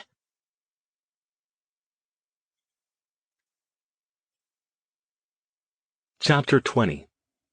Stone tumbled down the stairs, pain lighting up his left shoulder as it took the brunt of the impact, rolling over and over until he managed to get his shield up an instant before he slammed into the curve, halfway down. As he lay there, stunned and panting, he just spotted a shadowy figure darting back into the darkness at the top of the stairs. Ignoring the pain, he made the quick shift into magical sight. No glow showed around a figure as it disappeared. Bloody hell. A humanoid figure with no aura could only mean a small number of things. It had vanished before he could get a proper look. It was an illusion, or it wasn't alive. Neither of those last 2 possibilities were good news for him right now. Stone struggled to a sitting position and took stock. His shoulder throbbed, but not enough to make him think he'd broken it. Fortunately, he'd gotten his protective shield up quickly enough that he hadn't gone arse over tea kettle all the way down the stairs and probably brained himself in the process. He jumped up, taking advantage of the adrenaline rush, and ran back up the stairs, following the path the figure had taken. The house was big, but in its skeletal state, it didn't include too many potential hiding places. Either the figure was still in here somewhere, or it had jumped out the window and taken off. But why would it shove him down the stairs and then run? One thing was sure. He wasn't imagining things anymore. Something was here, and it was out to get him. A quick sweep through the rooms on the side where the figure had run revealed no sign of it. Stone didn't rely only on magical sight this time, but turned on the flashlight and swung its beam around, trying to pick out anyone crouching in a shadow. Suddenly the big house felt cramped and close, with too many places the thing could be lurking in ambush. Where had it gone? He didn't bother going down the stairs this time, but merely climbed out through an upstairs bedroom window and stood balanced on the roof beams overhanging the 3-car garage. His heart pounded along with the throbbing in his shoulder, but he ignored it. A quick noise just above him. He reacted without conscious thought, flinging himself sideways as something heavy hurtled down from the roof above him and crashed into the space he'd just stood. Whatever it was dropped through the opening between the wooden beams and slammed into the floor. This time, though, Stone was more prepared. Instead of rolling off the roof and landing hard on the ground, he called up a levitation spell to stop his momentum before he reached the edge, and twisted his body so he could see the roof level above him. The dark figure crouched there, half hidden behind a massive brick chimney, holding something in its hand. This time it wasn't trying to hide, though. It leaned out further and whipped the object towards Stone. Stone didn't bother trying to get a good look at either the figure or the object. He shifted to the side and gathered more magical energy as the object sailed past him, then loosed a concussion spell at the figure with a roar. The spell blew the figure backward. It tumbled over itself and dropped off the roof without a sound. It also tore a hole the size of a large dog in the side of the chimney, sending a spray of bricks and dust flying after the figure. "There you go," Stone muttered in satisfaction, levitating up and over the house to follow the figure's trajectory. The force of that spell, even striking only a glancing blow, should have been enough to incapacitate any normal, non-magical human. Of course, normal, non-magical humans had auras, and this thing didn't. He reached the roof's edge on the other side and peered down, looking for a prone form. Nothing other than more chunks of brick and dust cascading over the edge and pattering to the ground. Where the hell was it? Stone levitated down, landing on the ground about 20 feet out from the house. Summoning his shield again in case the figure decided to chuck more building materials at him, he stood in the middle of what would eventually be the street, with plenty of room around him, turning a slow circle in an attempt to spot where the figure had ended up. The shield flared pink as something hit him hard from behind. He spun. This time, the figure didn't make any attempt to move, but merely stood there, half-crouched, watching him. It held another brick in its hand, but didn't throw it. It was too far away to make out any features, but Stone got the impression of roughness, as if it were humanoid but not quite properly formed. He was sure now that, whatever it was, it didn't have an aura. In fact, it almost seemed darker than the darkness around it. "What do you want?" he called. Something else hit his shield, and once again it flared pink. Stone took a quick glance over his shoulder and spotted a second figure standing in the same half-crouched pose, shifting from foot to foot as it watched him. Like the first one, this one didn't have an aura either. "What the hell are you?" A third brick struck the shield from yet another direction, the pale pink of the impact glowing a little brighter this time. Whatever they were strong. He turned slowly, picking out 3 figures altogether. Each one stood around 15 feet away from him in a loose circle, close enough that if he made a run for it, they could probably take him down before he got past them. Likewise, he couldn't stand here all night letting these things pitch bricks, or worse, at him until his shield failed. But damn it, he had to at least take a shot at figuring out what they were. If need be, he could get out of here with his levitation spell. Sure, they might lob a few more bricks at him, but he could get himself gone fast enough that even if a couple got past the shield, they'd have to have bloody good aim to peg him anywhere likely to do permanent damage. It was worth the risk. He pulled the flashlight from his pocket and aimed it at one of the figures. "You want to play? Let's have a look at you then," he called. The thing shied back as if the light hurt its eyes, but not before Stone got a look at its face. It did look human. It had all the standard-issue parts, but at the same time it looked oddly alien, as if its features had been fashioned from rough clay by a sculptor who wasn't quite sure how to represent a human figure. Stone got a brief impression of beady black eyes, a lumpy nose, leathery skin, and a thin slit of a mouth, before the thing took a couple steps back and shielded its face with its arm. It wore jeans, a denim work jacket, and a dusty plaid shirt. 2 more bricks hit Stone's shield from behind. "Damn it, that's quite enough of that!" He whirled, sighted on one of the figures, and flung a concussion beam straight toward the center of its chest. Maybe if he could knock it out, the others would take off and he could question it. The thing didn't see it coming, but to be fair, concussion beams were hard to dodge. Unlike more showy spells like fireballs and lightning bolts, they appeared as nothing more than air rippling between the caster and the target. Aside from being Stone's go-to choice when he wanted to hit something without making it obvious he was throwing spells, he also didn't want to kill whatever this thing was. Not yet, anyway. If he killed it, he wouldn't be able to make it tell him who'd sent it. The spell slammed into the figure and blew it backward, halfway across the cleared space where the street would eventually be.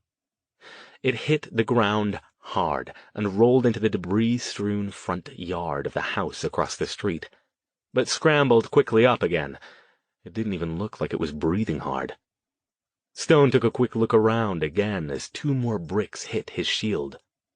So far, those 3 seemed to be the only ones in the area. "What do you want?" he called again, as the one he'd plugged resumed its spot in the loose circle ringing him. "Tell me about your boss. Perhaps the 2 of us can have a chat." He backed off a bit. The 3 creatures moved along with him, keeping the same distance between themselves and him. He flashed the light around between them. Odd.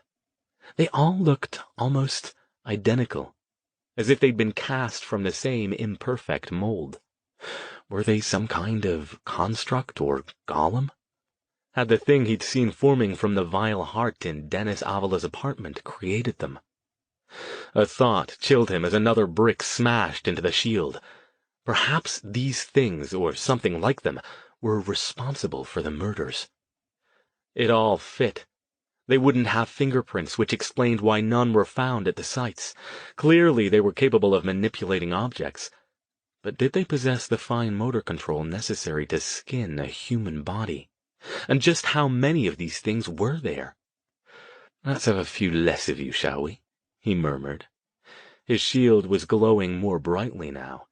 It was in no danger of failing yet, but he couldn't stay here all night. He gathered magical energy and formed it into a more potent, more focused concussion spell, one that would hit like a bullet instead of a boulder. He didn't target the same one as before, but spun at the last second and threw it at one of the other 2.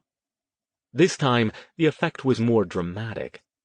Instead of tumbling backward, the creature jerked in much the same way it might have if shot. It made a little woof sound and crumpled into a heap on the ground. Yes! At least magic could affect the things. Stone hurried over toward it, taking advantage of the momentary opening in the circle around him. He expected to see the creature lying there unconscious, but when he reached it, he could only stare. It wasn't unconscious. It was gone. All that remained were its clothes, lying spread in the shape of a prone humanoid figure, and a large quantity of dust. It resembled what happened when a black mage fully drained a victim for magical power, a process the magical community referred to as ashing. But this wasn't ash. It was dust. Stone crouched and quickly gathered a handful of it, jamming it into the pocket of his jeans as something a lot heavier than a brick smashed into the top of his shield. He leaped back to his feet, panting, in time to see a dented water heater rolling away from him, back down the slight rise toward the street. One of the 2 remaining creatures was running back toward its companion from the direction of the nearest house. All right, enough playing around. "Didn't your mother, or whatever, tell you it's rude to throw things at people?" he called to them. Without waiting for them to answer, not that he expected them to, he aimed another focused beam at the one on the right. Apparently, however, the things were capable of learning. As soon as he pointed his hand at it, it threw itself sideways and rolled behind a pile of debris. The other one took off in the opposite direction and disappeared behind another skeletal house. Stone didn't push it. He couldn't hold the shield forever, and it would take time to get it back to full power again. And now, he thought, fingering the dust in his pocket as he headed back toward his car, he had something tangible to analyze. When he reached the car, he paused, scanning the area to make sure the creatures hadn't sneaked around and followed him. Nothing moved. He wasn't disappointed. His shoulder throbbed now that his adrenaline was fading, and he looked forward to getting home and healing it before it got too bad. He settled in and fired up the BMW. Its engine purred reassuringly, and music from his most recent live Pink Floyd bootleg CD filled the cabin.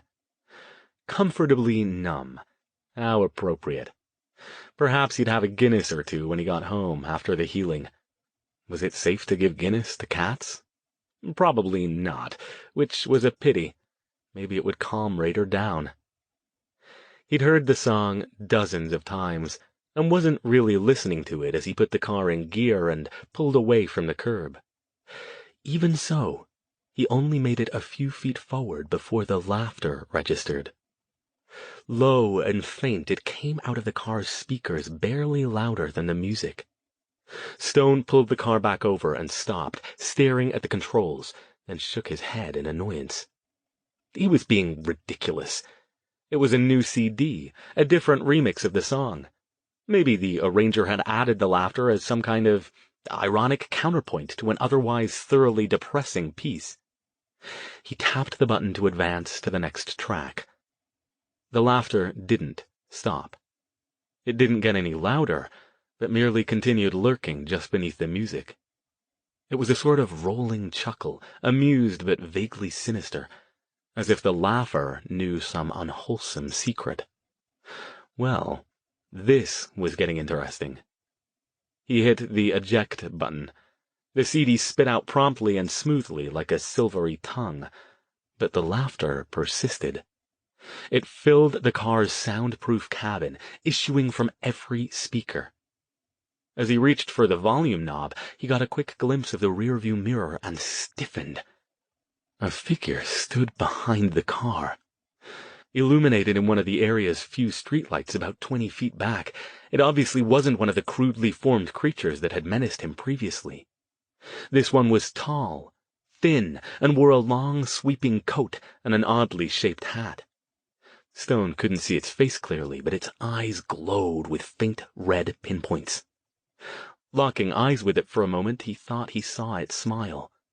His heartbeat picking up again, he whipped around in his seat, intending to get a better look at it. The area beneath the streetlight was empty. The street deserted except for his own car. He turned back around, gripped the steering wheel for a moment, and once more pulled out into the lane. Glancing up at the rearview mirror again, he saw no sign of the figure. Even so, he couldn't resist the temptation to check over his shoulder to make sure it wasn't sitting in his back seat like some horror movie cliché. It wasn't, but it didn't need to be. The image was clear in his mind. "All right," he said to the empty seat. "So that's the way you want to play it, do you?" The figure he'd seen in the mirror was the same one he'd seen in Rader's vision of Dennis Avala's last night alive.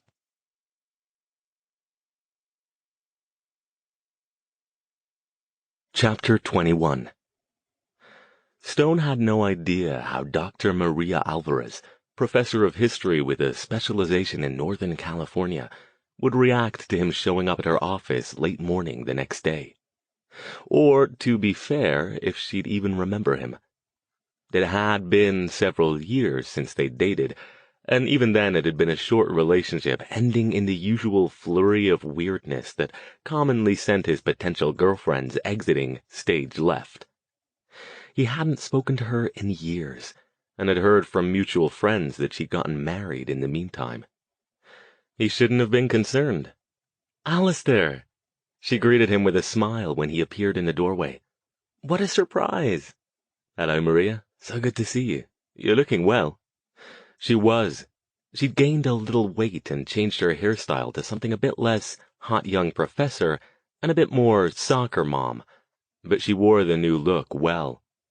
He glanced at her hand. Apparently the rumors about her marriage were true. "How have you been?" "Oh, busy," she said, waving at the stacks of books and papers piled on her desk. Her smile turned knowing. "What can I do for you? I know you didn't just show up for a social call after all this time." "Hey, I'm giving the small talk thing a go," he said. "I deserve a bit of credit for that, don't you think?" "Don't quit your day job," she said. "So, what's up?" "I'm looking for some information, something I hope you can either help me find or point me to someone who can."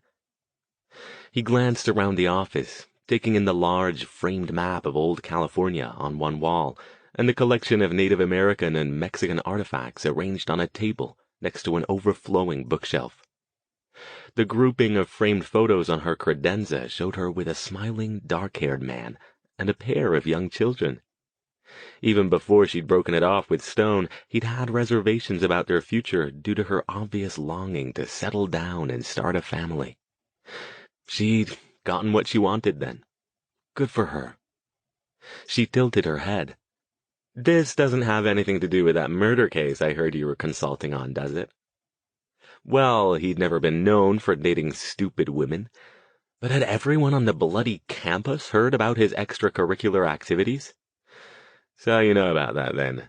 I read the paper, she said, and you don't exactly have one of those common names that's easy to confuse with somebody else. He sighed. Guilty. Yes, it might be tangentially related. I'm actually off the case now, but bits of it is still intriguing me, so I'm doing some digging of my own. How can I possibly help with that? She asked. Do you remember all those years ago when you tracked down the history of a piece of land in San Jose? Maria arched an eyebrow. I remember you lied to me about why you wanted it. She had a good memory, too. Yes, well, I need the same sort of thing. I'm not lying about it this time, since I'm not worried about you showing me the door if you decide I'm barking mad. He nodded toward the photos. Congratulations on your marriage, by the way. She gave him a wry smile. Thanks, only 5 years late, but hey, who's counting? So what's this piece of land, and why do you want to know about it? As I said, if it's related at all, it's tangential. Okay, so he was lying again. But he couldn't very well tell her the whole truth. If she let it slip to anyone else, he could cause himself a lot of trouble for not sharing his findings with the police. I need to know the history of a piece of land in Milpitas. He gave her the address. It's currently a construction site where they're building a load of monstrously ugly houses. I want to know what it was before that. How long before that? No idea, he said. Not recently. If you could give me everything from about 100 years ago and back as far as you're willing to go, that would be lovely. She chuckled. You don't want much, do you? You asked. I'd offer to take you out to dinner, but that doesn't seem proper these days. And you'll forgive me, but I'm rubbish about small children, so that leaves out a family outing. Lunch? She shook her head with an exasperated sigh. Alastair, you're something. I'm not sure what exactly, but at least you're honest. Okay, I'll see what I can do. When do you need it? Whenever you can get it to me. I've got a couple of other angles to pursue, but it would be a big help. Got it. Anything else? Stone paused. He wasn't going to say anything, but then he remembered that nobody but Johnny Cheng had even suspected a connection between Dennis Avala's mysterious box and the murders. He decided to take a chance. There is one other thing, yes. She waited, tapping her pen on the desk. Suppose someone were to find this sort of interesting object buried underground. What might become of it? She leaned forward, more interest showing now. Did somebody find something on this job site?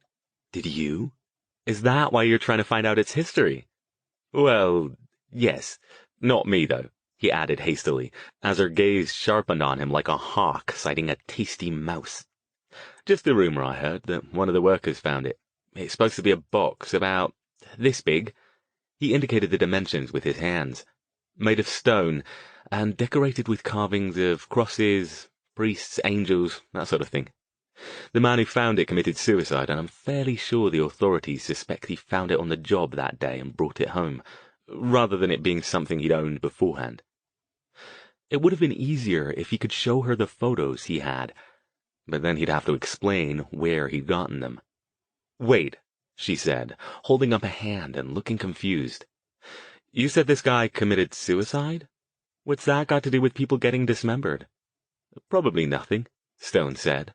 Just following a hunch. Since the guy killed himself, I'm guessing they wouldn't need the box for evidence. So what would they do with it if they thought it had historical significance? She shrugged. I'm not sure. If they could prove he took it from the site and it wasn't just something he already owned, probably donate it to one of the public museums, or possibly hand it off to an expert for analysis. If not, it's probably still in some evidence locker somewhere until they can verify ownership. I can ask around with my colleagues if you like. I'm not sure what I'd use for an excuse for how I knew about it, though. But if it's as you described, I'd love to take a look at it myself. Well, you might get a chance to, if you can locate it. Good old scientific curiosity. The weak spot of professors everywhere. Just please make sure my name doesn't come up.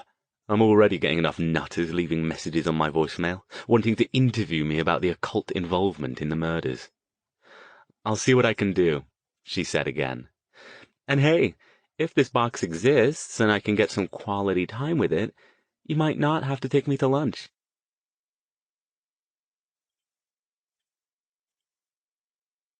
Chapter 22. Stone had never invited Edwina Mortensen to his home before, and part of him regretted finally breaking the streak. He'd never been to her place either. In fact, he didn't even know where she lived, except that it was somewhere in Mountain View. As far as he knew, none of the occult studies departments saw each other at all outside of campus, and the occasional work-related function. At 7:30 that evening, Raider remained stubbornly entrenched beneath the armoire. He had come out to eat and had actually used the litter box rather than the pillow, which Stone supposed could be counted as progress. Stone deliberately avoided the room for now, wanting Mortensen to get an unvarnished view of the cat's unique situation. He'd almost backed out of the invitation twice today. Even that afternoon at the department meeting, he'd been dead tired, no doubt from staying up too late the previous night, writing up notes from his adventure at the construction site, and analyzing the dust he'd gathered from the ruined creature, or construct, or whatever the hell it was. Unfortunately, the analysis didn't provide much useful information. The dust was exactly what it appeared to be. Dust. And by the time he got it home, it retained only the faintest fading hint of magical energy. He hadn't seen the odd figure from the rearview mirror anymore after he left the site, though he made sure the wards on his house were at full strength, just in case. He was in his study leafing through his notes in hope of making a new connection, when the doorbell rang. "Here we go," he muttered, taking a few deep breaths. He'd devoted less mental preparation to some of the magical threats he'd faced. Edwina Mortensen looked like she'd come straight from work, still dressed in her New Age finery. She carried a blue tote bag with an embroidered Celtic knot pattern. "Edwina," he said, putting on his best charming smile. "Thank you so much for coming. I'm happy to help, of course." She looked around as she came in, clearly trying to take in as much of the place as she could without being too obvious about it. As it was, she might have been more obvious if she waved a sign, but possibly not. "May I offer you anything?" he asked. "A drink? A cup of tea? Or would you like to get right to it?" "Thank you, no, I'm fine. I'd like to meet this cat of yours." "Right then," he said, relieved. Sitting around trying to make small talk with Edwina Mortensen might not be his exact definition of hell, but it was in the same area code. "Just up here." He took her upstairs, glad that he'd remembered to close all the other doors. "I warn you," he said, opening the one to the guest room. "He's quite skittish. I can't get him to come out from under the armoire when I'm anywhere near." "Oh, we'll see. I'm pretty good with cats." Stone closed the door behind them and flipped on the light. As he expected, Raider hadn't made an appearance. He sat down on the chair next to the bed and pointed at the armoire. "These are yours. Let me know if there's anything I can do to help." She didn't reply, but instead lowered herself with care down to the floor until she sat a few feet away from the armoire, her tote bag next to her. "What's his name?" she asked. "He's called Raider. They actually answer to their names?" "Not usually," she said wryly, "but one can hope. Is he eating?" "When I'm not around." "And he hasn't attacked you again?" "I haven't tried picking him up again. Or, reminding him of the worst night of his life." "Well," she said, "I haven't met the cat yet who can resist catnip." From her tote bag she pulled a narrow rod with a small object attached to it by a string, kneaded the object a few times in her hands, and then shoved it into the space under the armoire. After waiting a few seconds, she slowly pulled it back out. A second later, Raider's head poked out, his eyes wide and fixed on the object. As Mortensen pulled it farther away, he belly-crawled the rest of the way out and pounced on it, gathering it in his front paws and kicking it vigorously with his back legs. Mortensen let him play with it for a minute or so, then tentatively reached out to pet his head. He went on savaging his prey as if she weren't even there. Stone stared, impressed in spite of himself. "Bloody hell, Edwina, you're some sort of cat whisperer." "You just need to know how to relate to them," she said, without turning away from the cat. She continued gently petting him. "Isn't that right, Raider?" she crooned. "Who's this sweet boy?" "You've got him high, haven't you?" She chuckled. "As I said, very few cats don't like catnip, and when they're stressed it helps them calm down." Gently extricating the object from Raider, she waggled it and dropped it into her ample lap. Raider took a languid swipe at it with one front paw, then climbed into her lap, reclaimed it, and settled in. "Come on over," she said, keeping her voice low. "Don't make any sudden movements. See if he'll let you near him now." Stone got up and, moving slowly, crossed the room and crouched next to her. Raider didn't even seem to notice him, let alone make any move to get up. "See if he'll let you pet him." Thoroughly quashing any thoughts about how unutterably weird and borderline inappropriate it was to be stroking a cat settled into the lap of his normally prickly and standoffish department head, Stone reached out a tentative hand and scratched Raider's ears. The cat tensed just a bit, glancing up at him as if to say, "What?" and then returned to his slow-motion savaging of the object, now revealed on closer examination to be a catnip mouse. Mortensen stroked Raider's flank.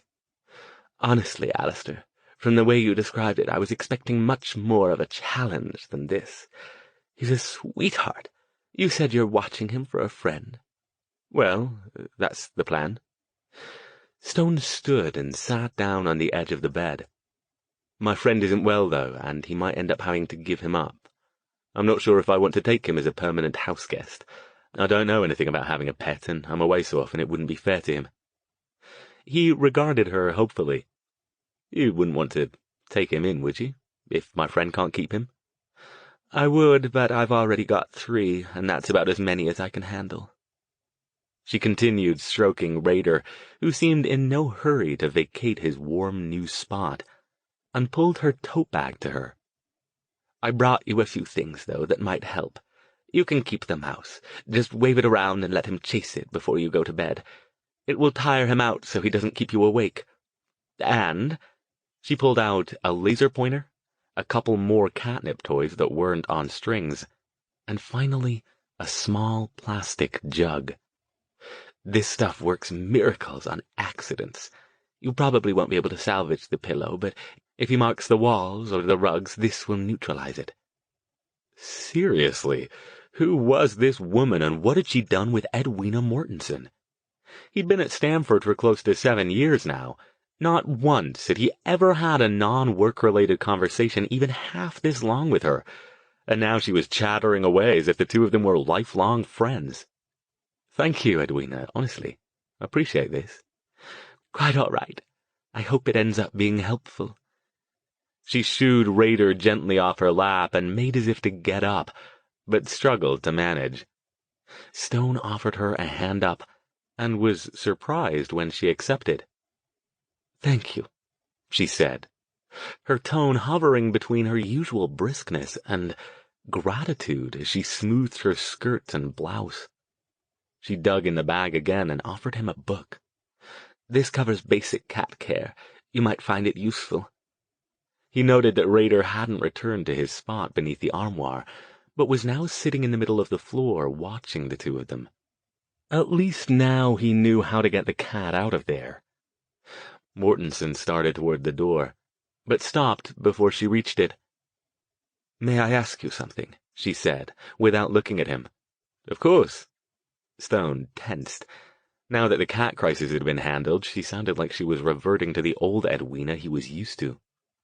"Well, She actually sounded uncomfortable, and still didn't meet his gaze. "I have to admit I've been following these murder cases you were consulting on, and I wonder—" Stone frowned. What didn't she want to say? "Well," she said again, her hands tight on the handles of her bag, "I wonder if perhaps there isn't some supernatural involvement in the murders. I know," she added quickly, raising a hand as if expecting him to interrupt her. "It's all academic to you, and you've never made any secret about that, but I like to think I've got a more open mind about such possibilities." Edwina... He let his breath out slowly. He should have known this was coming.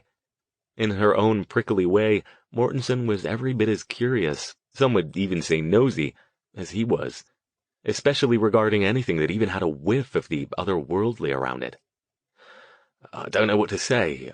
I can't really discuss it, but I can tell you that it's fairly clear that whoever's killing people thinks they've got some connection to the supernatural. But that's as far as I'm willing to go."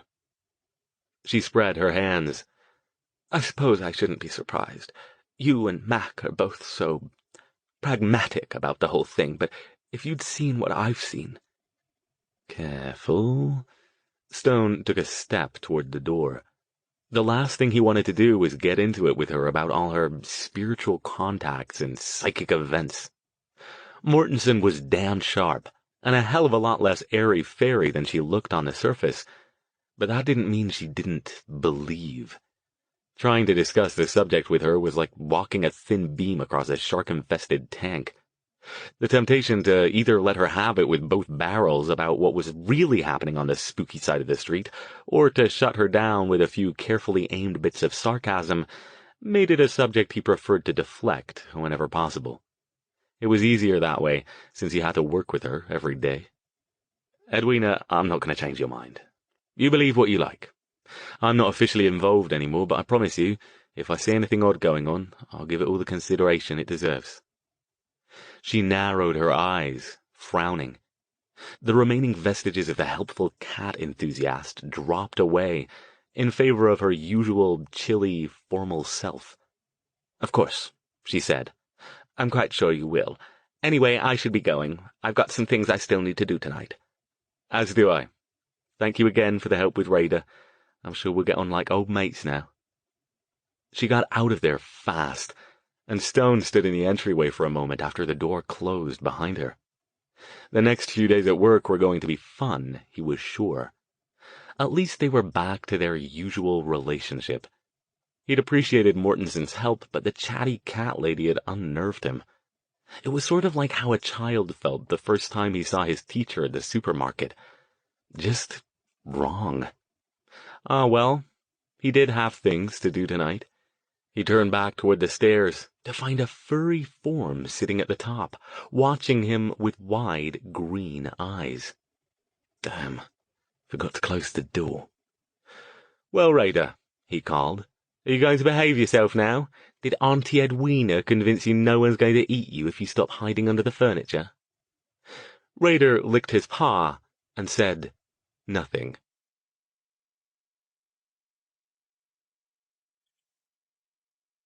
Chapter 23. Stone didn't get up to campus until after noon the next day. Brandon Green fell into step with him on the way to class. "Did you hear there was another one of those weird murders?" Stone stiffened. He hadn't checked the news yet. He'd awakened to find Raider curled up at the foot of his bed and spent the morning going back over the files Johnny Cheng had sent him, while the cat had watched from the other side of the table. "I did not." Green dug a newspaper out of his backpack and offered it. "Yeah, in Brisbane this time. They're not releasing too many details, but it says that based on the MO, they suspect it's the same killer." Another one.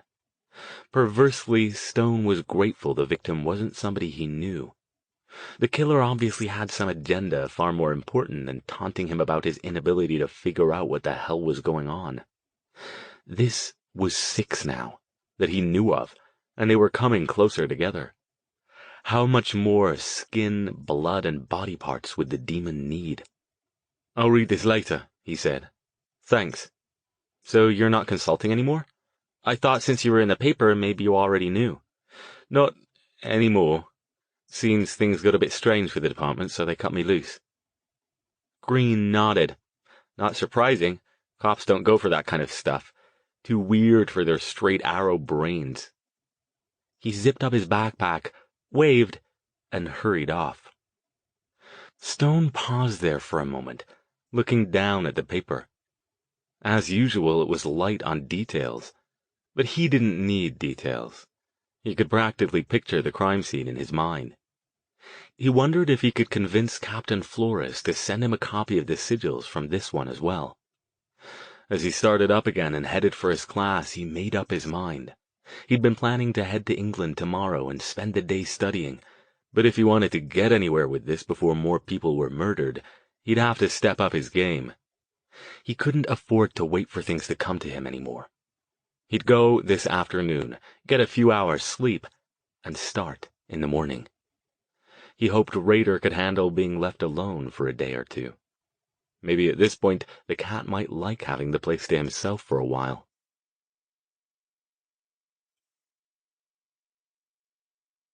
Chapter 24. Stone handed off his last class of the day to his teaching assistant and took the portal to England a little after 3 o'clock. Even though it was almost 11 when he arrived, Aubrey was waiting for him at the house. "I told you not to wait up for me," he told the old caretaker. "It's not like I'll get lost on the way. It's likely the only time I'll see you." Aubrey closed the heavy front door behind them. "What sort of magical problems are you working on this time?" "Aubrey." Stone made his best mock hurt face. "How did you know I didn't miss you and couldn't bear another day away from you?" "Because I don't see any sign of head injury, sir," Aubrey said mildly. "So what is it this time?" "I'll tell you tomorrow. I need to do some research, and I want to get a start on it. Go to sleep. I'll see you in the morning. Or perhaps the afternoon." "Yes, sir. I've put fresh linens on the bed in your suite and aired the place out. Not that you'll use it." "Doubtful," he agreed. "But thanks, Aubrey. I appreciate the thought." "You'll appreciate this one more," he said, holding up a large thermal bottle. "I made some of that vile coffee you fancy, the stuff that corrodes the inside of the container. This should keep you going for the night, I think." Stone chuckled. "You're too good to me." His destination, after Aubrey headed back to his spacious apartment over the garage, was down a wide hallway blocked off with 3 chairs covered with a large white sheet. Nobody but Stone ever ventured down this hallway anymore. Even Aubrey didn't bother cleaning it, because if they used it, they'd have to heat it. Even in the summer, not that it ever got as hot here as it did in California, something Stone missed about home, the temperature in this part of the house never rose above mildly chilly. If anybody were to get the idea that Alastair Stone was harboring one of the finest magical libraries in all of Europe in his ramshackle old manor house, there were several places they might logically search for it. None of those places would get them anywhere. As far as Stone knew, the only people other than himself who currently knew its exact location numbered 2, Aubrey and Jason Thayer. He'd never even brought Verity here, though he supposed he should remedy that someday, especially since her magical training had now reached the level where she could benefit from some of the tomes on the shelves here. He opened a door hidden behind a powerful illusion, descended a flight of stone stairs, and crossed the vast basement with careful steps to avoid sending up too many clouds of dust. He used only a dim light spell. He knew his way through here in his sleep, negotiating the looming piles of sheet-covered furniture rising on either side of him like an explorer in well-traveled territory. Before long, he arrived at what looked like a blank wall, covered by an enormous, dusty tapestry depicting a medieval pastoral scene. He didn't bother pushing it aside, but simply walked through it, ending up at the top of yet another stairway, this one longer, narrower, and rougher. A wave of his hand lit a series of magically glowing sconces along the carved walls. He hurried down the steps and opened a final door, this one a heavy, wooden, iron-bound thing. This area was one of the oldest parts of the house, excavated in a location featuring 3 intersecting ley lines, and created before most of the rest of the place had been built. Stone wasn't sure how old the library was, but if forced to make a guess, he'd imagine somewhere north of 300 years. His father had once told him that he was the 6th in an unbroken line of male mages who'd lived here, though he'd never gotten around to researching his genealogy. Must ask Aubrey about that sometime. The old man probably either had records somewhere or knew where to find them. Stone paused to form the pattern in his mind that would get him through the last set of wards, then worked the complex magic lock on the door. He shoved it open and stepped inside, feeling as if he'd finally come home. The familiar sense of wood polish, old books, and dust carried him back, as they always did, to the countless hours he'd spent here in his younger days. He threw his briefcase on the table and paced the room, scanning the shelves. Jason hadn't believed him when he told him that he knew the name and location of every book in this room. He hadn't written down any filing system, nor had any of his mage ancestors. When he'd been a boy before his apprenticeship, one of the tasks his father had set him to when he was home from his boarding school for holidays was studying the books down here and memorizing their names, locations, and purposes. Even though the shelves rose high above his head, the room contained no ladders, and no catwalk surrounded them at the 1-story height. Stone identified the books he wanted, levitated upward, and pulled them one by one, then drifted back down and settled them on the table next to the briefcase. When he was finished with the first round, he had a stack of 10 of varying sizes, from a tiny book with perhaps 100 pages to a tome nearly 2 feet high and 5 inches thick. Most of them covered ancient magical languages, while the remainder described various types of demons and other malevolent spirits and how they might be summoned. He sat down, opened the coffee jug, pulled the copies of the sigils from his briefcase, and selected the top book on the stack. By the time he looked up from his reading and checked his watch, it was nearly 4 a.m. The coffee was long gone by now, and his eyelids had begun to droop alarmingly over an hour ago. Worst of all, he was getting nowhere. He slammed his current book shut in frustration. Nothing in any of his reading had even come close to the situation back in San Jose. There were descriptions of how to cure skin, human or otherwise, and use it as a bookbinding or as vellum for spells, or as the covering for various magical items, most of them deeply unpleasant. He'd found plenty of instances where blood could be used. Everything from ingredients in alchemical mixtures or ritual preparations to a method for locating an individual anywhere in the world.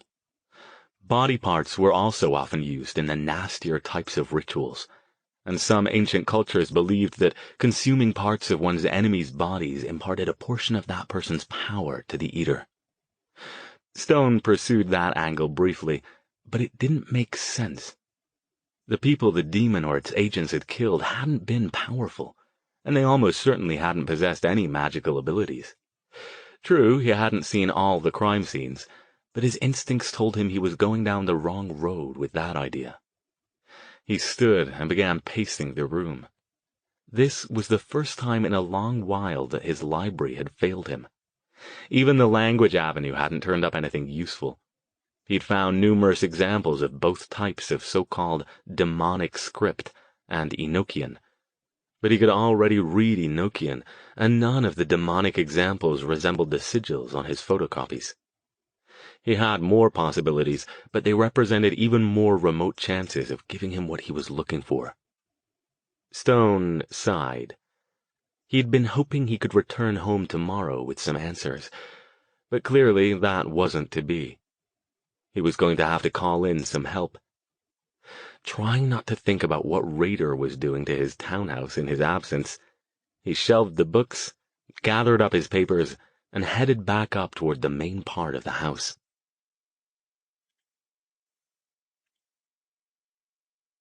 Chapter 25.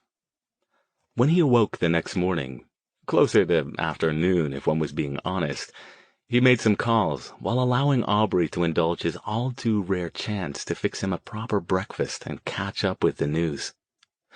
An hour later, he headed off to the tiny village station to catch the train into London. By the time the black cab pulled up in front of his destination, it was after 2. The little row house along a shabby, narrow side street in Hackney wasn't much to look at from the outside. Nothing distinguished it from its neighbors. A series of stalwart brick residences that looked as if they'd teleported here bodily from some time in the 1940s and never bothered to update. It didn't even have a house number, in fact. It didn't need a disregarding spell to keep anyone from noticing it. There simply wasn't anything of interest to notice. The man who answered Stone's knock looked like he went with the house. The wiry little guy with angular features, buzz-cut hair, and a mouse-brown sweater had the same threadbare, lived-in look and the same feeling of being just slightly out of phase with the rest of the world. He broke into a big grin. "Well, would you look at what the cat's dragged in?" His accent was Cockney, so thick that most Americans would have to concentrate hard to penetrate it. "Good to see you, Eddie." Stone shook his hand and allowed the little man to steer him into a dim, dusty entryway and closed the door behind them. "Arthur's already here. We had a bet going on that you wouldn't roll in until after 3. He glanced at his watch. "Guess he wins that one, so I'm buying the first round tonight." With a stern mock glare, he added, "You are coming to the pub with us tonight, Arthur, and there's no arguing about it." "Let's see what we find out," Stone said. "Don't you worry. Have I ever failed you before?" Eddie Monckton was a wizard with research, both literally and figuratively, but Stone hoped this wouldn't end up being his first failure. He followed him down a narrow hallway. Seriously, this place was clearly built for people with smaller proportions than the average human, as thin as Stone was. Every time he came here, he felt as if he needed to turn sideways while navigating its passages, and into a sitting room. The room hadn't changed either, and probably never would. The busy wallpaper, moldering floral rug, and stuffy old lady furniture always put Stone in the mind of a place where one could come to be given a stern talking to by one's ancient grandmother. The fact that he'd never known either of his grandmothers didn't change this fact. It was sort of an archetypal proto-grand thing. The only occupant of the room stood up when Stone and Eddie entered.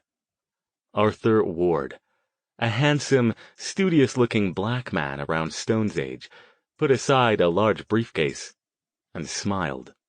"Stone, how are you? It's been a while. Did you ever get that business with the possessions sorted?" "I did, yes." The last time the three of them had been together, with a couple of others, had been in this very room 2 years ago, when he'd consulted with them following a break-in of his library. "So this is a new one, then?" "It is, and I'll admit it's got me stumped, and more to the point, it's got my library stumped. So you two are my last hope, before I've got to look at more extreme measures." "I always like a good puzzle," Ward said. "And you realize, of course, that I'll never let you live it down if Eddie or I manage to work it out when you couldn't. At this point, I'd be relieved enough to have it done that you're welcome to bring it up every time we see each other for the next 20 years. "Can't pass up an offer like that," Eddie said, settling himself on the edge of an ancient love seat. "Let's hear it, then." Stone began at the beginning, giving them the whole story of the murders, from the point Johnny Chang had showed up in his office, all the way through to the session with Raider, and the attack and strange sighting at the construction site. He didn't leave anything out. It felt good not to have to censor his words, to hold back bits of the story because the listeners wouldn't believe him, or would eye him as if sizing him up for a berth at the local mental health facility. When he finished, he spread both the crime scene photos he'd gotten from Chang and the photocopies of the sigils from the other murders across the fussy little coffee table. Ward and Eddie leaned in to look. "Somebody had it in for these blokes," Eddie said at last, swallowing hard. "That's some kind of mess he made." "That's the thing, though," Stone said. I don't think he knew any of the victims. I have no idea why he chose the ones he did, except for Cheng, but I'm convinced the entity I saw in Raider's mind didn't commit the actual murders. You think he sent those things from the construction site to do it? Ward said. Stone nodded. I don't think they're human. I think he created them somehow. Possibly that's what he needed the body parts for. Could be, Eddie said. He pulled out a pair of wire-rimmed glasses and perched them on his nose, examining one of the photocopies more closely. I've seen symbols like this, I know I have. Where? Stone leaned forward in his chair, gripping the arms. Do you remember where or when? Keep your knickers on. Eddie held up a hand, but didn't lift his gaze from the page he was studying. Let me think, will you? You know how many ancient languages I go through every week trying to track down answers for you lot? It takes me a little time to work it out. He examined the page for a few more seconds, then leaped up out of the chair. Talk amongst yourselves, he called over his shoulder, then disappeared through a doorway, still carrying the sheet. Ward examined the page he was looking at for a moment longer, then tossed it back on the table. So, you talked to old Desmond lately? Not this time. I thought of asking his advice on this, but I had Aubrey check. He's away on some extended trip. Relieved then, are you? Ward gave him a sly smile. Stone chuckled. A bit, perhaps.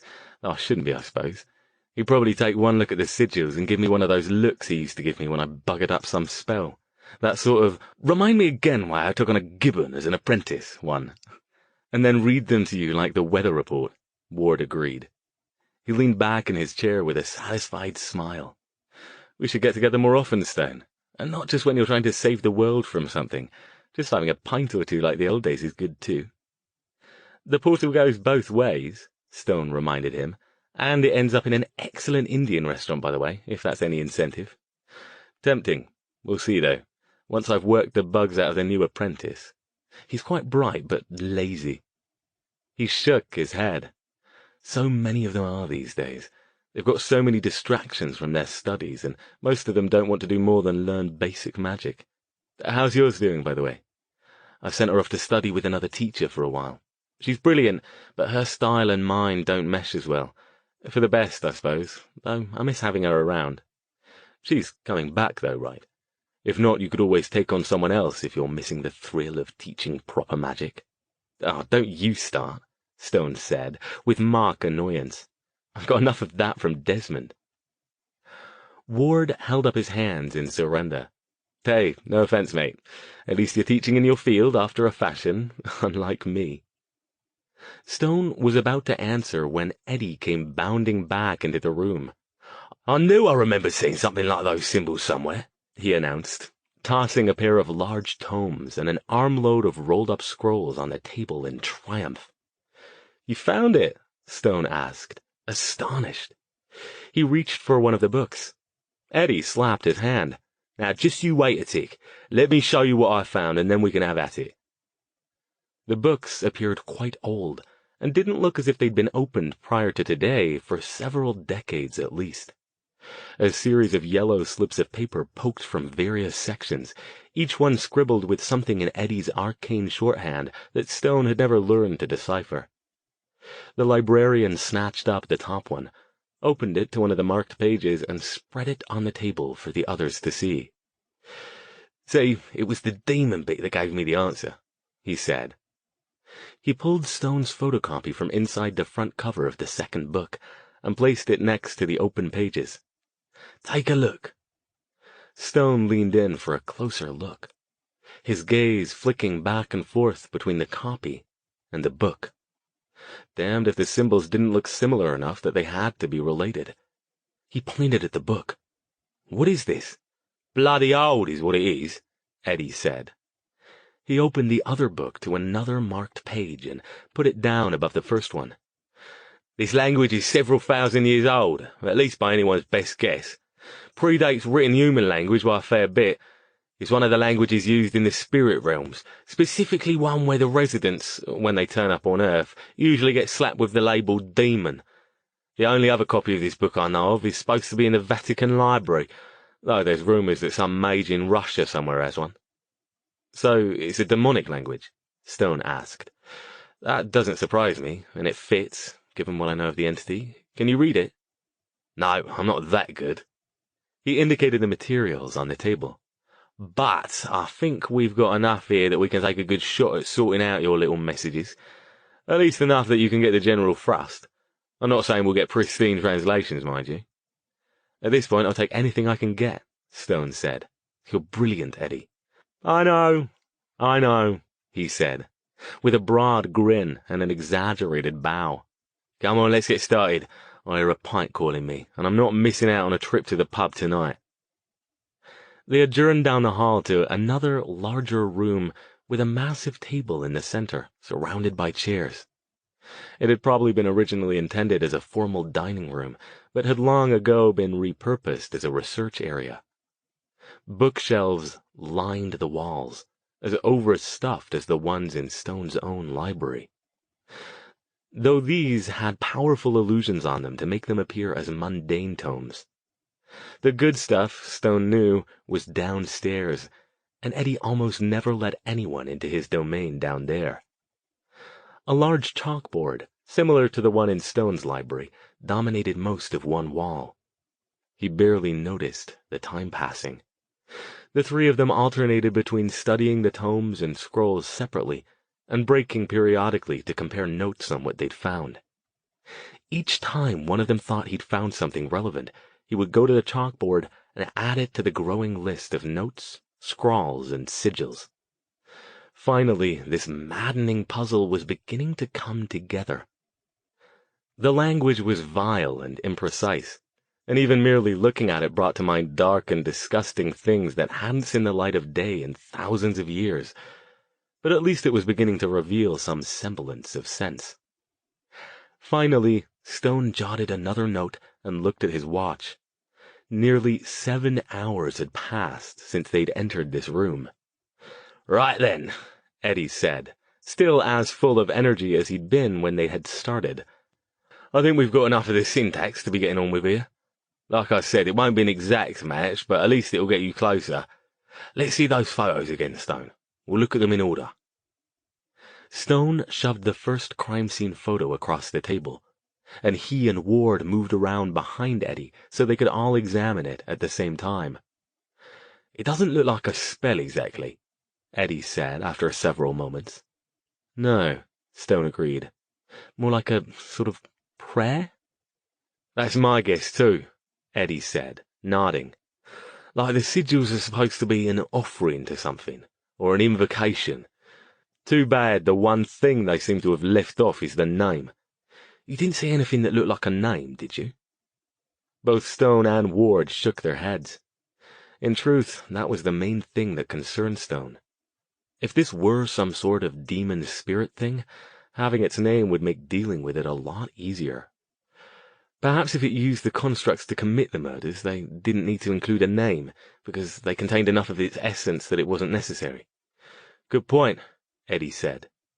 He used his pen to indicate one group of the symbols. Now, don't hold me to this translation, but based on my knowledge of similar languages, I think what this is saying is that it's making an offering to whatever it is, sort of, is another part of the whole. That makes sense, Stone said. But then all the messages around the bodies are different. If it's nicking body parts to build something, wouldn't the messages be the same? Except perhaps for the name of whatever specific part it is. Eddie said, leaning in for a better look. I'm not sure it's exactly building something.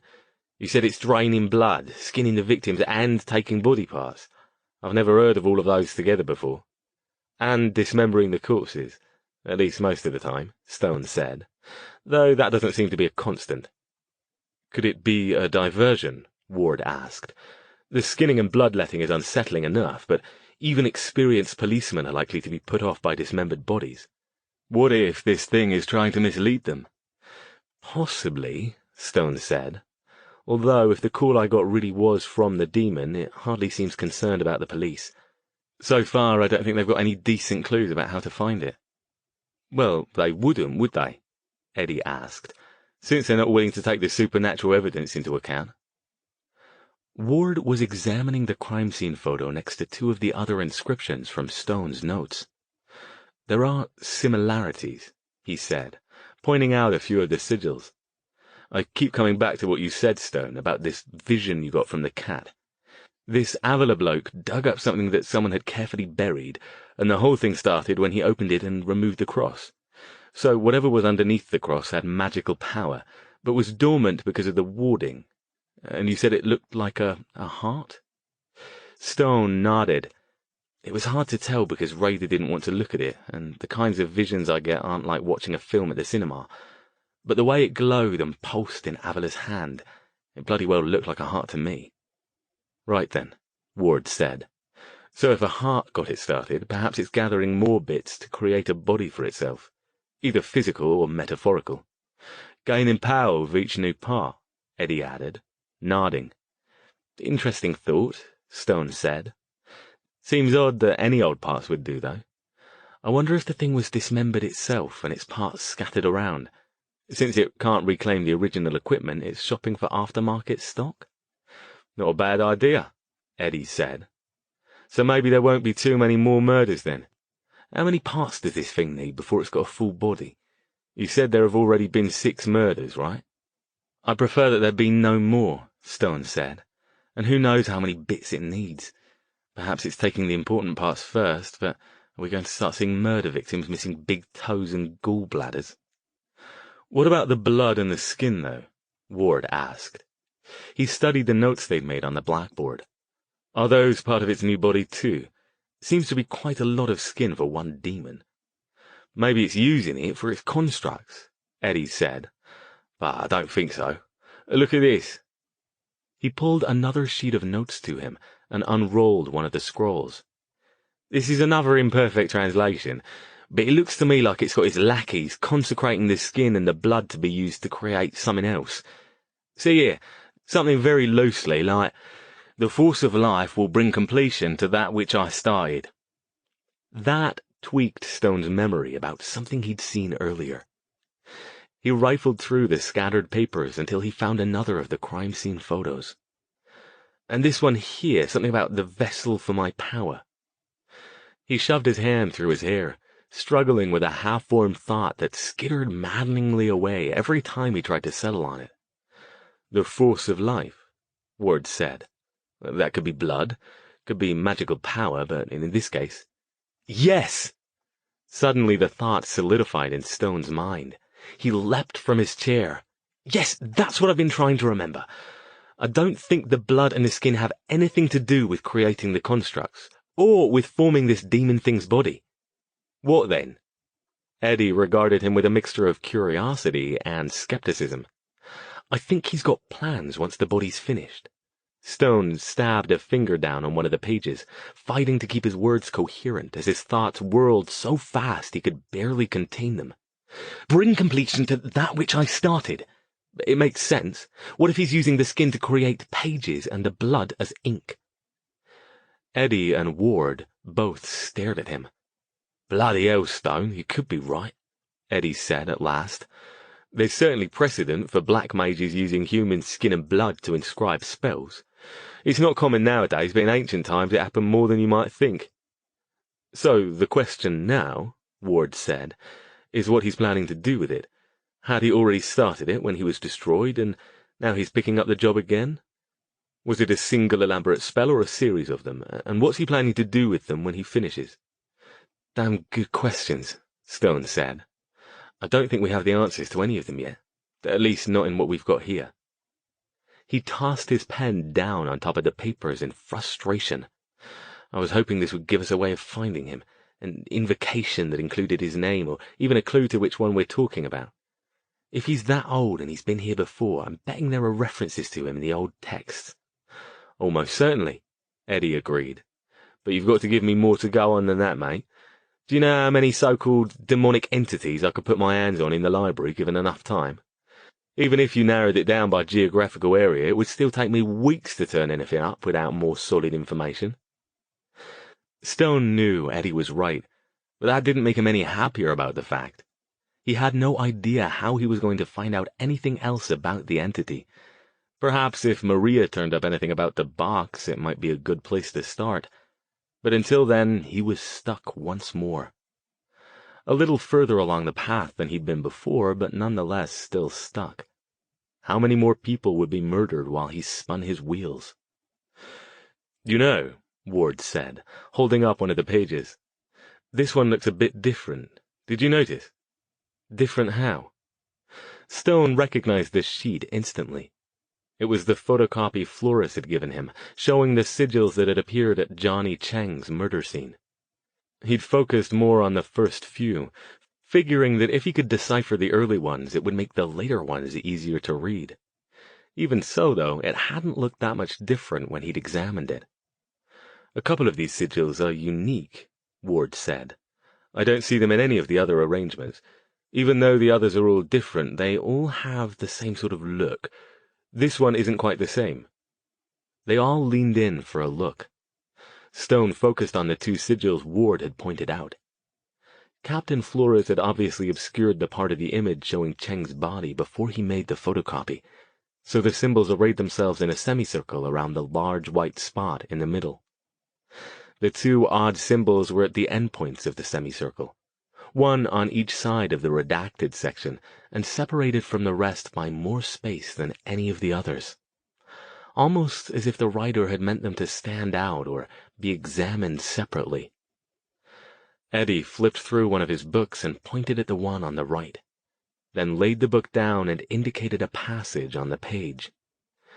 "This one," he said slowly, "looks like some kind of accusation, sort of a 'this is on you' or 'this is your fault.' Do you agree?" Stone flicked his gaze back and forth between the two and nodded. "I think you're right, and that wasn't in any of the others." Ward riffled through the remaining sheets. "I don't see it in any of these. But this other one is harder. It looks like a simple word, not a concept. Hang on a tick." Eddie shoved the book aside and grabbed another, then slammed it shut and unrolled one of the scrolls. "This one's a tough one.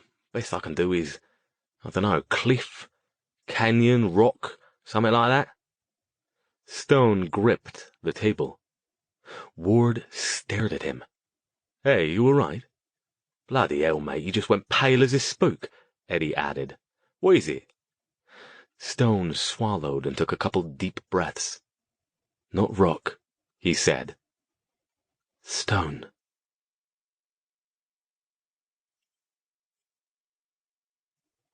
Chapter 26. Stone allowed himself to be dragged to the pub an hour later after they'd put away all the research material, but only because Eddie insisted. He did his best to participate in Eddie's and Ward's conversation on the way over, but his mind stubbornly refused to stop returning to the two sigils on either side of Cheng's body. "This is your fault, Stone." It wasn't even new information, not really. He'd suspected it before, of course.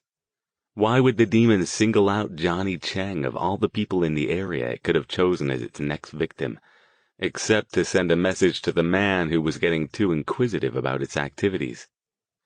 But to have it written there, plain as day, in ancient demonic script, to have it directly addressed to him, as if the thing were taunting him, had sent him reeling, as even the telephone conversation hadn't.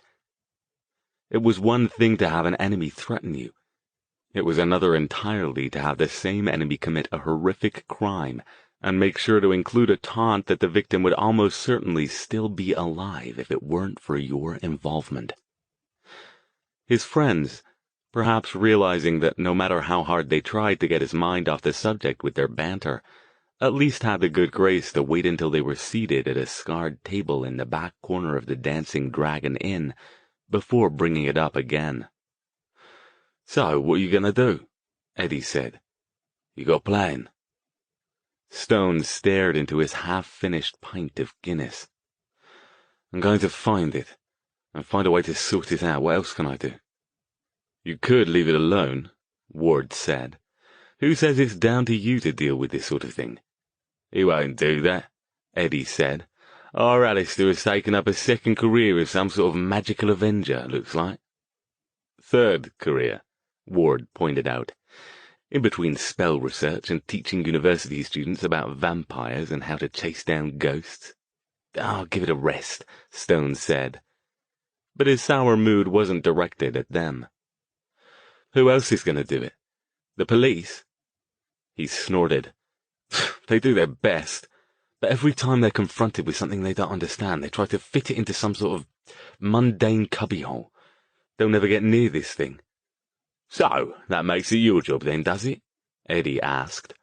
"I don't see anyone else lining up to do it." Stone drained the rest of his pint and signaled for another. "There aren't that many fully qualified mages where I am, and those who are either aren't suited for this sort of thing, or they have no desire to do it." "That doesn't mean you have to," Ward pointed out gently. I know. You love puzzles. I remember back at university you could never let any kind of puzzle go, and it's clear you've only gotten worse with age, but—" He spoke his next words with obvious care. "Could this one be different? How will you deal with the guilt if it decides to hurt more people you know?" "It doesn't matter, Arthur." Stone glared at him. "This thing has a plan, that's obvious. It's killing people. It doesn't look like it plans to stop anytime soon, and if our translations can be believed, it's not planning to stop there. Once it's got all its bits together so it can have a proper body, there's the matter of the skin and blood to deal with. Do you think it would take those skin pages and that blood ink and draw up a nice little book about rabbits and clowns and the bloody county fair for its demon grandchildren?" His tone rose as he spoke, thick with sarcasm and growing anger at this unknown demon that had decided to make this personal. "Calm down, mate," Eddie said, patting his shoulder and glancing around at a few nearby pubgoers who looked up in surprise at Stone's sudden increase in volume. "Come on. It's okay, we get it." "I don't think you do," Stone said, deflating. He gripped his fresh pint so tightly that if he were stronger, the glass would shatter under his hand. "I think it's getting worse." "What's getting worse?" Eddie asked. The other side." He waved his glass, taking in the pub. It had been one of his favorite haunts back during his days at university. He and Ward had come here dozens of times during their undergraduate years to get drunk, talk about everything and nothing, and get away from the pressures of their mundane studies. The place was hundreds of years old, some of the decor in its dark, cave-like corners dating back almost that long. It was one of the things Stone missed most about home. Even the things people considered antique in California barely qualified as comfortably lived in to him. He'd mostly gotten over the culture shock in the intervening years, but every now and then it still hit him. Things had been so simple back then. "Sorry," Ward said, tilting his head. "I don't think I follow." "You wouldn't. Neither of you would," Stone said. "You're scholars, both of you. You research old tomes, study ancient rituals.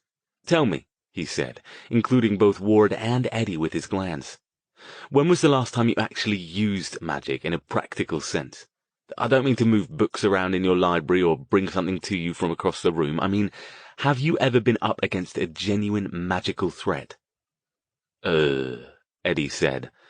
"Well, the spirit that lives in the library gets a bit shirty sometimes, and I have to remind it who's boss. But I suppose that's not really what you're looking for, is it?" "I summoned up something a couple of years back to help me with some research," Ward said. "It got away from me a bit, but I dealt with it before it got up to any serious trouble." Stone nodded.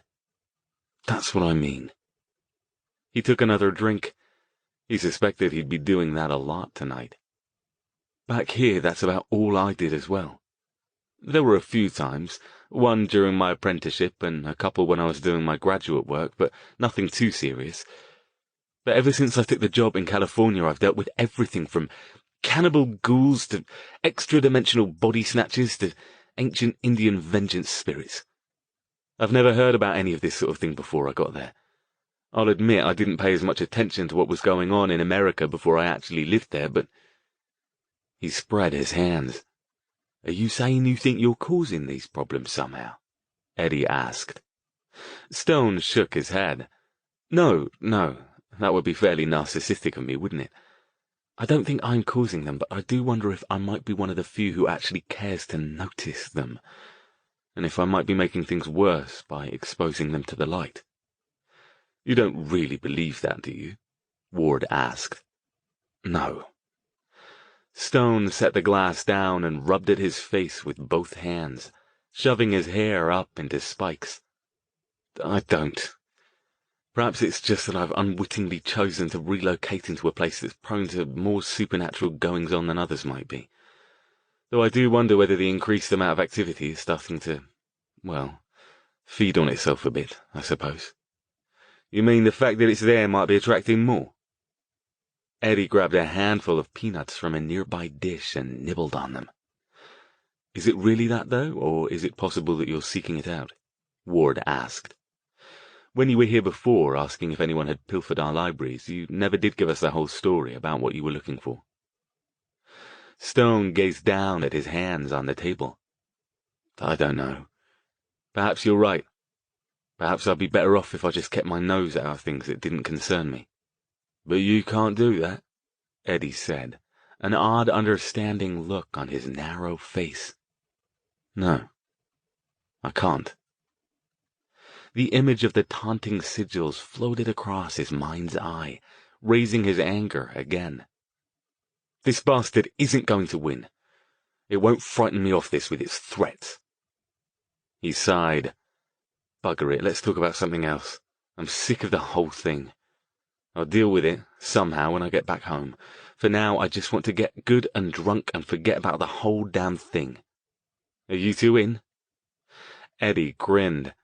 When was I ever not, mate? Despite his best attempts to the contrary, however, Stone remained stubbornly sober. He threw himself into swapping old stories with Eddie and Ward, recounting well-worn anecdotes from their days as apprentices and university students. By mutual agreement, none of them brought up anything recent, but Stone couldn't shake his obsession with what was going on back in California. He wondered if the demon would kill someone else while he was on the other side of the world, downing pints of Guinness and chattering on as if he didn't have a care in the world. Finally, around 1 a.m., he gave it up. Look, I'm sorry. I'm not fit company tonight. It's been great to see you both. I really must get over here more often, or you should visit me sometime in America. But for now, I think I'll just head back home and try to get some sleep before I go back tomorrow. Eddie nodded in understanding and pushed back from the table. No problem, mate. I should get going too. Got a couple of other projects I put aside to work on this thing of yours today, and folks are waiting for 'em. He stood and clapped Stone on the shoulder. Take care of yourself, Alastair, and call if you need any help. That goes for me as well, Ward said, standing too. I won't lie, you probably won't get me out looking for things in dark alleys. Not really in shape for that these days. But if you need any help with research or just someone to chat with, don't hesitate. I appreciate that. You know I do, Stone said. And don't worry, Ward, I'm not expecting you to go on any adventures. I know what a hobbit you are. Bloody right, Ward said, nodding emphatically. You should think about being a bit more of a hobbit yourself, Stone. You live longer that way. But where's the fun in that, though? Stone didn't join them in standing. Instead, he waved them off. You two go on. I'm going to finish my pint and hit the loo before I head back to the train station. Eddie gave him the fuzz-gazed once-over Stone immediately recognized as magical sight. You sure, mate? Go on, he said. I'll be fine. Not like something's going to come after me halfway around the world, is it? The two of them departed, leaving Stone alone at the table with the last of his Guinness. Few customers remained now, scattered in small groups at a few of the tables, and interspersed along the heavy, dark wood bar. The Dragon was an out-of-the-way place, tucked back along a side street, and not catering to the tourist crowd, which was much of the reason he liked it. The light pop music from the speakers competed with the low hubbub of voices and the distant drone of a couple elevated TV screens showing football matches. Stone allowed himself to relax, finishing up his pint. He wasn't looking forward to the cab ride back to the train station, and hoped Aubrey hadn't waited up for him. If he got home and the caretaker was asleep, he'd just leave a note and head back to California tonight so he could check on Raider and get a few hours' sleep. He set the empty glass on the table and headed toward the back of the pub toward the restrooms. When he returned a few moments later, after dousing his face in cold water to take the edge off his unsatisfying alcoholic buzz, someone was sitting at his table.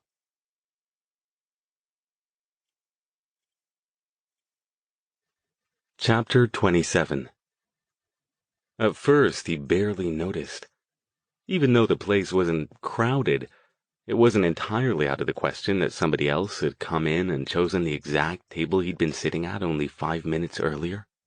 Unlikely, but certainly possible. But as he passed by, the shadowy figure raised its head and met his gaze, a strange half-smile hovering on its thin lips. Stone paused and turned back as a crawling sensation settled at the base of his neck. The man was still watching him, still smiling, with blatant lack of regard for any sort of social niceties. He was tall, possibly taller than Stone, though it was hard to tell since he was seated, and thin. He wore a long, black, Western-style coat, jeans, and a white-buttoned shirt. His shoulder-length gray hair swept neatly back from a high forehead, revealing a thin, leathery face with jutting cheekbones and a sharp beak of a nose. Despite the Old West get-up, though, he didn't look like a cowboy or even a Native American.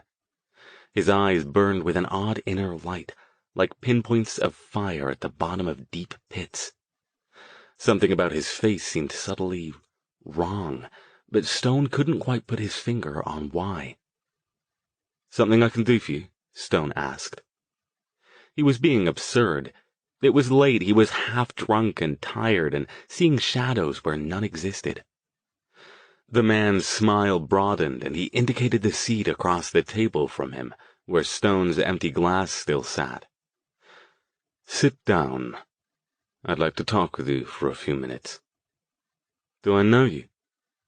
Stone studied the man through narrowed eyes, trying to remember where or if he'd seen him before. It wasn't the sort of face you'd forget. The voice sounded ever so slightly familiar, though. Pleasant, resonant, amused. "Oh, in a way.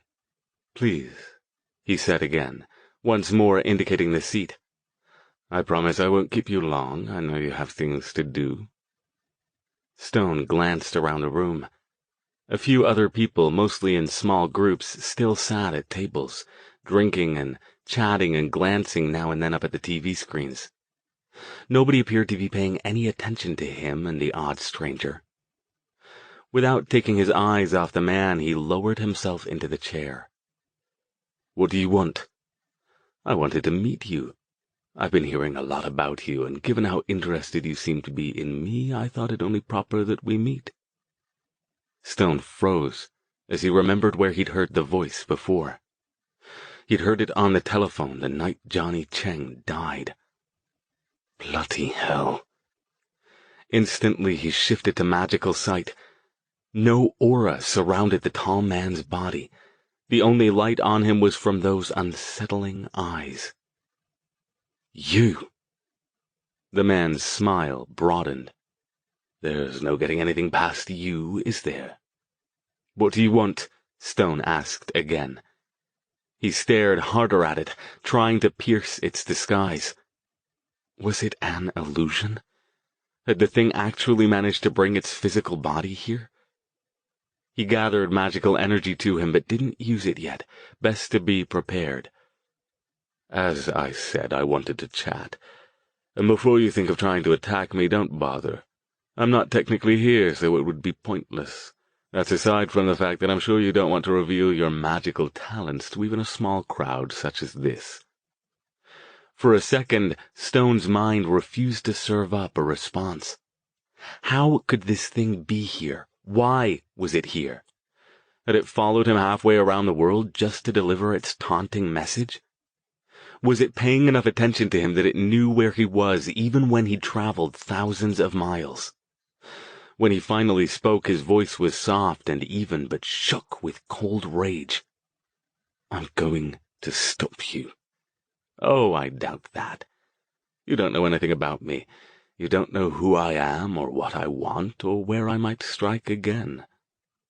He shook his head, making a clucking "what a shame" sound. "The fact is, Dr. Stone, despite talking to cats and trying to track down the place I emerged into your world, you're, how do you say it, stumped. Don't be so sure about that. I know you're slowly reassembling yourself from bits and bobs you nick from the people you kill.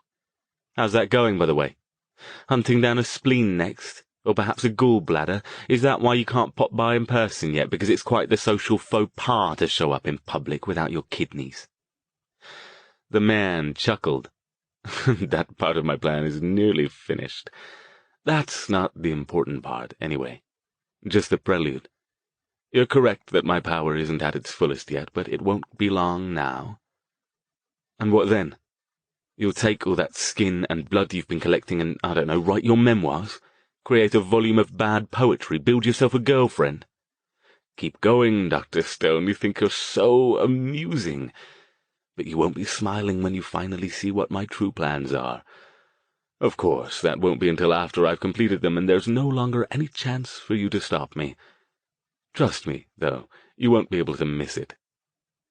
Stone gave him a mocking, mirthless smile. "You claim not to be concerned about what I'm doing. But if that's so, then why did you bother to leave me your little messages?" He indicated his old leather briefcase, stuffed now with stacks of notes from his research with Ward and Eddie.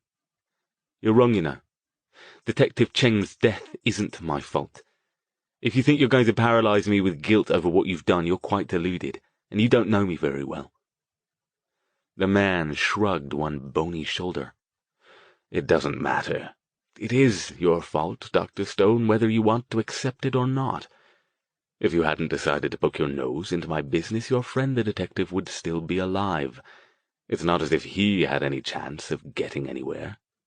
The police have nothing. No fingerprints, no evidence, no leads. Of course they don't. You have managed to figure out one thing, and I'll give you that one for free. They'll never catch my agents."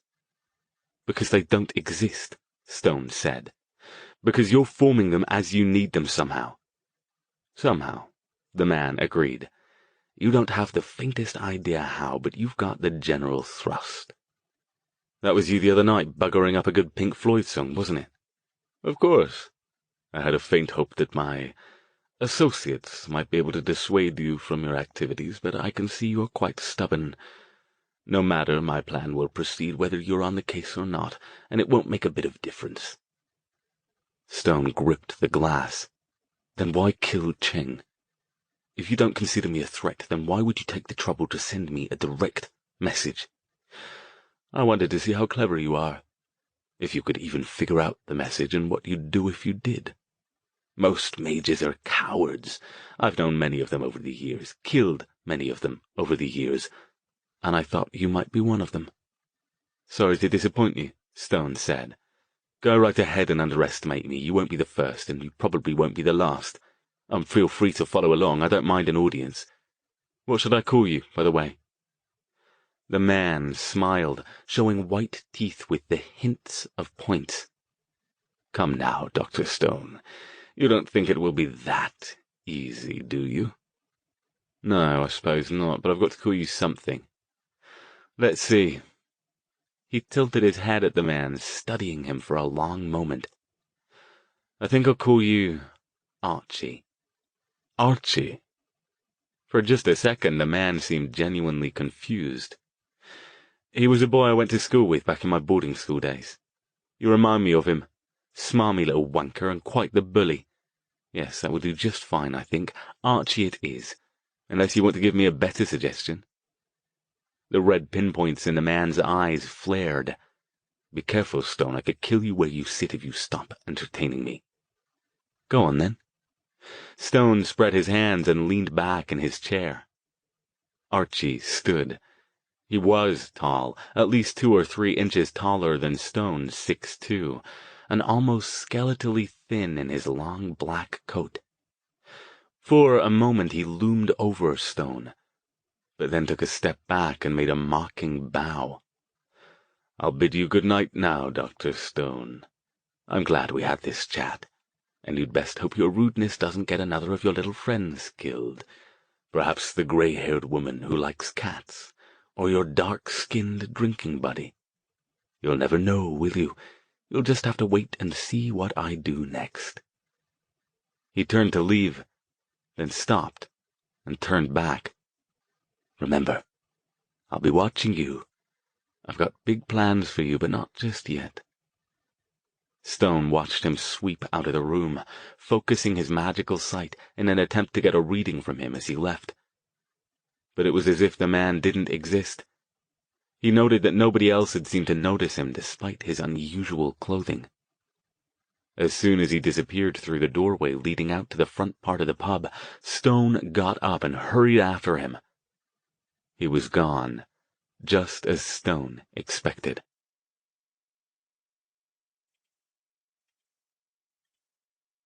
Chapter 28. All right, Stone. Gus, the cheerful old barman who'd been pouring them pints all night, looked up from where he'd been clearing glasses from a table. The front room was nearly deserted now, most of the pub-goers having already left for home. Without the swell of voices to take the edge off them, the bouncy pop music and the football highlights rose from background noise to battle with each other in a jangling cacophony.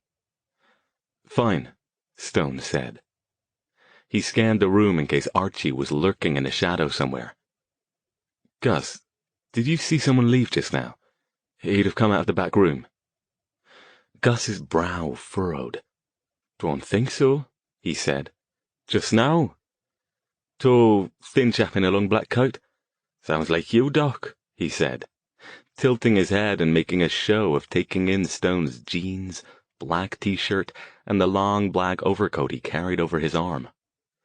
So, nobody went out the front door in the last couple minutes? Stone asked, ignoring that.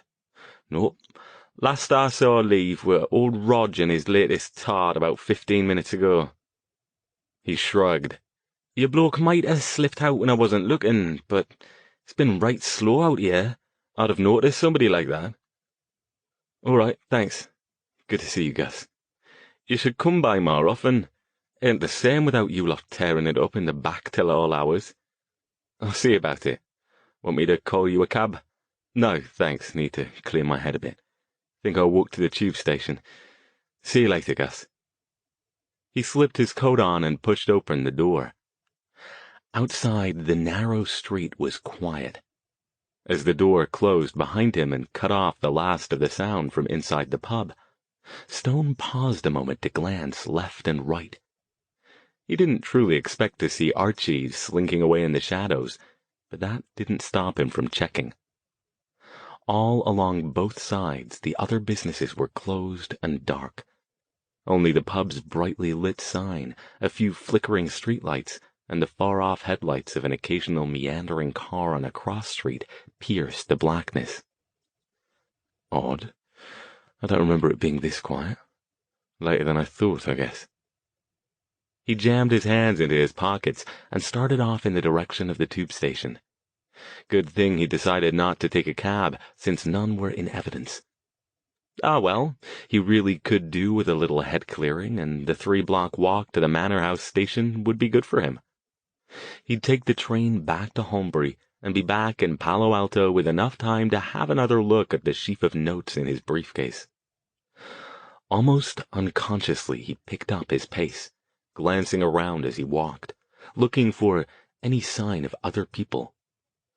Aside from the distant headlights moving back and forth, he saw no one. No late-night groups of tipsy friends weaving home from a night of tossing back pints and watching the matches. No couples meandering along on their way back from a date. Not even any homeless people sifting through bins looking for anything they could use. "Hey!" called a voice. Stone jerked, startled. The voice came from above him, off to his left. He looked up to see a shadowy figure of an old woman leaning out the open window above a shuttered cigarette shop. He stopped. He couldn't see her clearly, but he got a brief glimpse of deep wrinkles, unkempt gray hair pulled back into a messy ponytail, and a tiny, glittering dark eye. "Yes?" "You're going the wrong way, you know." Her creaky voice sounded as if she didn't use it often. Great, the nutters are out. "Thanks," he said, and started off again. "I'm telling you, that's the wrong way. You should turn back now." He stopped. "How can I be going the wrong way when you don't even know where I'm headed?" "Doesn't matter," she said. She leaned out a little more. The right side of her face, which had been obscured before, bore a deep, angry scar that ran from her forehead down to her jaw. The scar cut through where her other eye had been, leaving a shadowy crater. "What's your hurry? Why don't you come in and have some tea with me?" She smiled, revealing crooked, stained teeth, then broke into a fit of coughing, bringing a cloth to her lips. "That's quite all right, thank you." He kept going. "Well, fuck you then!" Her voice changed instantly from wheedling to shrill. Something soft and wet smacked him in the back of the head, and he whirled. The old woman was glaring at him now with her single dark eye, her lips twisted into a sneer. "Fuck you, you high and mighty bastard! I tried to warn you, I did." Stone glanced down at what she'd hit him with, and his stomach lurched. The rag she'd been coughing into lay there, sodden with blood and gods knew what else. He backed away, putting a hand to the back of his head where the thing had hit him. It came away damp. He swallowed hard and hurried off, out of range, in case she had any other grotesque missiles to chuck his way. "Fuck ya!" she called, even louder, followed by the sound of shutters slamming closed. Stone stopped, heart pounding with anger and disgust. He'd run into some crazy people in his many years of prowling the London streets, especially late at night, but this was the first time anyone had ever flung a blood-soaked rag at his head. He glanced around to make sure nobody else was watching him from upper levels, then picked up his pace again until he was almost jogging. The near-deserted street unnerved him more than he expected. Suddenly he wanted to be where lights and other people, normal people, were, and to find a bathroom where he could get that horrible old woman's muck out of his hair. At least the last vestiges of his night's buzz had melted away. He didn't see anyone else until he reached the cross street that would take him to the station. Still no cars. Oddly, the far-off headlights seemed as far away as ever. Perhaps it was a trick of the light, or of his jangled mental state after his chat with Archie and his encounter with old Bloody Mary back there. No matter, he could see the tube station's familiar red and blue logo up ahead. Just another block and he'd be on the train back home. He gripped his briefcase tighter and kept walking. Up ahead, two young men slouched in an alleyway. One leaned casually against the wall, one leg bent so he could rest his foot against the bricks. The other was in front of him, hands jammed into the pockets of a shapeless jacket, and the glowing stub of a cigarette poking from between his lips. "Got smoke, mate?" the first one asked as Stone grew closer. They both eyed him up and down as if he were something good to eat. "Sorry." He continued past, ready to act if they came after him. "Don't be an idiot. Why would they come after you? They just asked you for a cigarette. Pull yourself together." They didn't move as he passed, except to turn their heads to watch him go. Their expressions were oddly detached and impassive now, as if they were observing some mildly interesting scientific experiment. They were there again, at the next alley. Same guys, same slouched positions, same glowing stub of a butt and shapeless jacket. "Got smoke, mate?" the first guy asked again, in the exact same tone he'd used before. The other one smiled. He had the same teeth as Bloody Mary, crooked and stained.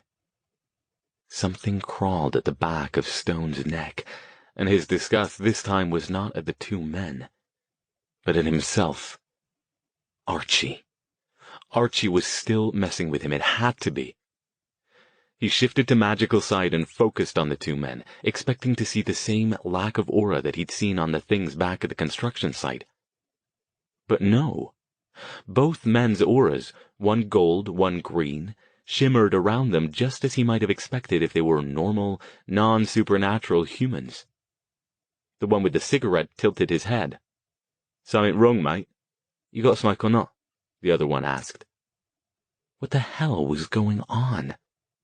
Stone stumbled forward, away from them, half expecting them to reappear in front of him again. They weren't Archie's strange dust constructs. Those didn't have auras. He spun back around to look at them again. Both of them were still there, but on closer inspection, they didn't look anything like the two he'd seen before. Both of those had been white, while one of these was East Asian and the other was black. Neither had cigarettes, and both wore hooded sweatshirts, not jackets. They watched him with sideways glances, their expressions suggesting he might be the nutter here. Stone ignored them and kept going. Perhaps he'd had more to drink than he thought. He'd lost track of how many pints Gus had brought him while he caught up on old times with Eddie and Ward. He was well practiced at holding his liquor, but he hadn't taken the last few days' stress into consideration. "I have got to get home. I'll sleep it off for a few hours before I get back to it." He descended the stairs into the station, passing a few hunched figures on their way up and out. The familiar sounds and smells, muffled announcements, the far-off rumble of trains, dampness, the tart odors of various kinds of food, calmed him, and he slowed his headlong pace. Off to his left, he passed by a young busker playing guitar with a case open in front of him and a tiny dog lying huddled at his feet. He recognized the song, but not by name. Some energetic pop tune that seemed to be everywhere nowadays. But the busker played it slowly and in an odd key, making it sound macabre. Stone tossed a handful of coins into the case. When the man met his eyes and nodded thanks, he had the same glittering eyes and stained teeth as the old woman. What the hell is going on? Stone hurried forward again and didn't look back. He scanned the sparse crowd with magical sight, noting the riot of colorful nimbuses, some bright, some dimmer, shining around each person. Nothing out of the ordinary. He spun. The young busker was still there, but now she was a woman with blonde hair. No dog lay next to her, and she played the flute, not the guitar. Her aura was bright pink. Stone's head pounded now. He waved his card at the machine, pushed through the turnstile, and made a sharp right, out of the small but growing crowd. Pressing his hand against the tiled wall, he braced himself, closed his eyes, and took a series of deep breaths. There's nothing going on. Everything's fine. You've had too much to drink. Just get yourself home. He stuck the briefcase under his arm and rubbed at the back of his neck with his other hand, trying to ease the knot that had settled there, wincing as his fingers touched the stiff patch, dried now, where the old woman had hit him with the bloody rag. Suddenly, he couldn't stand the thought of it any longer. He had to do something about it. Spotting a men's room nearby, he strode toward it. If he missed the next train, so be it. Another one would be along soon.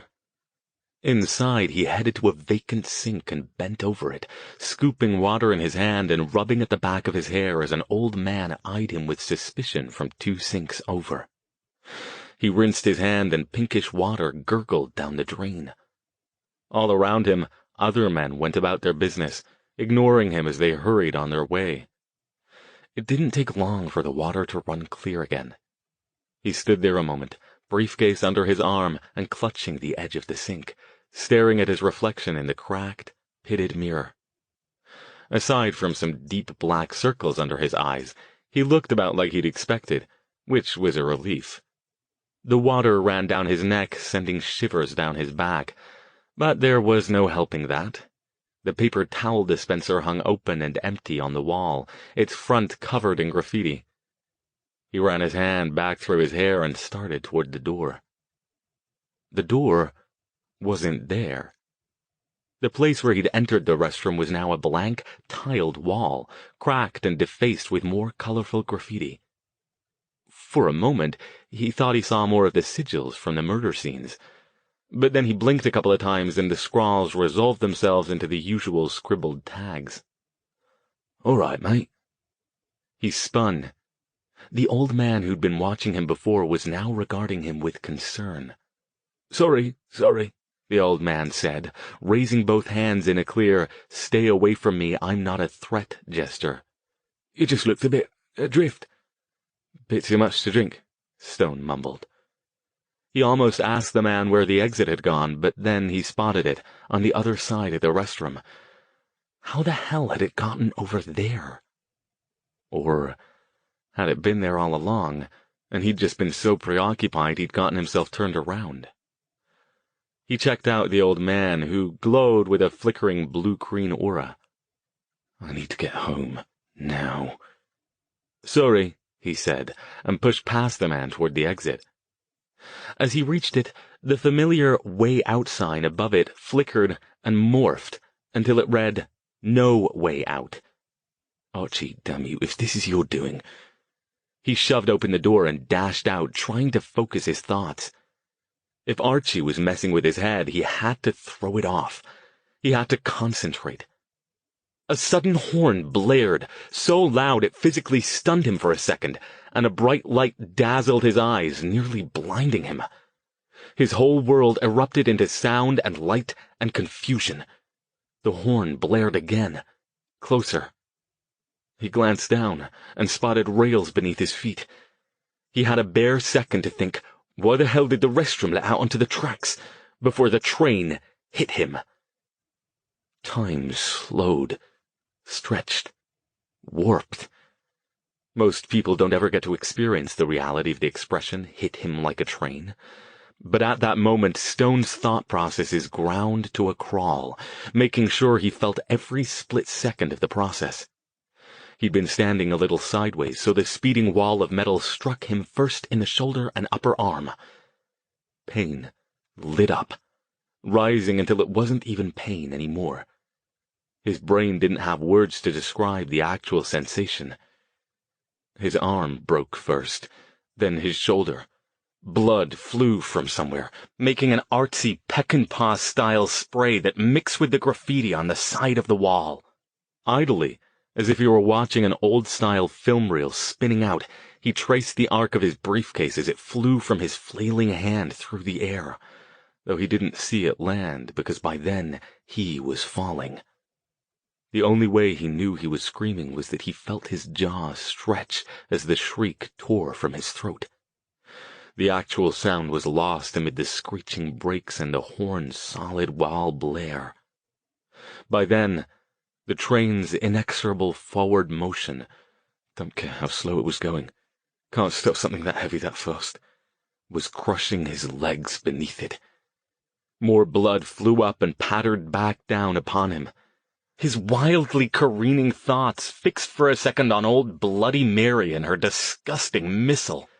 He'd been in such a hurry to wash off that small bit of blood, and now this. It would never come out. He'd have to get a new coat. Would they find Raider? The poor creature would starve since nobody could get past his wards to find him. There was no pain now. Everything was numb. His mind drifted. His lower body must be near liquefied, but it didn't matter anymore because he could no longer feel it.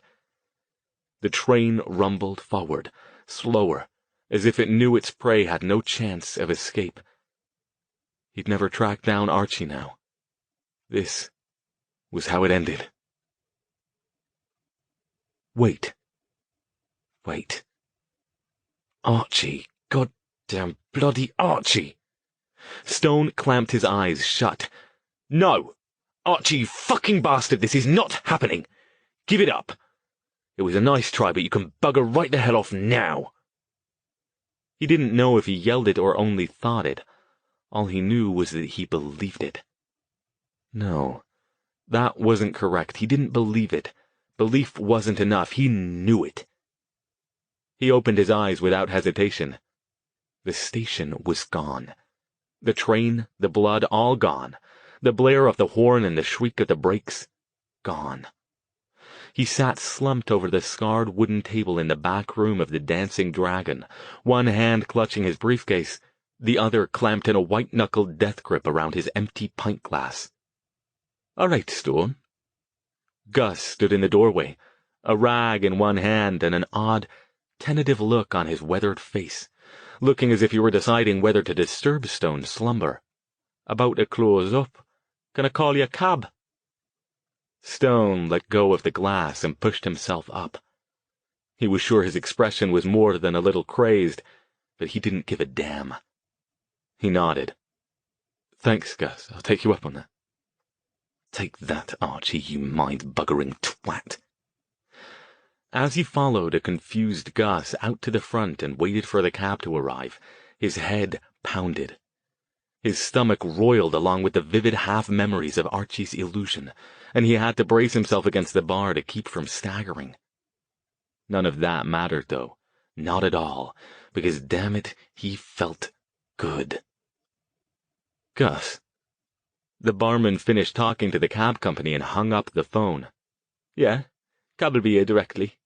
"Thanks, Gus. Did you see anyone come out of the back room? Tall chap, long black coat.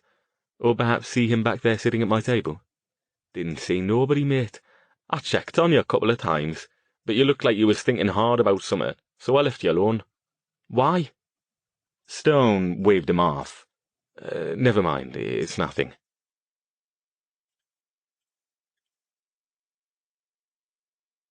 Chapter 29. When Stone got to campus Monday, he had voicemail waiting in his office. He'd spent most of Sunday catching up on sleep. It wasn't by choice. He'd planned to spend the day on some reading and research, but apparently the vivid sensation of being crushed by a train had a stronger effect on his psyche than he'd anticipated. Raider had nearly pounced on him when he'd arrived home, fixing him with a "Where have you been?" expression that would have made him feel guilty if he hadn't been so wiped out. Despite the fact that it was only 7 o'clock in California, he barely took the time to scoop the cat's litter box, not a pleasant task after nearly 2 days, and top up his food and water dishes before trudging upstairs and falling into bed. Surprisingly, Raider hadn't committed any obvious acts of destruction, though Stone suspected he'd find more subtle examples when he had time to check more thoroughly. When he woke from his deep, dreamless slumber late Saturday afternoon, he found the cat curled up on his pillow next to his head. Maybe the little beast wasn't so bad after all. The message at his office was from Maria Alvarez, and she'd left it Sunday evening. "I've got something for you about your construction site," she said. "Let me know if you can meet for lunch tomorrow and I'll give you the details. Faculty club sound all right?" He checked his calendar and found he had a meeting with Mortensen, but called to reschedule it.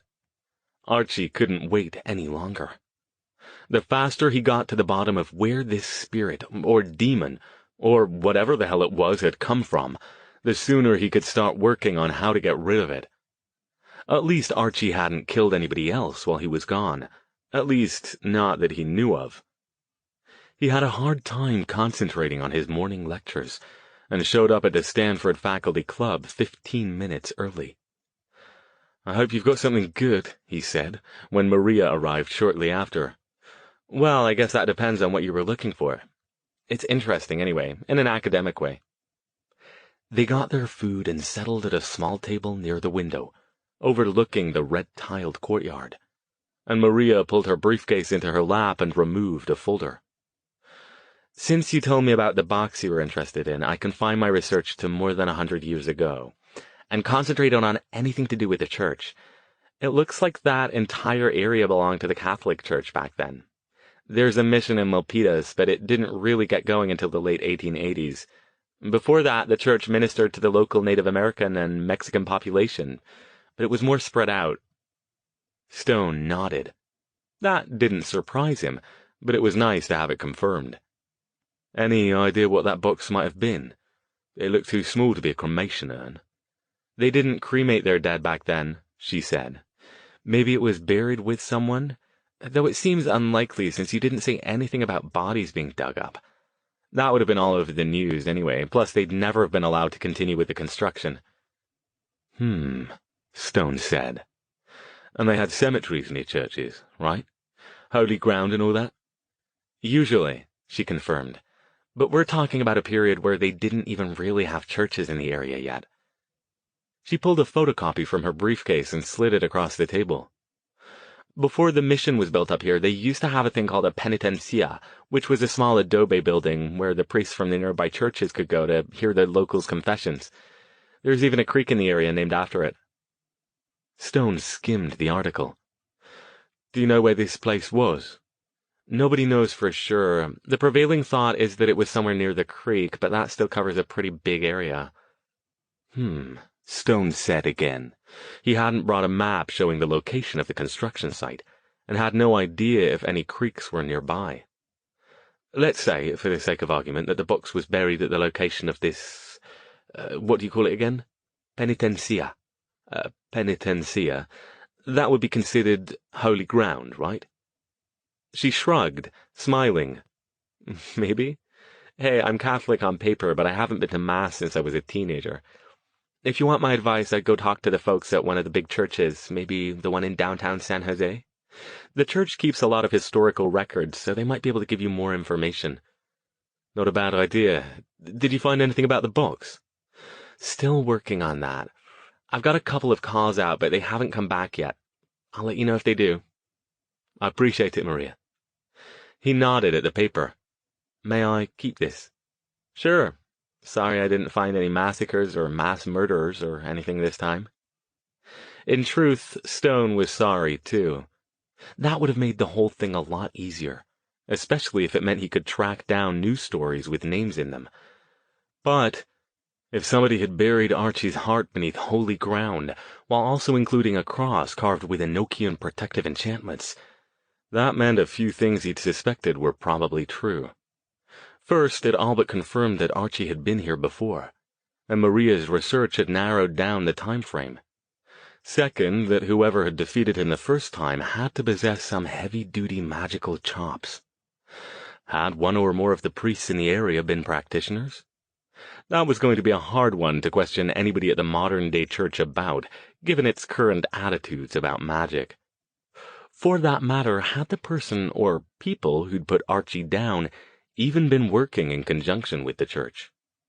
It was an outside possibility that he was looking at one or more rogue mages who'd operated outside the church's purview, or perhaps even without its knowledge. You didn't have to be a formal member of a church to be a devout believer, and mages had good reasons to stay away from organized religion, especially back in the days when it wasn't uncommon for witches to be put to death without trial. Either way, it appeared that all current roads pointed toward Archie having some connection, however tenuous, to the church. That meant he'd need to have at least one uncomfortable conversation, and the sooner he did it, the better.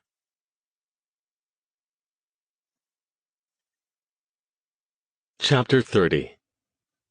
The big church in downtown San Jose, Stone soon found out, was the Cathedral Basilica of St. Joseph on Market Street. He drove down that afternoon following his office hour, discovered that trying to find parking in downtown San Jose on a weekday afternoon was a nightmare, and eventually ended up heading back on foot after finding an empty space nearly 4 blocks away.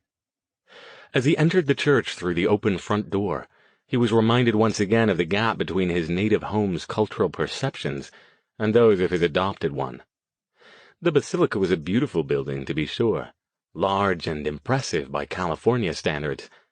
But Stone had grown up in and around London, in the shadow of St. Paul's Cathedral, Westminster Abbey, and other world-renowned and historically important houses of worship. Even as an avowed agnostic, his interest in history and the supernatural meant he'd spent his fair share of time in many of these old cathedrals. He smiled, wondering what Aubrey would think if he could see him now. The old caretaker, a lifelong Anglican, had made numerous attempts to interest Stone in giving the faith a try, mostly back when Stone had been a child and young teenager before he'd begun his apprenticeship. Aubrey still dropped hints occasionally during the rare times when Stone came home for longer than a day or so, inviting him along to Sunday services. So far it hadn't taken. He'd relented once, shortly after his father had been killed, but almost instantly found his mind wandering during the service, in favor of examining the intricate artwork on the ceiling and the stained glass windows, and speculating about the history of the people buried beneath its floor. Aubrey hadn't said anything, but it was more than 10 years before he'd offered another invitation.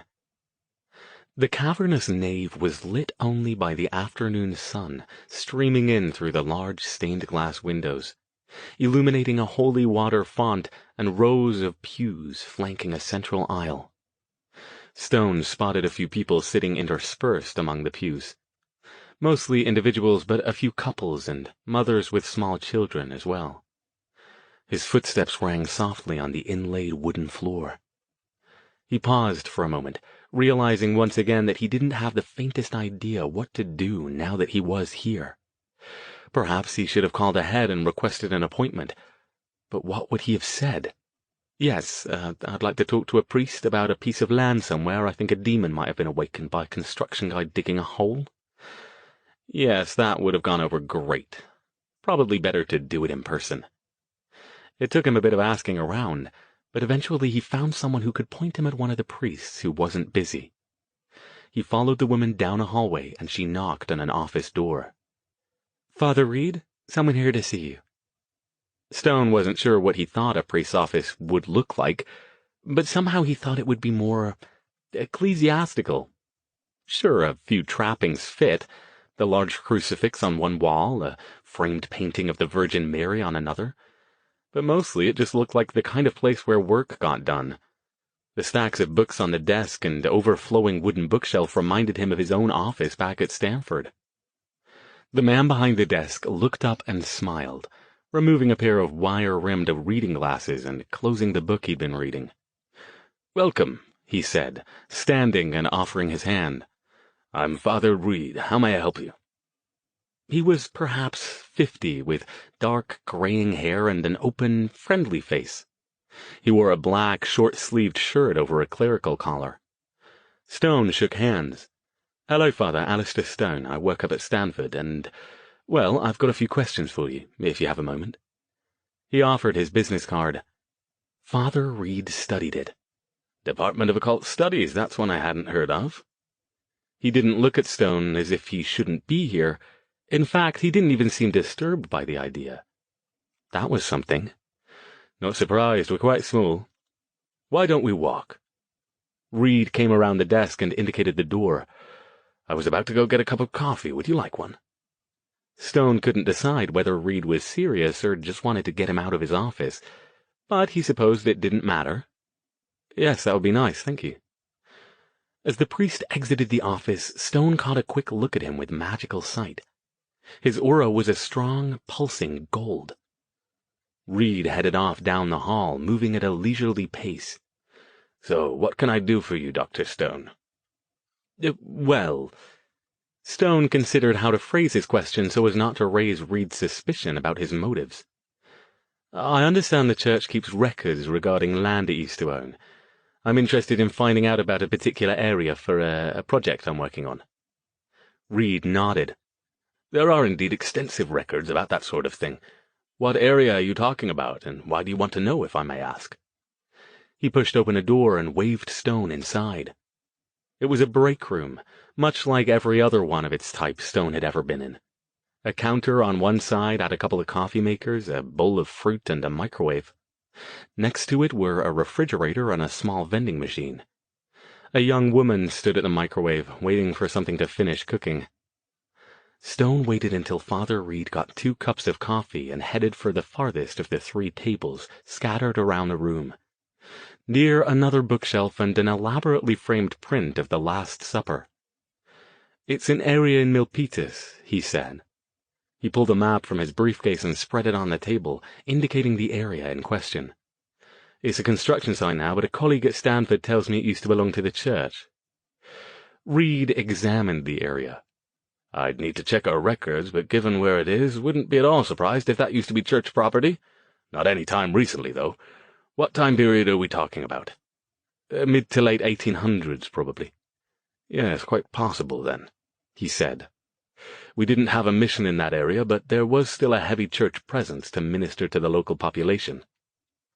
He tilted his head. "If you don't mind me asking, Dr. Stone, why do you want to know this? Does occult studies include the study of the church?" "Not per se." Stone regarded him for a moment. He seemed like a reasonable guy, and so far his aura hadn't wavered. "Father." He pulled the photo of the stone box recovered from Dennis Avala's house from his briefcase, along with the one showing the wooden cross and its Enochian carvings. He'd made second copies of them, cropping them down and removing everything that made them look like police photos. "Have you ever seen something like either of these?" Reed took the photos, holding one in each hand.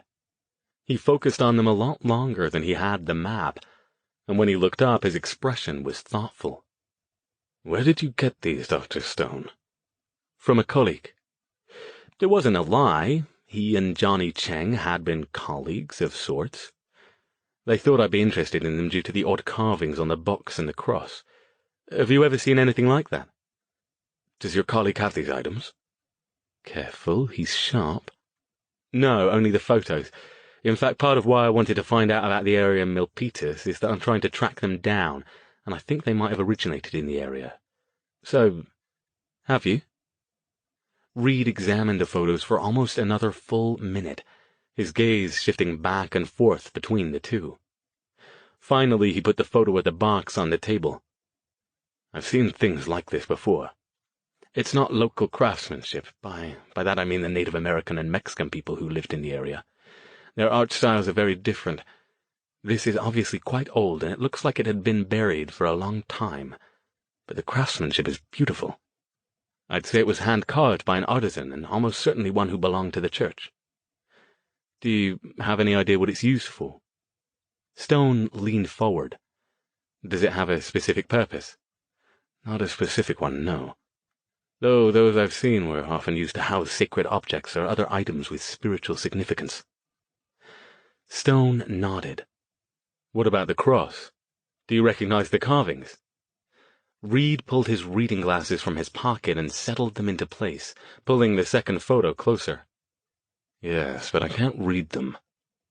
The fact that he even knew what they were surprised Stone. "What do you think they are?" "They're crude, but they look to be an ancient language called Enochian. It's reputed to be the language of the angels." He looked over his glasses at Stone.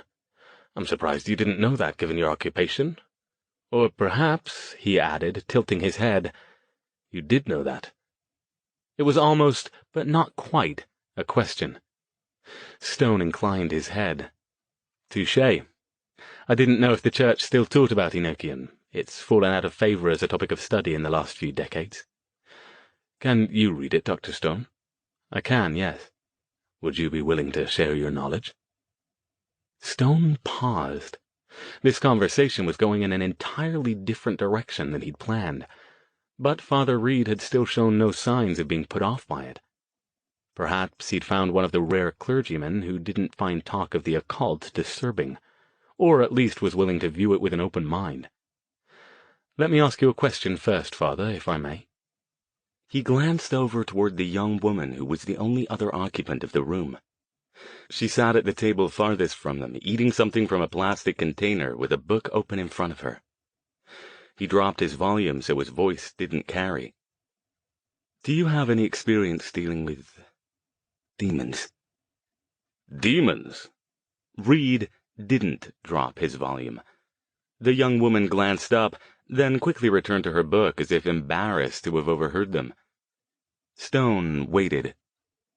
"Well," Reed said carefully after a moment, "I think you'll need to be more specific, Dr. Stone. Do you believe in them?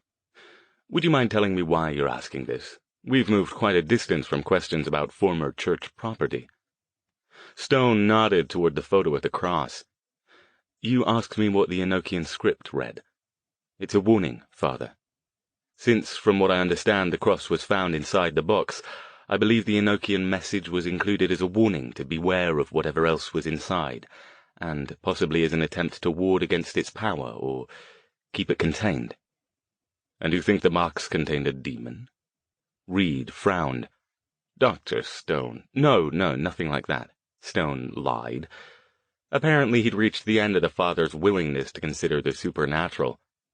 "I teach occult studies. I don't, as you Americans say, drink the Kool-Aid. I don't even believe in demons. This is all purely academic.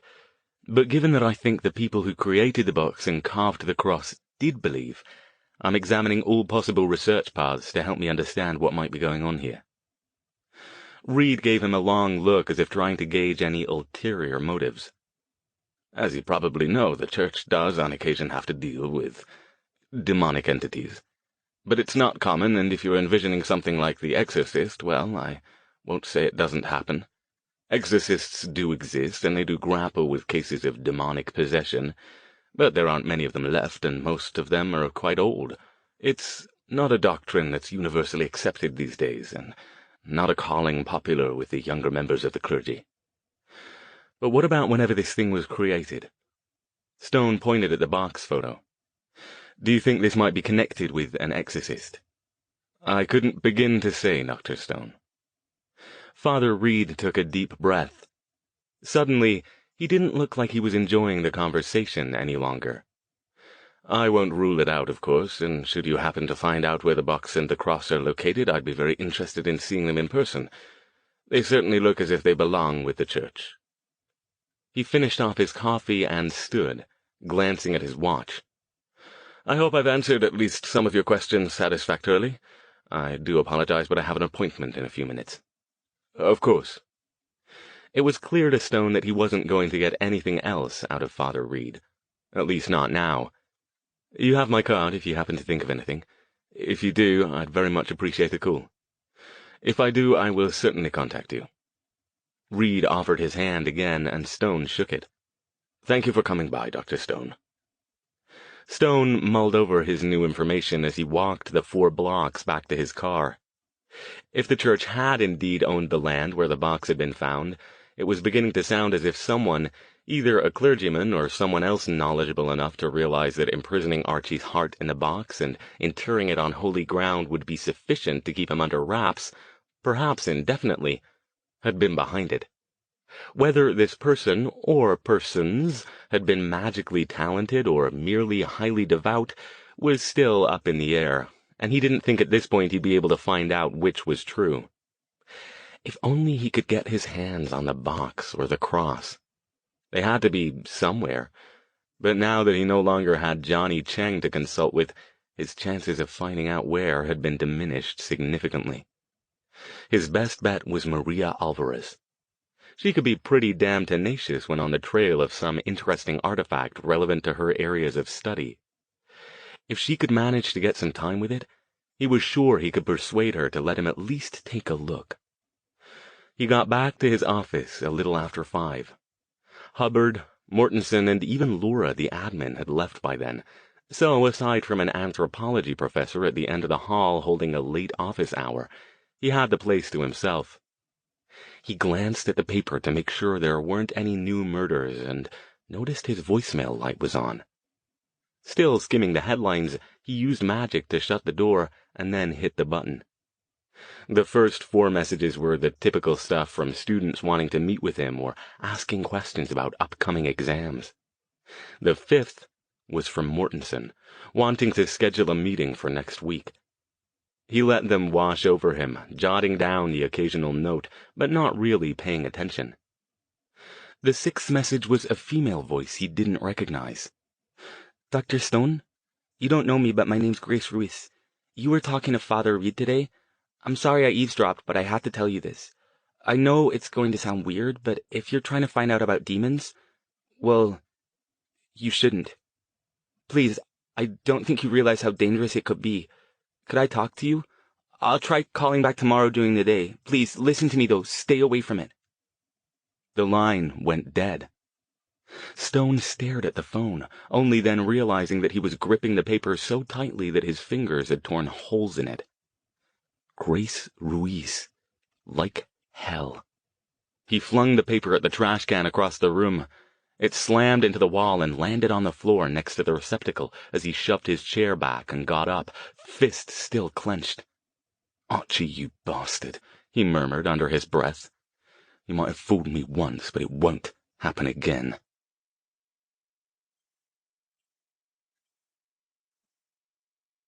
Chapter 31. True to her word, Grace Ruiz, or whoever the hell she was, called just after noon the next day. "Stone," he snapped when he answered, unable to keep the sharp edge out of his voice. He'd already startled 2 students and Mortensen with it on earlier calls. Dr. Stone? It was the same voice as the one on his voicemail. This is Grace Ruiz. I left you a message last night. She sounded tentative, nervous. "Listen," he said, his tone dripping with sarcasm. "I don't know who you are or what you want. No, wait, actually, I do. I know exactly what you want, Archie. I might have fallen for your little trick before, but you won't fool me again, I told you. You're not going to frighten me off this." There was a long pause. Archie? I'm sorry, but I don't know who that is. Is this Dr. Stone? He sighed. "All right, fine. I'll play it your way for the moment. Just so you know you're not fooling anyone. What did you say your name was again?" Maria Graciela Ruiz. You can call me Grace. I was at St. Joseph's yesterday in the break room while you were talking to Father Reed. Stone did vaguely remember seeing someone else in the room, but he hadn't paid much attention to her. "All right. Did you need something from me?" Another long pause, then a swallow. Like I said on the message, I know this is going to sound really weird. Would there be any chance I could meet with you in person? It's hard to do this on the phone. Meet with me about what? You're the Dr. Stone who was working with the police about those murder cases, aren't you? Stone frowned. It had been long enough since his photo had been published that he didn't think anyone who didn't know him would have remembered it. Of course, if this was Archie trying to deceive him again, of course he'd use that. "Listen, Miss Ruiz, or whatever your name is. I think you'd best not call me anymore. I don't know what you want, but I can't help you." I know that. She swallowed again. I think I can help you. I just don't want to see you get hurt. Hurt? By what?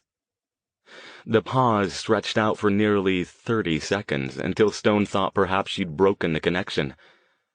Finally, she said in a soft, resolute tone, Demons. Now it was his turn to pause. Demons? Yes. You think I'm in danger from demons? Dr. Stone, I know it sounds crazy. I know you don't believe me, but I really need to talk to you. If you're messing with something you don't understand, your life could be in danger. And how do you know this? Could we meet? Like I said, this is really hard to do on the phone. He considered. This could well be Archie trying to lure him off somewhere again. The thing, the demon, had already called him on the phone once, and had proven capable of getting around his mental shields, at least when he wasn't expecting it.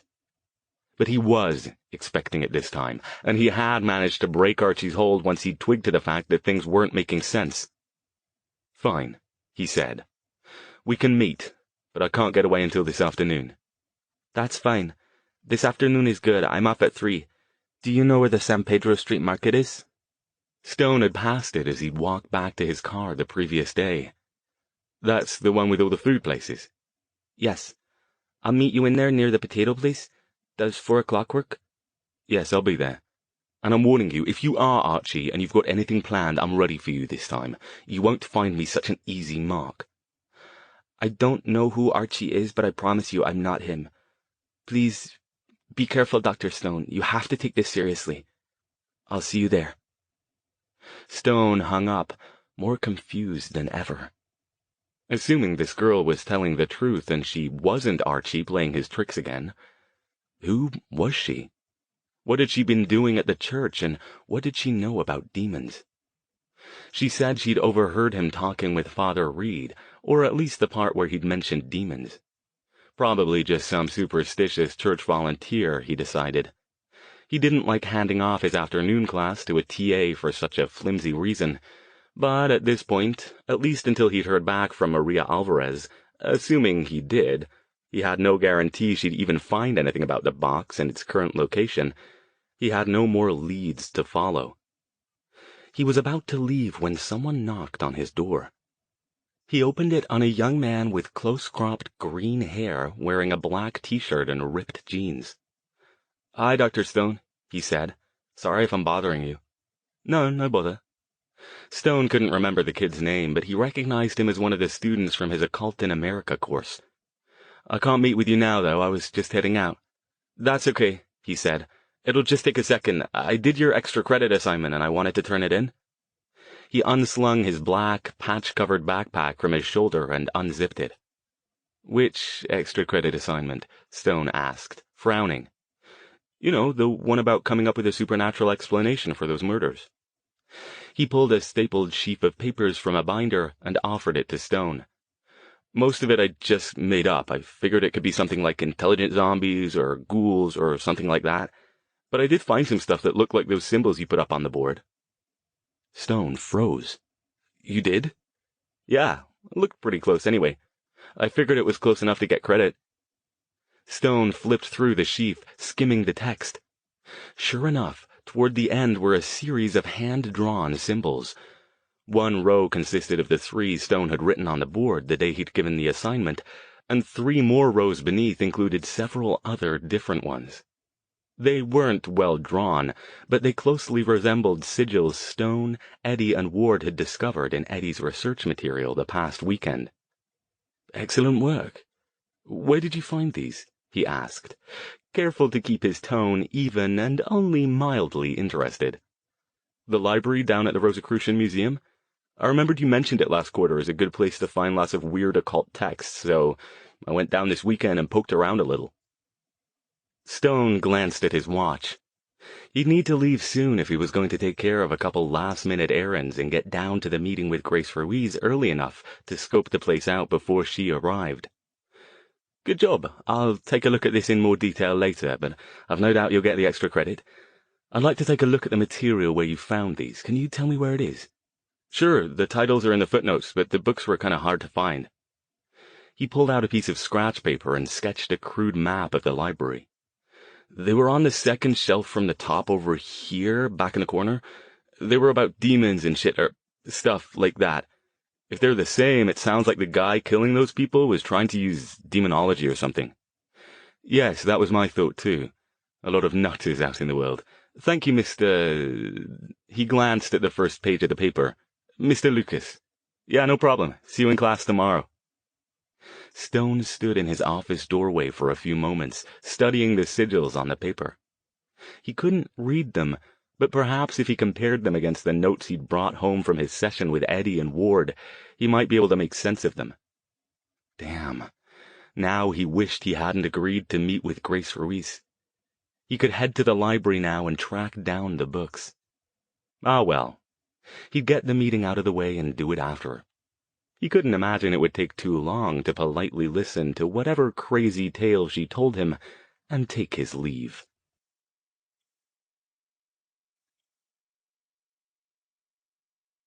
Chapter 32. He got down to San Jose around 3:30, which gave him half an hour to make sure Archie hadn't posted any of his dust devils around the area before he had to meet Grace. Yes, he was probably being far too paranoid about the whole thing, but better a little paranoid than caught by surprise in a public place in the middle of the afternoon. The San Pedro street market was a series of small food stalls spread out inside two separate warehouse-like buildings, with an outdoor seating area in between and more communal tables inside. This time of the afternoon the place wasn't full.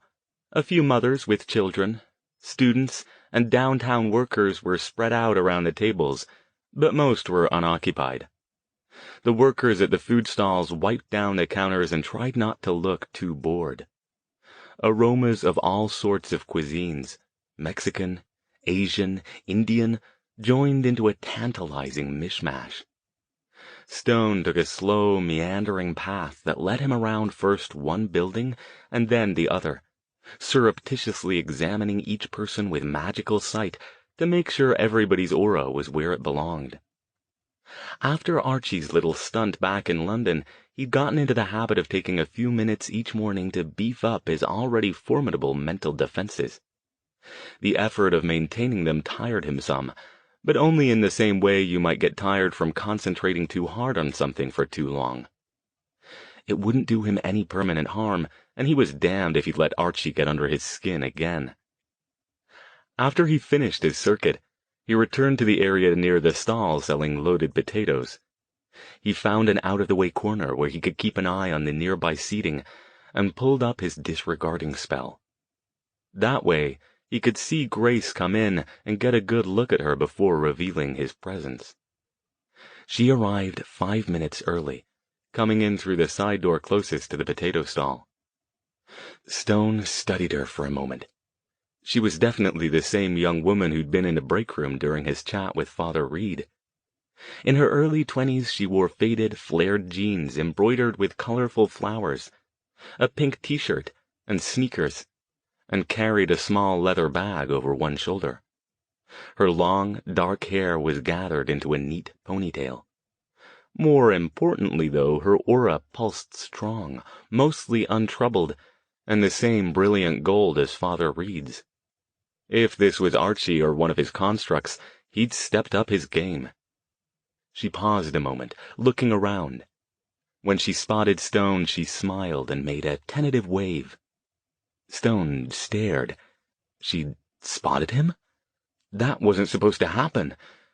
Ah, well, his spell wasn't completely foolproof. Maybe the fact that she'd been specifically looking for him made it easier to see through. Either way, no point in lurking in the shadows any longer. He'd been made. He stepped out and headed in her direction. "Hello, Miss Ruiz." "Dr. Stone, thank you so much for coming. I know my phone call probably sounded really weird." Her voice was soft but strong, with a slight but obvious Spanish accent.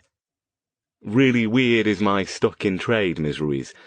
I'll admit to being curious about what you were talking about. You seemed quite adamant about reaching me." He indicated the general area with a gesture. "Would you like something? Cup of coffee or tea, perhaps?" "No, thanks. I won't take too much of your time." She pulled out a chair and sat at one end of the nearest table, pulling her bag in front of her. Stone took the seat across from her. Closer up, he noticed she wasn't wearing any makeup to enhance her plain but pleasant face, and a finely wrought silver crucifix hung around her neck on a delicate chain. "I've got nowhere to be for the rest of the afternoon. Take all the time you need. What's all this about demons?" "I know, you don't believe. That's okay, but—" Her hands played with the strap of her purse, but she met his gaze straight on. "Let me start at the beginning. You saw me at the church yesterday, right?" He nodded. "In the break room you were reading a book while I talked with Father Reed." "Yeah. I work at the church a few days a week, helping out with whatever needs to be done. Anyway, I'm sorry I overheard you. I don't usually eavesdrop. But then I heard Father Reed say something about demons. After you left, I copied your number from the card you gave him, while I was in his office to pick up some files. I saw what you do. Teaching about the occult." She paused. "Dr. Stone, do you mind if I ask you why you were asking about them?" "About demons?" She nodded. He didn't answer right away. "I'll answer your question if you'll answer mine. Why are you so concerned about it?" You said on the phone you thought I was somebody named Archie. Who is Archie, and why did you think I was him?" Stone studied her with new interest. Despite her initial impression, Grace Ruiz was no shrinking violet. It seems, Miss Ruiz, that we're talking past each other. Obviously, you do believe in demons, and you're concerned about my getting involved with them. Why is that? Because I know they're real, she said simply, her dark brown eyes still fixed on him. And I know they're dangerous. People don't take them seriously anymore, and especially after I found out what you did for a job, I had to warn you. If you go looking for them, sometimes they find you, even if you don't believe. I don't want to see that happen to you. Again, Stone took a few seconds before answering. Grace Ruiz's aura remained strong and unwavering. Clearly, she believed everything she was telling him, and if she was another Archie illusion, even his increased scrutiny wasn't uncovering it. Well, he said at last, I don't think you have anything to worry about. I do appreciate the warning, but please, Dr. Stone. She leaned forward, gripping the table, her face full of concern. Please listen to me. I know it sounds crazy, but I know what I'm talking about, and, she added, her voice growing more tentative, I think maybe you might too. What do you mean by that? Stone frowned, taken aback by her fervor. Her golden aura flared bits of red. She was agitated, but was it by her inability to get through to him, or something else? Who is Archie? Is he a demon? Is he the one you're looking for? Miss Ruiz, is he? One hand went to her crucifix, her fingers caressing it as if for comfort. He let his breath out. Not exactly. This is all an academic exercise. I had some photographs of a couple of items I thought might be connected with the church, and some questions about previous church ownership of some land. I was hoping Father Reed would be able to answer them for me. There aren't any actual demons involved, real or imagined. He felt guilty lying to her, but the last thing he wanted to do was involve some devout young Catholic girl in his investigations. Not with the way Archie seemed to consider anybody connected to him to be fair game for his gruesome attacks. Do you mind if I ask what these items are? Clearly, she wasn't going to let up on her questioning. A box with carvings on it consistent with religious iconography, and a cross that was found inside the box. Have you ever heard of Enochian? She shook her head. It's an ancient language. Some say it's the language of the angels. The cross had a warning carved on it in Enochian, and I believe the people who put it in the box were trying to ward against something. Do you have this box and the cross? She asked. No, I only have photographs of them. Part of a research project I'm working on. He flashed her his best, reassuring smile. See? No real demons. Just research. She wasn't having any of it. Does this have anything to do with those murders? The ones you were consulting on? I read that some of the police thought they had occult involvement, but most of them didn't. The ones that did contacted you, right? Stone had forgotten she knew about that. Well, he said slowly. The one, actually. Only one detective thought the occult angle was worth pursuing, and my consultation with him didn't last long before the higher-ups terminated it. He was killed, she said, looking down at her hands. Once more, her right hand went to her crucifix and she mouthed a few words. Then her gaze came up again. Do you think the same murderer killed him, Dr. Stone? You're very well informed about the case, Miss Ruiz. Any particular reason? I hardly think a gruesome series of murders would be of interest to someone like yourself. Her eyes flashed. Someone like myself? What do you mean by that? Because I'm young? Because I'm a woman? Because my faith is important to me? Wait, he said, holding up his hands in surrender. I'm sorry, I meant no insult. All I meant was that you don't seem the type to have the kind of prurient interest that attracts most people to following the details of grisly crimes. Do you believe in God, Dr. Stone? She asked abruptly. The question startled him. Not per se, he admitted. What do you mean? I don't believe the way you do. I don't follow any organized religion, but I'm also not willing to say there isn't something out there in the universe. Why? No reason, really. I'm not surprised, though. Many people don't these days, but I do. I know God is real, and He's all around us, looking out for us. And I also know that the devil and his forces are real. Stone leaned back in his chair. Ms. Ruiz, what is it you suggest I do? Stop my research? I'll remind you that researching the occult is my job. If I stopped every time I encountered something potentially frightening, I might as well take up waiting tables or driving a taxi. I think you should stay away from the demons. It's dangerous to seek them out. If you do, they will come. And you have no idea how horrible they can be. You're not prepared to deal with it. It almost sounds as if you speak from experience. She looked away. Stone sharpened his gaze. Ms. Ruiz? I don't want to talk about it, she said, still not looking at him. Just, please believe me. I beg you. You have experience with demons? He pressed. She stood up fast, shoving her chair back so it almost toppled over. The woman at the potato stall glanced over, startled. Yes, Grace said, glaring at Stone, her voice shaking. Yes, I do. My brother was possessed by a demon, and it was the most horrible thing I've ever seen in my life. I know you won't believe me, but I don't care. And I told you I don't want to talk about it. I should have known it was pointless to call you. Just please leave it alone and stop asking. She snatched up her purse and whirled to leave. Stone stood too. Miss Ruiz. She stopped but didn't turn back. Her golden aura roiled with agitation. What? He quickly pulled out another of his business cards and scribbled his mobile number on it. Please, I'm sorry I've upset you. I'll leave you alone, but please take this. If you want to talk again, you can reach me at this number.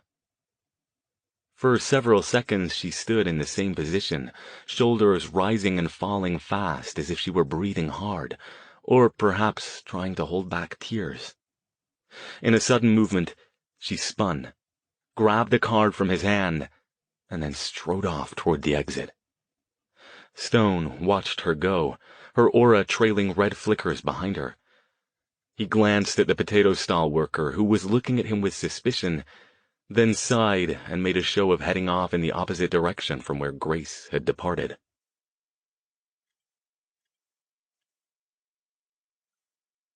Chapter 33. Stone thought about Grace Ruiz as he headed over to the Rosicrucian library. He wondered why she'd been so adamant to warn him off his hunt for Archie if she wasn't connected with the demon. He still wasn't completely convinced she wasn't, but his instincts, along with careful magical scrutiny now that he had a better idea what he was looking for, told him she was on the level. What had she meant about her brother being possessed by a demon? He wished he could have gotten more of the story. Even though he didn't believe in the Christian version of demons, he certainly had enough experience with various entities possessing humans that he had no problem believing what she'd told him. Probably best to just leave it alone now, though. The last thing he needed was another intriguing puzzle, especially one unrelated to his current investigation. Besides, Grace had made it fairly clear that she wouldn't welcome further communication from him.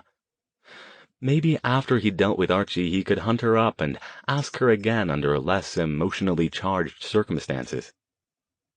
The Rosicrucian Library was located in San Jose's Rose Garden area, a tiny building down a narrow, tree-lined walkway to one side of the Rosicrucian Egyptian Museum complex. It wasn't exactly hidden. It was open to the public, and a small sign near the center of the grounds pointed curious visitors in its direction. But compared to the displays of mummies, ancient Egyptian artifacts, and other intriguing antiquities in the main galleries, its collection of dusty tomes didn't attract too many people. Stone didn't mind this at all.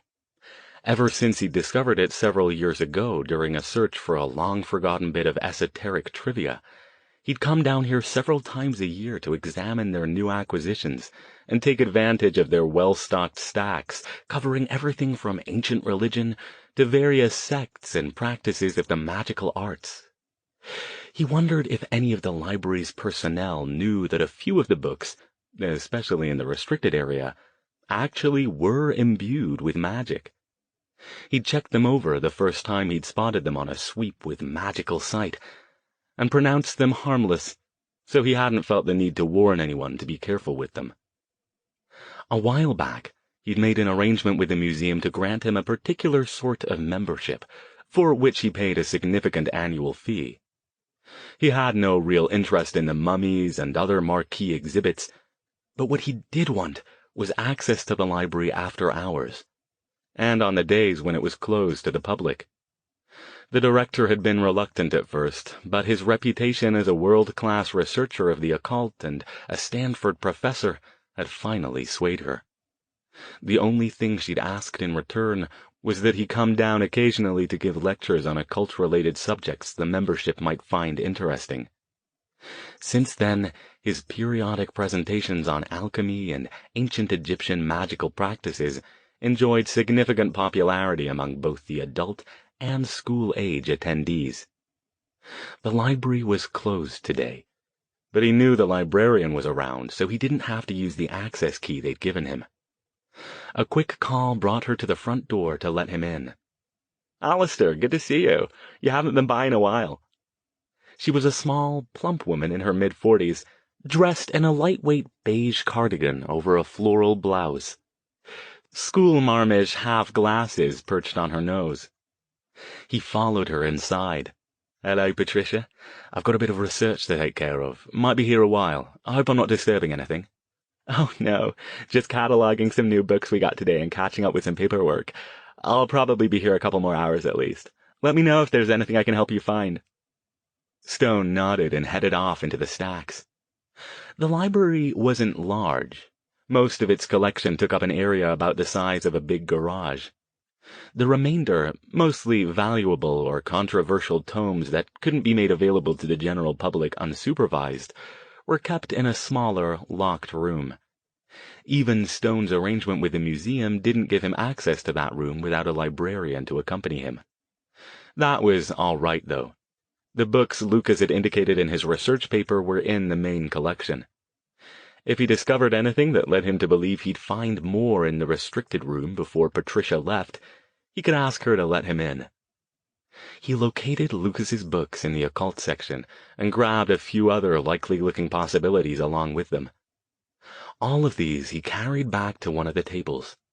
He pulled his previous notes, a notebook, and a pen from his briefcase, spread everything out, and set to work. The books Lucas had used didn't offer much in the way of information additional to what he, Eddie, and Ward had found in London. One of them included a few crudely written sigils similar to the ones found at the murder site, and postulated that they were part of an ancient, lost language that predated any known written human tongue. In addition to the sigils, the book also listed other examples of so-called lost or possibly alien languages, but could offer no speculation as to their origin or translation. Based on what Stone had learned in London, the sigils in the book didn't even seem to mean anything, but rather had been cobbled together from several different sources. The second book was more helpful. It also included images of the sigils and suggested that several Catholic and Rosicrucian scholars from the 18th and 19th centuries believed them to be the language of Satan or his demons. They couldn't agree on anything else, though, and no definitive information about where examples of the sigils had been found was included. Stone flipped through the rest of the books he'd gathered, but none of them offered anything useful. On a hunch, he got up again and found the shelf containing the library's small collection of books that overlapped the church and various occult teachings. Though it wasn't common, he knew that some scholarly clergy did make studies of the occult in order to help them combat the influence of demons. The trouble was, the mainstream clergy, even back in those days, especially back in those days, tended to start throwing around words like heretic and inquisition when they got wind of what their colleagues were up to, hence the secrecy. Not many volumes discussing their theories and areas of study survived in modern times. He didn't realize how long he'd been there until Patricia came up to him. "I'm about to head out, Alastair. Anything you need before I go?" He glanced at his watch. It was getting late. He almost said no, but then he held up one of the books he'd been looking at. It was a long shot, but worth asking. I'm trying to find out more information about this ancient language. There's a bit in these 2 books, but I'm wondering if you remember seeing anything in the restricted stacks. She took the book and studied the indicated pages for several moments. She said at last. These look familiar, but I can't place where I've seen them before. Oh, that's right. She brightened, but then frowned again. One of the other researchers was looking for information about this same thing a while back. I'm not sure what he found, if anything, but I remember he devoted quite a bit of effort to it. Someone else was looking for information about an ancient demonic language that figured prominently in a series of gruesome murders? Who was this, and when? Oh, it was a couple of years ago, she said. I don't know if he ever found what he was looking for, but he does check in every now and then to see if I've gotten anything new. He called not long ago, in fact. I think he's down in Los Angeles now. Can you remember his name? She shook her head, her frown deepening. I'm sorry. He was an older man, I remember that, but we got a lot of researchers, and I'm afraid it slipped my mind. Samuel, Simon, something like that, I think. Stefan? Stone asked quickly, wondering if Kolinsky could somehow be involved in this. No, that wasn't it. I'm sure of it. I'd have remembered that. If you like, I'll see if I can track down his name and number. I know I have it somewhere around here. She looked sheepish. I'm afraid I always thought he was a bit dotty, to be honest, which is why I didn't hold on to his details. I'm almost certain he's a member of the Order, though. I'm sure if he's still interested, he'd be delighted to share information with you. Maybe you 2 can help each other out. She handed the book back. Stone nodded, adding it to the stack. Thank you, Patricia. I'd very much appreciate it if you could do that for me. He scribbled all 3 of his numbers, home, office, and mobile, on a scrap of paper for her. Not a problem. Did you need anything else before I leave? No, you go on. I'll be out of here soon. He wanted nothing more than to get into the restricted area to see if this other researcher might have discovered anything. But Patricia already had her purse over her arm and looked like she wanted to get out of there. It could wait until tomorrow, when the library was open. She didn't even bother telling him to lock up when he left. He'd been here enough times that they both knew the routine. She bid him good night and headed out, the door clicking shut behind her as he returned his attention to the books. When his mobile phone buzzed in his pocket, he realized, startled, that an hour had passed. It was after 9 o'clock now. He pulled it out, noting that he didn't recognize the number. Probably another vacuum cleaner salesman, or some straggler reporter who'd finally figured out how to get hold of him about his police consultation. Yes, this is Stone. Dr. Stone, this is Grace Ruiz. She sounded odd. Miss Ruiz. That was a surprise. I didn't expect to hear from you today after our talk. Are you all right? There was a long pause. Dr. Stone? I think I might have seen your demon.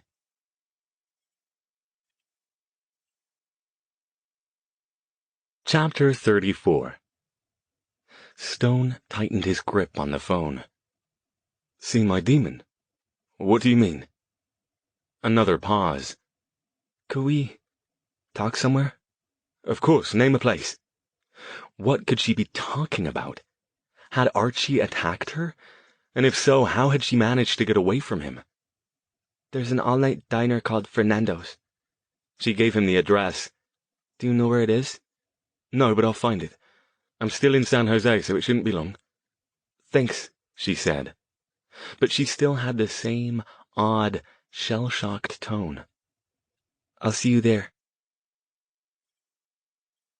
The address she'd given him was in East San Jose, a small oasis of light and color amid a bunch of closed, depressing-looking businesses.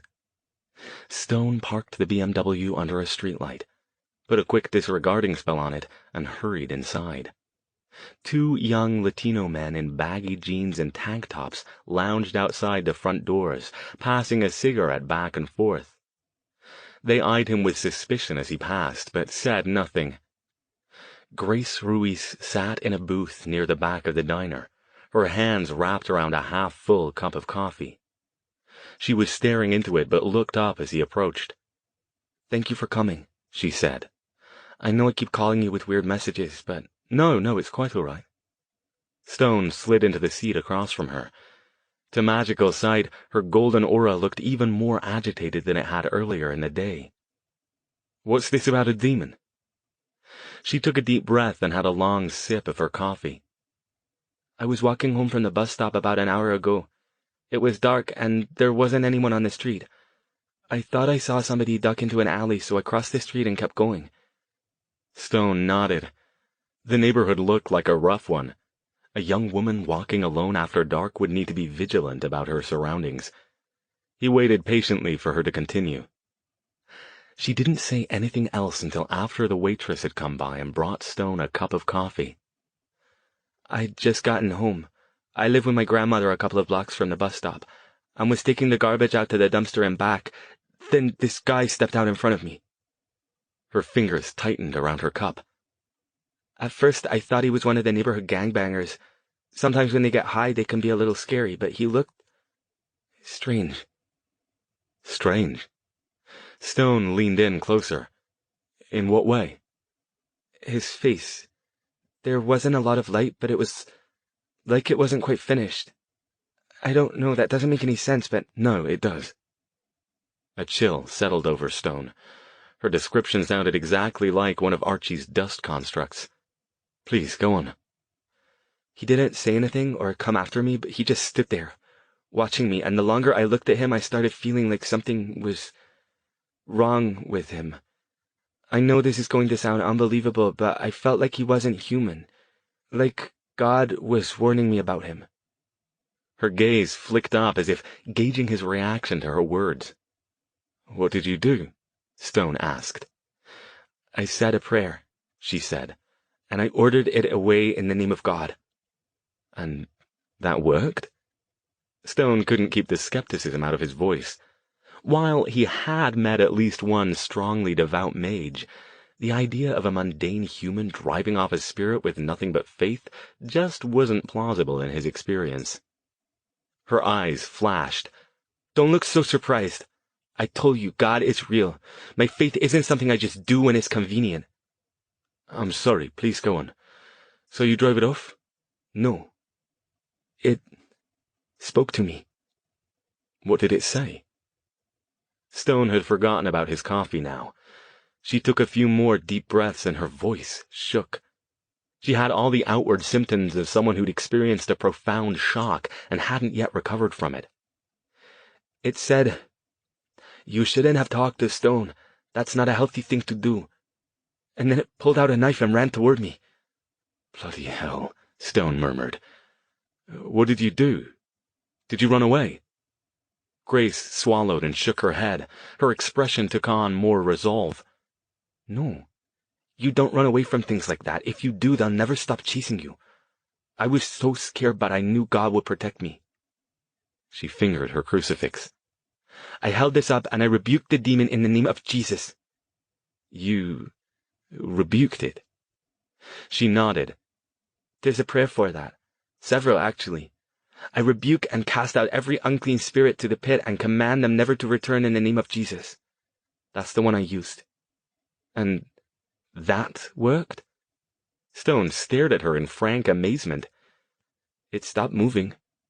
It just stood there, holding the knife for a long time, like it couldn't make up its mind what it wanted to do. And then it turned around and ran off. She paused for another sip of coffee. After that, I felt relieved, like God was telling me I'd done the right thing. I went in to check on my grandmother, and then I called you. Her gaze sharpened. Why would a demon tell me not to talk to you, Dr. Stone? What do you know about this? Stone didn't answer for a long moment. This situation was getting worse by the day. Now Archie and his dust devils were even targeting people who talked to him? And somehow this young, unassuming-looking woman had been able to send it away with nothing but words. It's a long story. It has to do with those murders, doesn't it? She asked. This demon. Is it committing them? I think so, he said heavily. That thing you faced, it wasn't a demon, not exactly. The demon is creating them, and I believe they're the ones committing the murders under its command. She studied his face. How do you know this? That's an even longer story, he said, and honestly one I'm not prepared to go into right now. But this disturbs me. I never meant to set this thing on you. I had no idea that merely talking with you would cause this, or I never would have agreed to it. I'm sorry. Don't be sorry, she said, shaking her head. Demons do what they do. It probably wants you to feel guilty. But I don't know what— She stopped suddenly, fear flashing across her face. What is it? Stone glanced quickly over his shoulder to make sure nothing was sneaking up on them. Father Reed, she whispered, gripping the table. What about Father Reed? Stone tilted his head. She wasn't making any sense. That thing, the demon or whatever it was, said I shouldn't have talked to you. That it's dangerous to do it, but Father Reed talked to you too. Damn, she's right. But he's at the church, isn't he? This thing does seem to respect holy ground. But he's not, she said. Not tonight. He's gone out to visit Mr. Juarez. He does it twice a month. It was on his schedule. She leaned forward, her eyes getting big. Dr. Stone, I have to check on him to make sure one of these things isn't after him too. Stone pulled out his mobile phone. Do you have the number? Can you call him? Mr. Juarez doesn't have a phone. He's old and sick. That's why Father Reed visits him, to pray with him and make sure he has what he needs. This was absurd. There was no reason to believe that just because Archie had sent one of his constructs after Grace, he'd send another one after Father Reed just because they briefly met today. But if he knows what you're up to, he might know what you're doing now. Bloody hell, we might be giving him the idea. He stood up quickly, tossing a $10 bill on the table. Where is he? He demanded. She got up just as fast. Are you going there? If you are, I'm going with you. Miss Ruiz. If he had to use magic, the last thing he wanted was another mundane around that he'd have to look after. Even if she'd driven off one of the constructs once, there was no guarantee she'd be able to do it again. Her eyes flashed. I'm coming with you, Dr. Stone. If you won't let me, I won't tell you where he is. They didn't have time for this. If she was right and Archie had sent one or more of his constructs against the father, they might already be too late. Fine, he snapped. Let's go.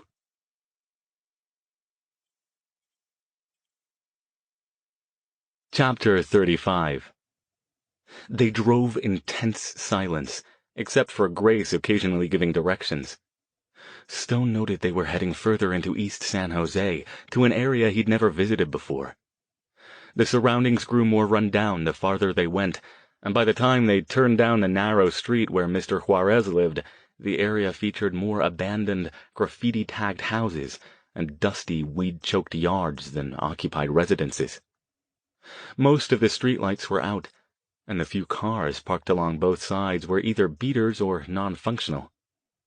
Stone's gleaming black BMW sedan looked as out of place here as he did. Down at the end of the street, Grace urged. She leaned forward, clutching the dashboard as if she could somehow make the car go faster. As they approached, she pointed at an old Nissan parked in the driveway of a ramshackle house. Beyond the house, a reflector-studded wooden barrier separated the street from a dark expanse of vacant lot. From the street, nothing seemed out of the ordinary.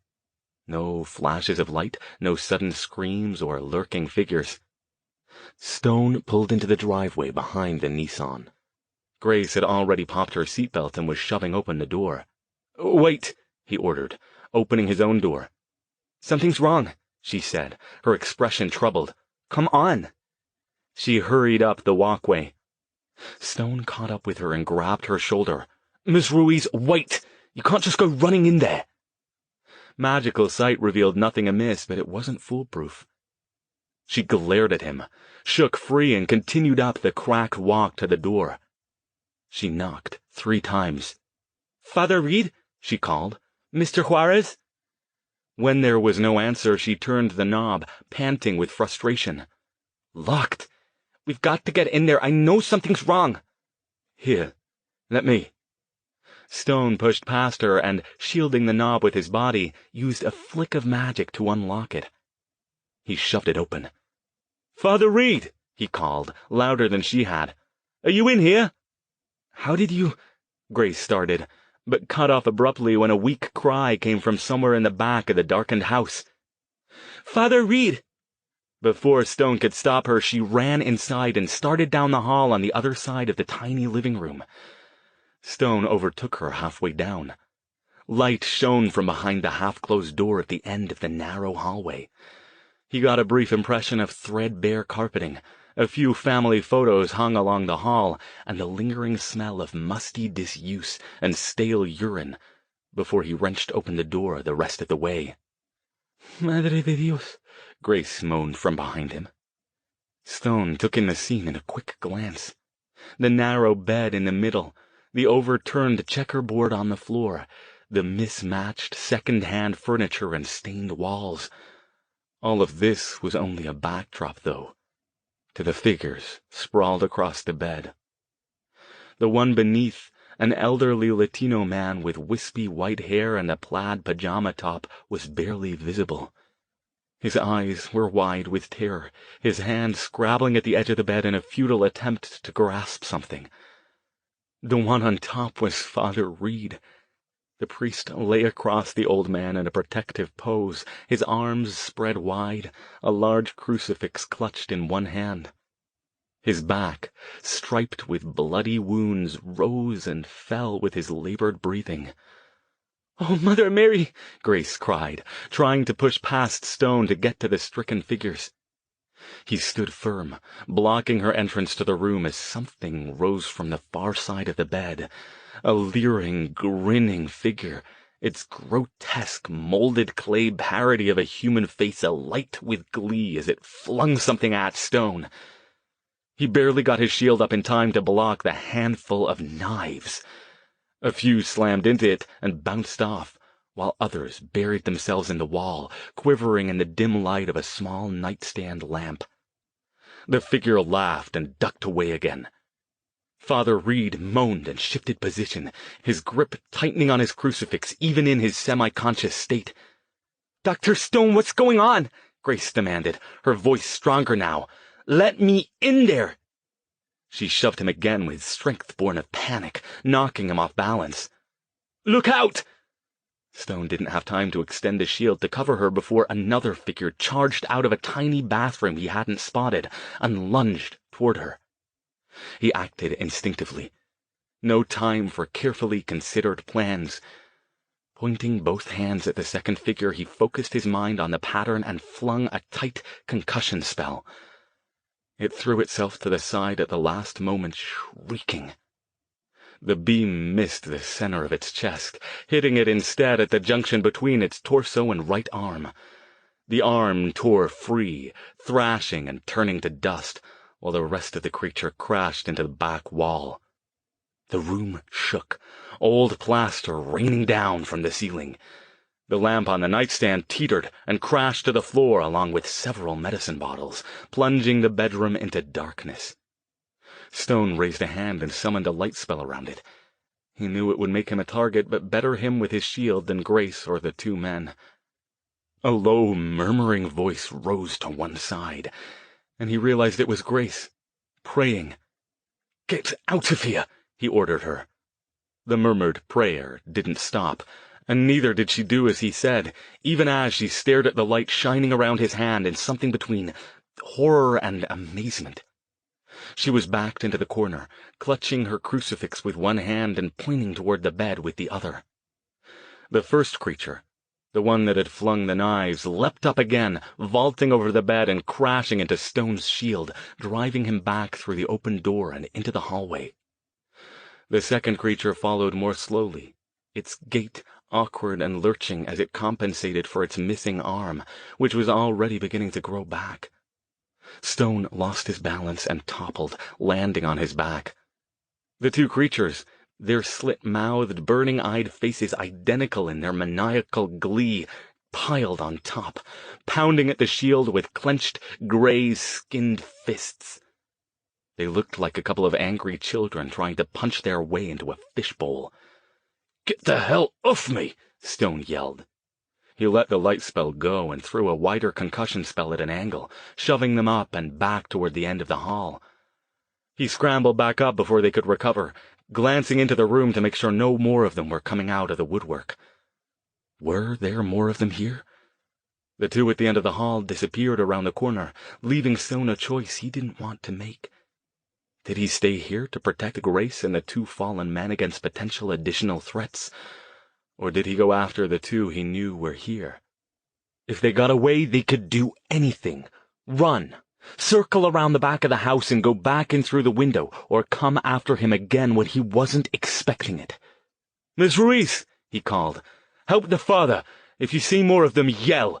"I will," she called back. Her voice shook, but she sounded a lot more together than he expected, given what she'd just seen. Stone took off down the hall toward the front of the house, light spell back up and shield ready. Damn, he wished these things had auras so he could see them in the dark.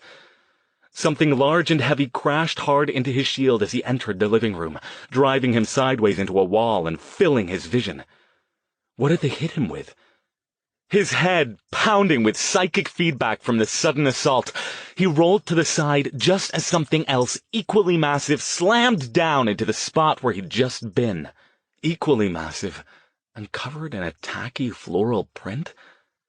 Bloody hell, they're throwing the furniture at me. If he weren't so concerned about what these things might do to Grace or the two men if he didn't take them down, it would almost be funny. What was next? The kitchen sink?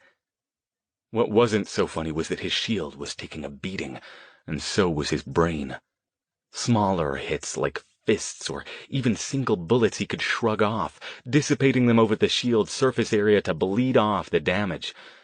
But the barrier wasn't indestructible, and direct hits from something as large and heavy as the old man's ancient recliner produced a backlash that turned the magical energy back on him. He couldn't take too many more like this. He jumped up, using the toppled chair for cover. One of the creatures disappeared through another doorway, presumably into the kitchen. The other one held another chair over its head. Stone threw himself sideways again as the thing threw the chair, aiming another concussion spell at the creature's midsection as he went.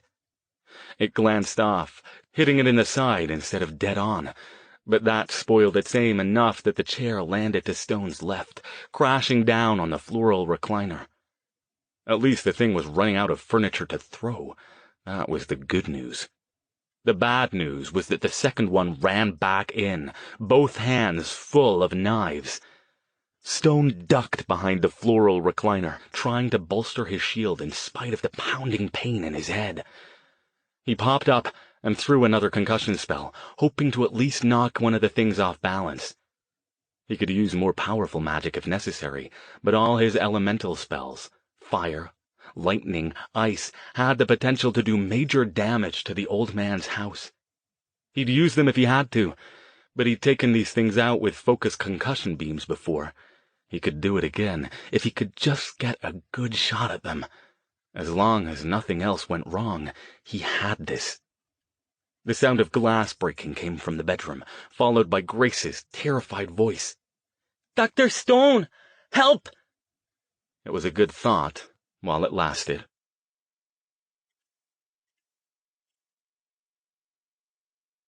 Chapter 36. Stone leapt up from his cover, telekinetically snatching the topmost chair and sending it spinning across the room toward the two creatures. "Coming!" he yelled, and ran for the hallway. The creatures apparently hadn't expected to get hit with their own missiles.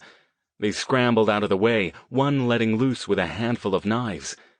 Several of the missiles lodged in the back of the chair, while a couple smacked into Stone's shields as he retreated down the hall.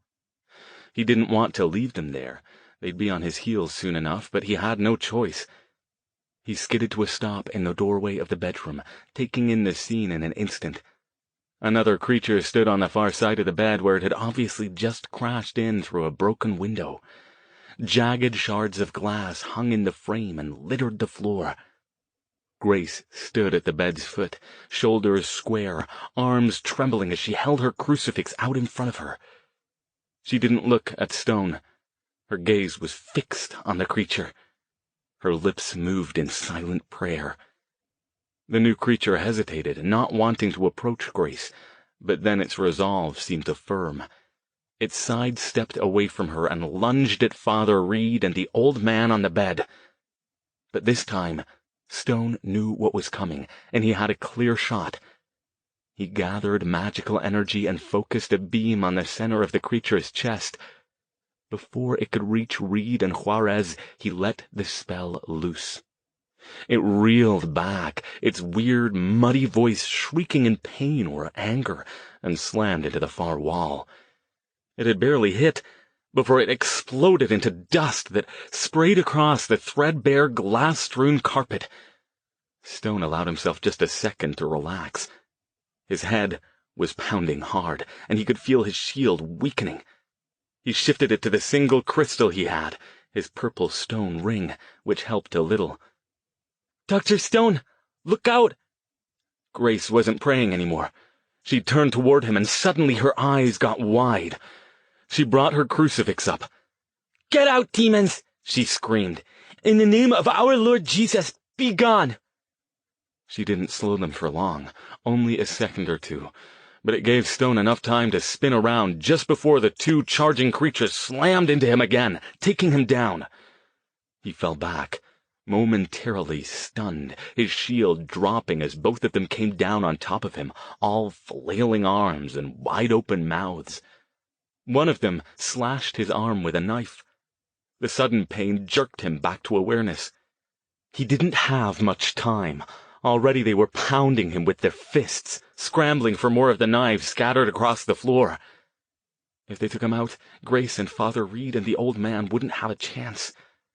Damn it, he was not going to end up skinned and dismembered on the floor of some tiny house that smelled like piss.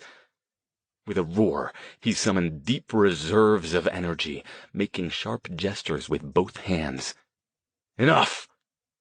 All around him, the scattered knives rose from the floor and flung themselves in a hail of pointed projectiles at the two creatures. Wherever they hit, they sliced through, propelled by the force of Stone's rage-fueled telekinetic spell. For a few seconds, the room looked like a strangely bloodless slaughterhouse, as limbs separated from bodies and spun off to become dust before they landed. The creature's weird, keening shrieks were cut short as the rest of their bodies, unable to maintain the magic that held them together, collapsed into more dust that pattered down onto Stone like rain. For a moment, there was no sound in the room except the labored breathing of all four of its remaining occupants. Stone slumped back to the floor for a few seconds, but then staggered up as he scanned the area for more threats. "Are they gone?" Grace asked, voice shaking. She still clutched her crucifix in front of her. He nodded, panting. "I think so." What did you do?" She was looking at him with wide, frightened eyes. He didn't miss that she was now holding the shaking crucifix firmly between herself and him. "Check the father and call 911. He picked up the lamp and righted it on the nightstand and pointed at the old-fashioned phone that had been knocked off. She remained in the same position, staring at him in fear for several seconds before finally lowering the crucifix and hurrying over to Father Reed. "Can you help me with him?" Stone came over and examined the scene. Beneath the bleeding priest, the old man still stared up with rheumy, terror-filled eyes. "Are you all right?" Stone asked. "He doesn't speak English," Grace said. She touched the old man's shoulder and said something in Spanish. "Sí," he said, his creaky voice shaking worse than Grace's. Dead pale, he clutched at her arm with a skeletal hand. Stone pondered. The bed was only a single, and with all the knives and broken glass on the floor, it wouldn't be safe to lay the old man down there. "Just a minute," he said. "Your arm's bleeding," Grace said, pointing. And so it was. Blood ran down from the slash in his upper right arm, and now that the fight was over, he was starting to notice the pain. "Make the call. Don't say anything about me, though." After that, see what you can find in the bathroom and see if you can find another blanket or something." Grace made a quick call. As Stone had asked, she said nothing about his presence. "It'll take a while for them to show up out here," she said, a little bitterly. Then she hurried out. While she was gone, Stone went to the broken window and then to the door, putting up quick and rudimentary wards over each. His head still throbbed from the psychic feedback, but it couldn't be helped. He had to do something to protect the room. As weak as the wards were, they wouldn't stop anything, not for more than a second or two, but at least they'd give warning if more creatures tried to get in. Grace came back in, carrying some folded washcloths and an old bedspread. "Not much here," she said. "Let me look at that arm." "Help me with this first. We need to hurry and check the father." He folded the bedspread in half and laid it on the floor alongside the bed, then snatched the spare pillow and put it down. "We need to get him down here. Can you grab his legs?" Grace nodded and took one of Father Reed's ankles in each hand. Stone grasped the priest's shoulders and lifted him up. The man wasn't a lightweight, but between adrenaline and a surreptitious bit of magic, they soon had Reed lying on his stomach on the floor next to the bed. He moaned weakly, but didn't regain consciousness, though he did maintain his death grip on the crucifix. Beneath his shredded black shirt, his back was a network of bloody red slashes, as if someone had flogged him. Grace pulled the covers back up over Mr. Juarez. "Now what?" Stone stood heavily, using the edge of the bed to help him up. "Now," he said, "I need to get out of here. I don't want to be seen here when the authorities arrive." She narrowed her eyes in suspicion. "Why not?" "I don't want to explain what I was doing here," he said. "Can you look after the father until they arrive?" "What if more of those things come?" She glanced nervously toward the open window, obviously thinking about how vulnerable they'd be if that happened. "They won't," he said, hoping he was right. "I'll be watching in any case. I'm not going far. I'll take you home after they leave. I just don't want to be seen here. Is that all right, Miss Ruiz? Can you do that?" She looked uncertain, but finally nodded. "Yeah," she said. "I can do that." She pressed one of the washcloths to Stone's bleeding arm. "You need to take care of that, though." "I will, don't you worry." "Okay, She closed her eyes briefly and then fixed him with a stare. "What did you do?" she whispered. Damn.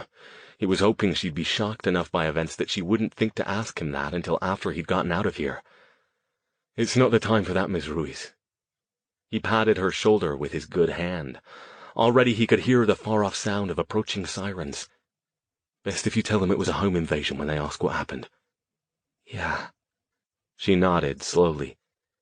"Yeah, no way they'll believe the truth." "Right then. You have my mobile number?" Again she nodded. If she'd looked shell-shocked earlier this evening, now she looked like she was barely holding it together. But still he saw a core of strength within her. Her aura, with all its red fleck disturbances, was still strong and steady. She'd be all right. "I'll see you in a bit. Call me when they're gone." Before she could answer, he hurried out through the living room and left the house, pressing the washcloth against his arm. By the time Stone got into the BMW, drove it a block down the street, and put a disregarding spell over it, his whole body was shaking. Sweat dotted his forehead, and his right arm spiked pain every time he moved it. Leaning back in his seat, he closed his eyes for a moment, gathered his strength, and used the last of the reserve energy from his ring to weave a healing spell. He was glad he'd been practicing them, trying to use some of the techniques he'd discussed with Verity, the ones Edna Soren had been teaching her. He still wasn't very good at it, but the wound was a simple one. In less than 5 minutes, he slumped in his seat, more exhausted than before, but satisfied. The bloody slash was now nothing more than an angry red scar that would fade over the next few days. He stared down at the blood-soaked washcloth, uncomfortably reminded of the disgusting thing the old woman had thrown at him during Archie's illusionary magical mystery tour. Down at Mr. Juarez's house, the street was ablaze with flashing lights from an ambulance and 2 police cars, all of which had roared up to the scene, sirens wailing as Stone completed his spell. He watched them go out and hurry into the house, and settled back into his seat. This was going to take a while. Chapter 37. The ambulance attendants left first, fairly quickly, rolling out gurneys containing Father Reed and Mr. Juarez, and heading off into the night, lights still flashing. The police took longer. It was more than an hour before they got back into their cruisers and rolled off. By that time, a small crowd had gathered outside the front of the house. Grace came out soon after the police left. Stone watched her tensely, but she chatted with a couple of the onlookers, 2 middle-aged men, for a moment, and they hurried away as she went back inside the house.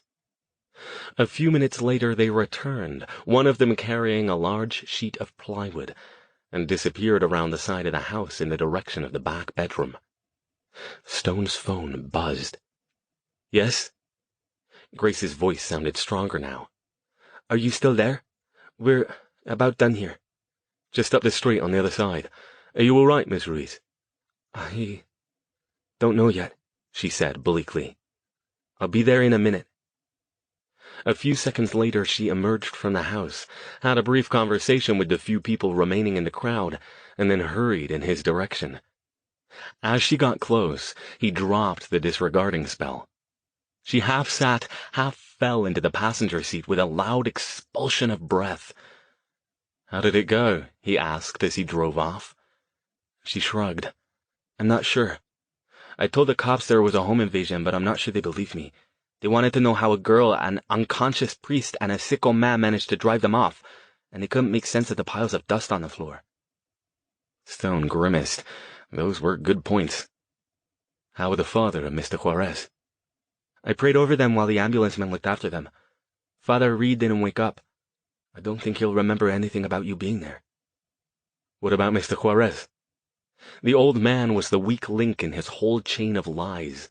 If he was coherent enough to describe what he'd seen, things could get uncomfortable for Stone in a hurry. "I'm worried about him. He was in pretty bad shape even before all this happened. I hope they can help him." She twisted in her seat, glancing at him, and her eyes widened. "Your arm? How did you—" Her tone hardened. "Dr. Stone, I think we need to talk." "I think you're right," he said, without taking his eyes off the road. "But not tonight. I'm tired. You've been through a lot, and I think it might be best if we put this behind us until tomorrow, don't you? Where do you live so I can take you home?" She hesitated. He glanced at her. "What?" And then it dawned on him. "You don't want to tell me where you live?" She sighed. "You're afraid of me." He couldn't blame her, after what had happened tonight, what she'd seen him do, not to mention the fact that the creatures that had attacked them were obviously connected to him. If she'd never met him, none of these terrifying events would have happened. That was potent stuff for anybody, let alone a mundane with no magical experience. "No, She shifted uncomfortably. "Okay, maybe I am afraid of you a little bit. I know God is watching out for me, but he also expects people to have common sense." "Look," he said, "I promise you I'll explain it all tomorrow. I can't say I'm no threat to you because at this point, indirectly at least, I am. I won't lie to you. Getting involved with me is what's brought all this unpleasantness on. I'm sure of it. But at this point, you are involved and you're much safer if I can protect you." "I don't need you to protect me, Dr. Stone. God protects his children." He gave her a wry smile. "Perhaps I'm meant to be your helicopter then." "What?" She tilted her head, her eyes glittering in the darkness. "You haven't heard the old joke about the man stranded on his roof in a flood?" Grace was silent for a moment and then chuckled. "I guess that's a good point." She let out another loud sigh. "Okay, I'll tell you where I live, and if you wouldn't mind staying with me while I check on my grandmother, I'd appreciate it." "Of course." He hadn't brought it up because he didn't want to worry her further, but he was also concerned about Grace's grandmother. While they were off battling the constructs at Mr. Juarez's house, Archie could easily have sent another one to attack the old lady. He wondered if he could put up a ward around their place without Grace catching on to what he was doing. She gave him the address, and a few minutes later they pulled up in front of a small, 3-story apartment building that looked like a more run-down version of the one Dennis Avila had occupied. Other similar buildings made up most of the rest of the street, except for a small strip mall with a liquor store, a taqueria, and several other closed or vacant shops. Stone found a parking space a block away and placed his disregarding spell while Grace was getting out. "I don't think Abuelita will approve of me showing up with a strange man, so be ready," she said, as they trudged up the stairs, stepping around old toys and a man huddled under a blanket on the second-floor landing. "I am fairly strange," he conceded, trying to lighten the mood, "but I think that's the least of our concerns right now." He checked the place out with magical sight before they'd approached, and once again nothing appeared out of the ordinary. But he hadn't seen anything from the street at Mr. Juarez's place, either. They reached the apartment, halfway down the row on the second floor. A pair of tattooed teenage boys in plaid shirts and do-rags muttered something at Stone as he and Grace passed, but didn't try to stop them. "Don't mind them," Grace said when she caught Stone glancing at them. "They won't mess with me. They're afraid of Abuelita." She pulled her key out of her bag and opened the door. Inside, a soft light was on in the small living room, illuminating an old couch, a floral print recliner similar to the one Stone had become intimately acquainted with at Mr. Juarez's, and an ancient television set playing what looked like a soap opera in Spanish. Nearly every horizontal surface was covered with knickknacks, most of them religious in origin. "Abuelita!" Grace called. "Estás aquí?" To Stone she said, "It's too early for her to be in bed yet. She's a night owl." For a moment there was no reply, and then a plump, gray-haired woman in a house dress came out of the kitchen carrying a steaming mug. Her eyes narrowed when she saw Grace, and then got wide when she spotted Stone behind her. She immediately launched into a flurry of Spanish, punctuated by several emphatic finger stabs in his direction. Grace held her hands up. "No, abuelita, no." And then she too switched to Spanish. Stone, who'd never learned the language, was left to try interpreting their intentions by watching their increasingly animated gestures at each other. Magical sight revealed distress in Grace's grandmother's pale orange aura, but nothing consistent with a major fright or threat. Clearly, however, he wasn't making a good impression. Eventually, the argument seemed to wind down. Grace's grandmother hustled back out into the kitchen, holding up an admonitory finger before she disappeared. "What was all that about?" Stone asked. "I told you, she doesn't approve of me associating with strange men," she said. "I got that part. Am I being evicted?" She shook her head, smiling ruefully. "No, you're here now, so that makes you a guest. She's gone to get you a cup of tea. I'll probably get an earful after you leave, though." "Did you ask her if anything odd happened tonight?" "She said no. I had to be careful since I didn't want to scare her, but she said she's been watching her shows all night. She's angry that I'm home so late." "Aren't you a bit past curfew age?" Stone glanced around the room again. He'd never seen so many doilies, angel figurines, and crucifixes in one place before. She chuckled. "Obviously, you don't have much experience with religious Latino families." "You worked that out then, did you?" Grace's grandmother returned, carrying 2 more steaming mugs. Stone noticed they were both fancier than the one she was drinking from. Despite his status as a strange man and her disapproval of his presence, as a guest he obviously rated the good china. She offered him the cup as she gave him the once-over with narrowed eyes. "Gracias," he said with a little bow. That was about the extent of his Spanish. She nodded grudgingly and plopped herself down in her flowered recliner, her gaze never leaving the two of them. Stone took a sip from the mug. It was strong tea, flavorful and sweet. "Well," he said, It looks like your grandmother is fine. That's a relief. Grace nodded, concentrating on her own tea. She didn't look at him. Stone recognized the look. It was the expression of someone finally allowing herself to let her guard down after experiencing a significant shock. She'd been holding it together long enough to make sure her grandmother hadn't been another casualty, but now that it seemed everything was fine, her resolve was crumbling. "Miss Ruiz, are you all right?" "I will be," she whispered. Her voice and her hands shook. Stone started to move toward her, but Abuelita's sharp glare stopped him. He dropped his volume, turning a little away from the old woman in case she could somehow read lips. "We probably shouldn't talk about this now. Could I meet you somewhere tomorrow?" She paused. "I'm supposed to work at the church tomorrow from noon to 5. Could you come there?" It made sense that she'd want to meet him in a place she considered safe for more than one reason. "Of course," he said. "I need to come back down to San Jose for some other business tomorrow, so I'll stop by." He gave her what he hoped was an encouraging smile.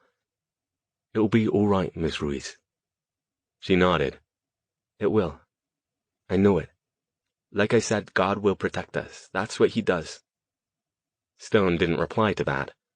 He was still trying to figure out a way he could ward the apartment against any further Archie attacks, but its location on the second floor made it difficult, at least without having to do a few things that would probably result in Abuelita's slipper-clad foot making violent contact with his arse. The old lady's small, glittering black eyes were already fixed on him, as if gauging when he'd be finished with his obligatory cup of tea so she could hustle him out. He wondered if she ever left the apartment. She and Grace were talking in rapid-fire Spanish again, so he took that opportunity to switch to magical sight and look the place over, trying to scope out where he might set the anchors to provide maximum coverage with minimal effort. He froze, staring. The entire apartment lit up, suffused with a warm, gentle golden glow that flowed around the walls, the doors, the windows, even the angel figurines and the crucifixes hanging on the walls. Stone blinked. He'd never seen anything quite like this before. It appeared to be some kind of ward, but unlike anything he'd ever created or viewed before. Or was it? No, he had seen it before. Once. He knew a man named Edwin Blodgett, back east, a fellow mage who also happened to be a minister. The last time they'd spoken was when Stone, Verity, and Jason had used the portal at Blodgett's church as a destination when attending a friend's funeral some time ago. His church's wards had the same comforting, flowing look to them.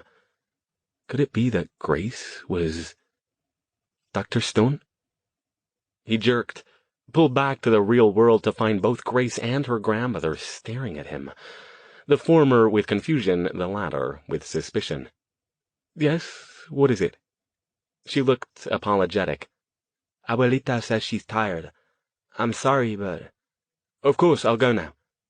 He set down the delicate teacup and thanked the old lady. To Grace he said, "Please tell her the tea was lovely and she doesn't have to worry. I won't be disturbing her any further." Grace relayed the message, or some variation of it anyway, and saw him to the door. "You will come tomorrow, right?" she asked. "I really need some answers." Stone looked around at the apartment's golden wards again. "As do I, Miss Ruiz. Don't you worry, you couldn't keep me away." "You'll be careful, won't you?" She lowered her voice to a whisper. "Whatever that demon is, it obviously means to harm you." "I can look after myself," he assured her. "I'll see you tomorrow." As the door closed behind him, he stood on the walkway for a few seconds before starting back toward the car. "Well, Archie," he murmured, "that was a good try, but I think I might be on my way to getting your number now."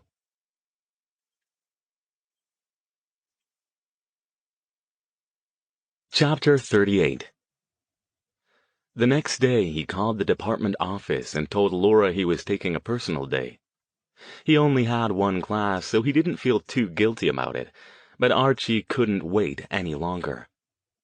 He'd slept late after checking his own wards when he got home, and found Raider once again curled up on his pillow when he awoke. The scar from the slash on his arm was already beginning to fade. Maybe he'd picked up more about healing from his association with Verity than he'd thought. That didn't do anything about the aches from his bout with Mr. Juarez's furniture, though. For those, the mundane spell, summon ibuprofen, would have to do. He was getting ready to head down to San Jose when his home phone rang. He let it go to the machine, but snatched it up when he heard Patricia, the Rosicrucian librarian. "Alastair, hi," she said. "I hope I didn't wake you. I just wanted to let you know I remembered the name of the man who was looking for the information about your ancient language. It's Simon Beale. I was right. He's down in Los Angeles now, but I found some of my notes when I was helping him with the research. He is a member of the Order. I can't give you his phone number, but if you'll allow it, I'll give him yours and ask him to call you." At last. Perhaps a break. Yes, thank you, Patricia. Please pass along any contact information he needs and ask him to give me a call. Happy to be of help. I remember he was pretty passionate about his research, so don't be surprised if you hear back soon. Stone got down to St. Joseph's about 12:30. He asked the first person he saw about Grace, then entertained himself pacing the church, examining the sculptures and stained-glass windows while waiting for her to arrive. After several minutes passed, he wondered if perhaps something had gone wrong. Had Archie sent his dust devils after her, despite her apartment's strange wards? "Dr. Stone?" He turned. She stood a short distance away, regarding him with an odd, pensive expression. Today she wore a calf-length denim skirt and a blue blouse over a lighter blue t-shirt. "Miss Ruiz, it's good to see you here. How are you doing?" "Mr. Juarez died last night." He bowed his head. Damn. What happened? He wasn't injured, was he? "No. His heart gave out in the ambulance on the way to the hospital. They tried, but—" She crossed herself and then spread her hands. "I'm sorry," he said softly. "How is Father Reed?" "He'll be okay. He's home now. He called in this morning. The injuries weren't as bad as they looked. He's pretty shook up, though, naturally." "Did he say anything about what happened?" "I think he's still processing it," she said. "I'm not even sure he knows I was there, and I didn't tell him yet. I think he was still woozy from the pain meds. He doesn't know about Mr. Juarez yet either. At least not from me." She took a deep breath. "We need to talk. I have a lot of questions for you, but not here." Stone nodded. "Have you had lunch yet?" "No, I wasn't really very hungry. I've been doing a lot of thinking." "Let me take you to lunch, then. You pick the place, and we'll talk there." She thought about that. "I think I'd like to get outside for a while. There's a food truck that has really good tacos just down the street. We can sit in the park if that's okay. Let me just tell the sister I'll be gone for a while." The park turned out to be a small oasis of grass and scattered trees across the street from St. Joseph's. It was a popular place at midday, and they had to wait in a long line at the food truck Grace pointed out a block away. Stone was once again struck by how odd it was to be surrounded by cheerful mundanes out for a pleasant summer afternoon in the park, blissfully unaware of the powerful and often malevolent forces constantly swirling around them. He wondered what they'd do if they were aware, but he thought he already knew. They'd figure out a way to rationalize them away. Mundanes were masters at rationalization. It made a lot of things easier, but a few of them a lot harder. Grace didn't say much as they got tacos and drinks and carried them back toward the park. She walked along next to him, watching the scenery, though he had a feeling she probably wasn't seeing much of it. He didn't intrude on her thoughts. This was her show, so he was willing to follow her timetable. She didn't speak until they were seated across from each other at a picnic table, under a tree near a lumpy, coiled sculpture. She looked down at her taco, then up at a couple of kids playing frisbee catch with a bounding golden retriever. "What are you?" she asked finally. "How did you do that last night? You made your hand light up. You pointed at those things and turned them into dust. Not exactly, he said.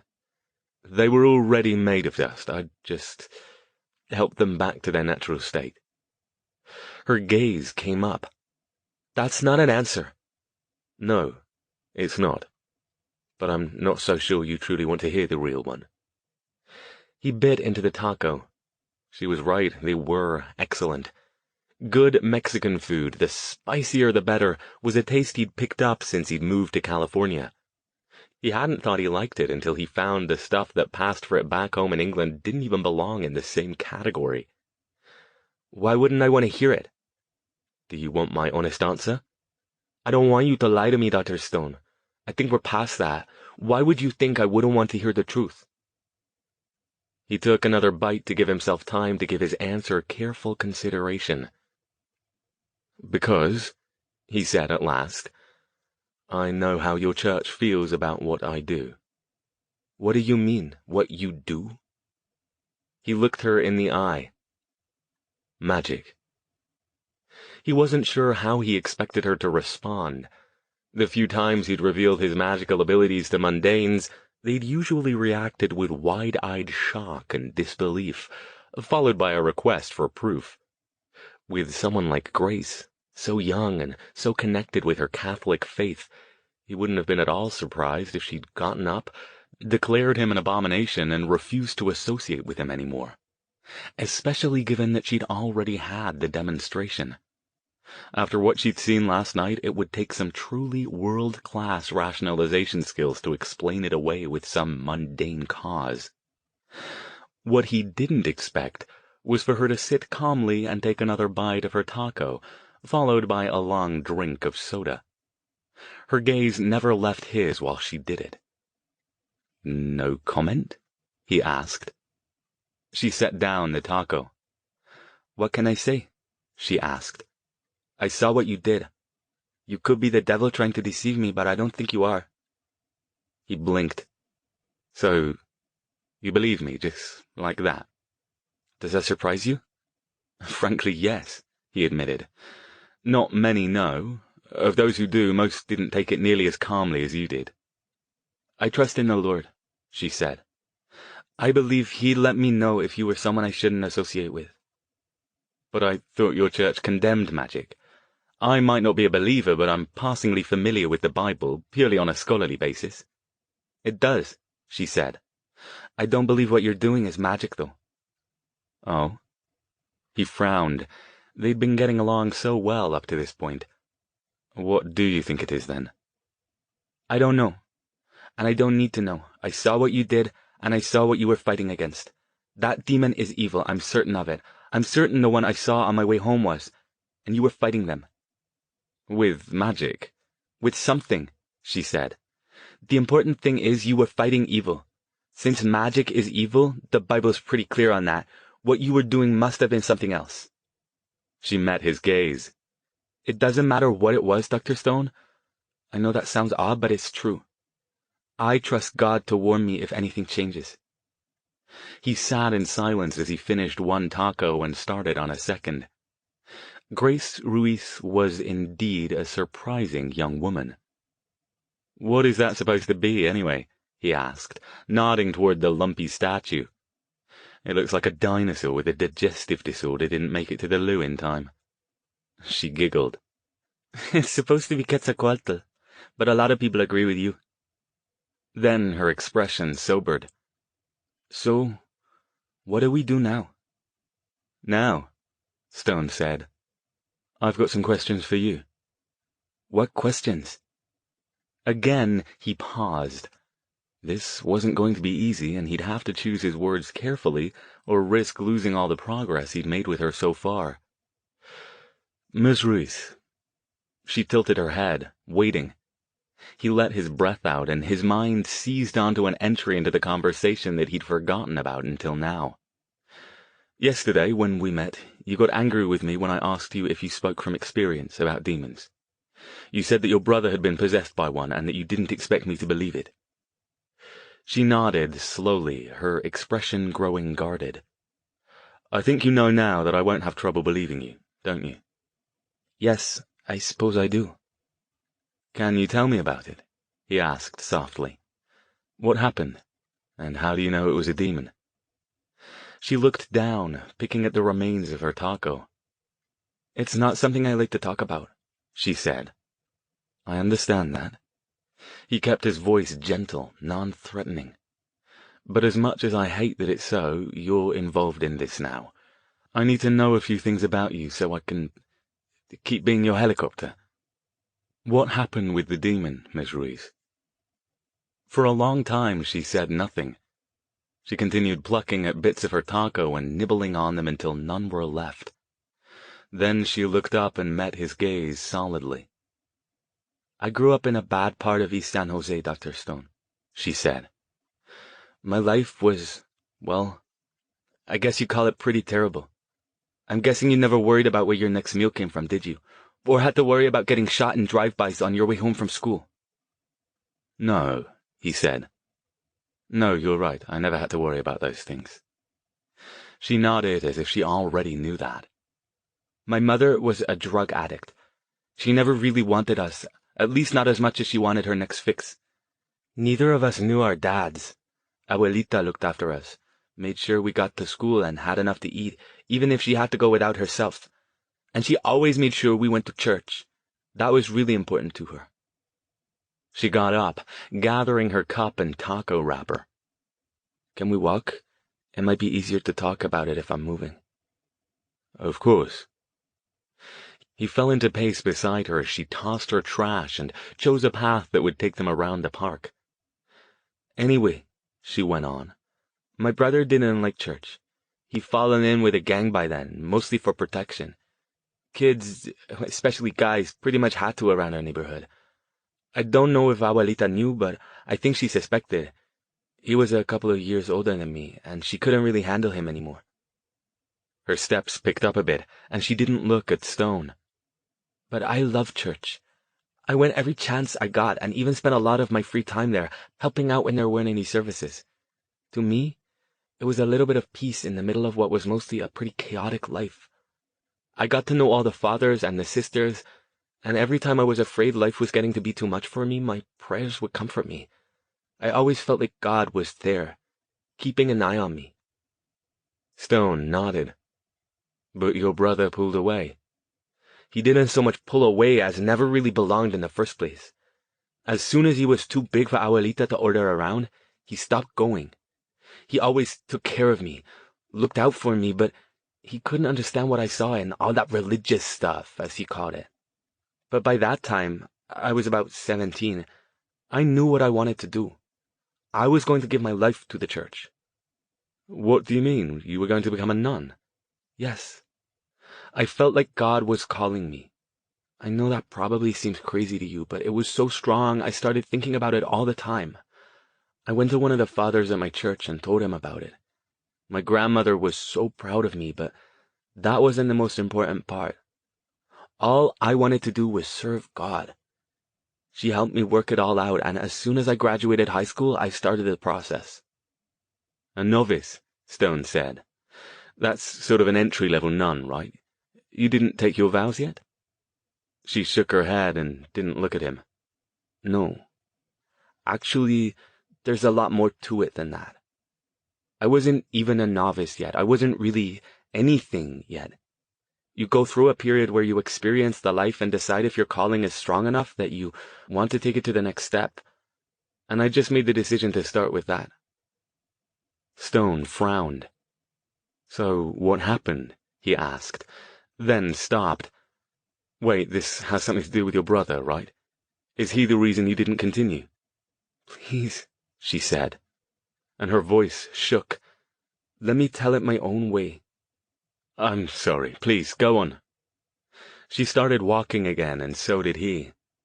Emilio, my brother, I'd been worried about him for a while.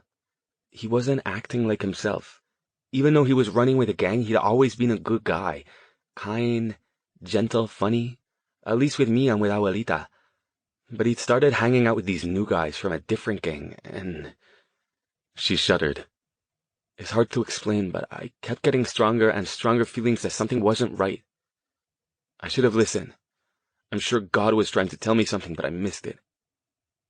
This time, she stopped, leaning against a tree and watching the traffic go by. Her shoulders shook. "It's all right," Stone said gently. "If you'd rather not tell me—" "I need to tell you," she said. She took a deep, shuddering breath, crossed herself, and murmured a prayer Stone couldn't hear. "It's just not easy. Anyway, one night, Abuelita was away. Back then, she used to play bingo with her friends at the church hall on Friday nights. I didn't go with her because I was getting a cold, and I wanted to catch up with some readings before I started with the order on Monday." She swallowed. "Emilio showed up. He said he wanted to talk to me. I thought he was drunk or high at first, but he was talking nonsense and getting angrier. It seemed like he was trying to fight something inside himself. I was scared. I thought he was going to attack me, and then he just collapsed right there on the floor in the middle of the living room, and he started thrashing around, yelling things I couldn't understand." Stone stared at her. "What did you do?" "I was about to call an ambulance," she said, still not looking at him. "I thought he was having a seizure or something, but then he looked at me, and for a moment I could see the old Emilio, the one who loved me, who kept me safe, looking out from behind his eyes. He was scared. He begged me to help him, and it was then God revealed to me what was wrong. That somehow the devil had gotten inside of him. I could see this thing around him, like light surrounding him, but it was horrible. It nearly made me sick to look at it." Stone didn't answer, because he had no idea what to say that wouldn't be the wrong thing. He'd seen possessions before, several of them, and heard of others, but he didn't think his skepticism over the demonic nature of such a possession would go over well at this moment. Instead, he waited for her to continue. She didn't continue, though. She stopped again, shaking as she relived what was obviously a painful memory. "What happened next?" Stone asked softly. She stroked her crucifix in a spasmodic gesture. "I was looking down at him on the floor, trying to decide what to do, when suddenly this sensation of peace came over me. I felt God's presence all around me, and I knew what I had to do." Stone was suddenly certain he knew what she was going to say next. "I followed God's will," she said. "I knew if I didn't do it, that thing inside my brother would kill him, and maybe me too, so I... Tears glimmered in the corners of her eyes. "You cast it out," Stone murmured, astonished. "God cast it out," she corrected. "I was just the vessel for his power." "And it worked? It left?" She nodded. "Emilio screamed and thrashed and yelled things, horrible things at me. But then he went stiff and his eyes got huge, and suddenly this thing flew up out of him and disappeared through the ceiling, and he passed out." "Was he all right after that?" "Yeah, for a while. He didn't have that weird sickening light around him anymore. After he woke up, he was back to his old self. At least until he got killed in a drive-by 2 months later." She swiped her hand across her face, wiping away tears.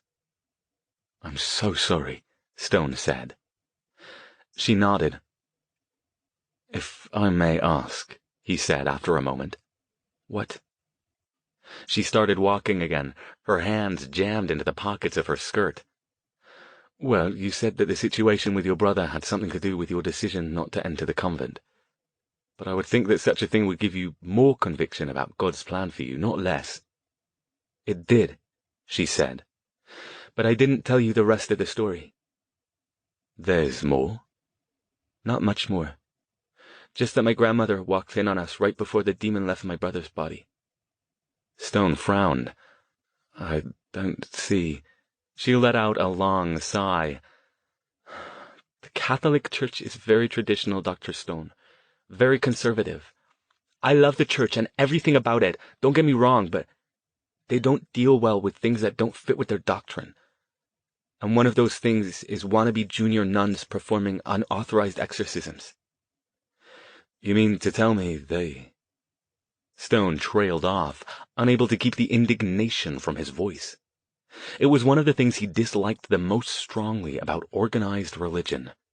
The church's hidebound insistence on traditionalism worked great for those who fit the mold, but for those who didn't, things didn't always go as smoothly. They didn't do anything, she said. Not officially, anyway. My grandmother, she didn't know how to react to what she saw, but of course she felt she had to go tell the father what happened. I think she couldn't decide whether it was some kind of miracle or if I'd done something horribly wrong. They examined me, examined my brother, grilled me and Abuelita about what had happened, prayed over me. They even brought in experts from higher up in the church. I actually got to meet the local archbishop. They were all very nice and polite about it, and they never made me feel anything but loved and protected. Not like I'd done anything wrong, but it wasn't long before I got the message that maybe becoming a sister wasn't where my calling lay after all. Their loss, I'd say. It's not for me to decide, she said. I've made my peace with it, and I still believe God has things he wants me to do. If that's not the direction he wills for me, then who am I to question it? They walked in silence for several more minutes. Stone debated whether to bring up what he wanted to say. On the one hand, it seemed like a bad time for it, after he'd just opened up what were obviously still painful wounds by asking Grace to discuss what had happened with her brother. On the other, he'd been serious when he'd said that she was involved in this now. Hell, she was neck deep in it, and it wouldn't be fair to withhold information that might keep her alive. I should be getting back, Grace said. They don't mind if I take long lunches sometimes, but I do have some work I need to finish today. Stone made his decision. Miss Ruiz, yes? Please just give me a few more minutes. This is very important, what I have to say to you. They'd made a full circuit around the park by now. He waved her back over to one of the picnic tables near the scatological sculpture. What is it? She asked, climbing up and perching on the table as Stone paced. He paused. I know you don't want to believe me. That what I do is magic, that's fine. I don't care if you call it magic or God's will or card tricks, but whatever it is, I think you can do a form of it too. She stared at him, eyes wide. What do you mean? She asked, but she couldn't keep the telltale tremble out of her voice. You drove something out of your brother's body. You drove off a supernatural construct on your own with nothing but force of will. God's will, she insisted. That wasn't me, I told you that. Whatever you want to believe, the point is, it doesn't matter. Whether it was you working under your own power or God working through you, you did it. You distracted those things long enough to keep them from killing me last night, and somehow, with no training, you've managed to put up a potent magical ward around your apartment. A what? A sort of magical protective field. She shook her head. You're wrong, Dr. Stone. There's nothing like that at my apartment. There is, he said. I saw it myself last night when I took you home. It's quite potent, and it's probably the reason why none of those creatures have attacked you directly. But how can that be? She asked in confusion. I'm telling you, I don't... He stopped his pacing and faced her. How long have you lived in your apartment? About 4 years. We had to move not long after what happened with Emilio. We got evicted from our last place when Grandma got sick and we fell behind on the rent. If the church hadn't helped us, we'd have been homeless. Did you do any sort of blessing on the place? When we moved in, the father came by and blessed it, she said. And of course, Abuelita and I say our prayers there every day. Stone nodded. That had to be it. Prayers and other religious invocations were, of course, another kind of ritual, especially when you were talking about a tradition as steeped in ritual and ceremony as the Roman Catholic Church. It wasn't inconceivable at all that combining them with someone who possessed untapped magical talent could result in unexpected manifestations of that talent. Tell me something, he said. And please, it's vitally important that you tell me the truth. I promise Whatever you say to me will go no further than between us." "What do you want to know?" She looked more nervous than she had before, gripping the table as if afraid she might fall off. He kept his voice even, soft, comforting. "Do you remember ever doing anything else you couldn't explain? Anything happening around you that you didn't understand, or perhaps that you attributed to God working through you?" "I don't attribute it to God," she said patiently. "It is God. If he chooses to work through me, then I'm only the conduit." Fine, he said. "But have you ever done anything like that?" She hesitated, looking away. "Miss Ruiz?" She gripped her crucifix again.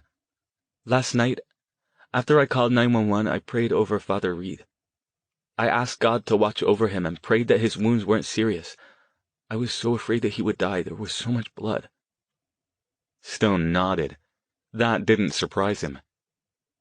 "Did something happen?" "I don't know," she whispered. "Remember when you first got here today, I told you his injuries weren't as bad as they looked?" "Yes." "Well," she swallowed. "It turns out they weren't bad at all. Father Reed said the doctors were confused because his injuries weren't consistent with the amount of blood they found on his clothes. They wondered if anybody else had been hurt." "Indeed," Stone said. "I thought at first it might have been from your arm, but it didn't bleed nearly that much." "No." He didn't mention that he'd done a little spell to neutralize the blood he'd spilled at the scene, so it wouldn't have been identifiable by the MTs, or available for any nefarious purposes by the time they arrived. "So what do you think happened?" "I don't know," she said. She stared down into her lap. "I think you do," he said gently. He reached out and touched her hand.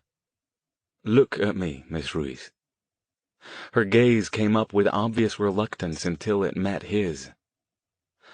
"I think you know exactly what happened," he said in the same soft tone. "You might not want to admit it, but you've got abilities. Whether they're magic or something God has given you or something else entirely, you can't deny they exist." She jerked back from him. "No," she said. "I don't have abilities. I can't." Her voice trailed off. "You do," he said. He hated doing this to her, but he had to make her see. She could believe whatever she wanted to about where her magic abilities came from. For his purposes, it didn't matter as long as she accepted them. He suspected her talents lay in specific areas, consistent with her faith and her world view. "Listen," he said, injecting a bit more force into his voice while still maintaining this soothing demeanor to avoid spooking her. "Just because you have these abilities doesn't mean there's anything wrong with you. It doesn't even mean you have to use them if they make you uncomfortable. But you saw those things last night. You saw what we're up against. And those are just the henchmen. If you want to keep yourself and those you love safe, you at least need to understand the extent of the tools you have to do that." She looked miserable. She shoved herself off the table and took a few steps away from him. "I can't deal with this right now, Dr. Stone. I need to get back to work and I need to pray about it." This wasn't the time. He pushed her too hard, and now, like a skittish wild animal, she was pulling away. "All right," he said. "All right, I'll go now and leave you alone, but please think about what I've said. Let me help you." She took another few steps away. "I'll call you later. I have your number. Thank you for everything, Dr. Stone." She turned and hurried off at a fast walk, back toward St. Joseph's. He watched her go until he couldn't see her anymore, then walked back to his car. After checking the rearview mirror, it had gotten to be a habit now, he drove off. He let the radio play, so deep in thought about his conversation with Grace that he didn't bother digging out a CD. The talking heads on the local news station barely registered as anything beyond a low-grade murmur as he navigated the San Jose downtown streets in the direction of the Rosicrucian Library. At least, until he heard the word murder. That caught his attention in a hurry. He quickly snapped back to reality and hit the button on the steering wheel to turn up the volume. Authorities are asking everyone to avoid the area for the rest of the day as they continue their investigation. The identity of the victim hasn't been released yet, pending notification of next of kin. A source, speaking on condition of anonymity, has revealed that the murder appears to be consistent with others committed by the killer dubbed the Bay Area Butcher. Once again, authorities are requesting that anyone not having immediate business on the Stanford campus avoid the area for the remainder of the day. Bloody hell. He swung the wheel around, turning the car back toward the freeway. The library would have to wait.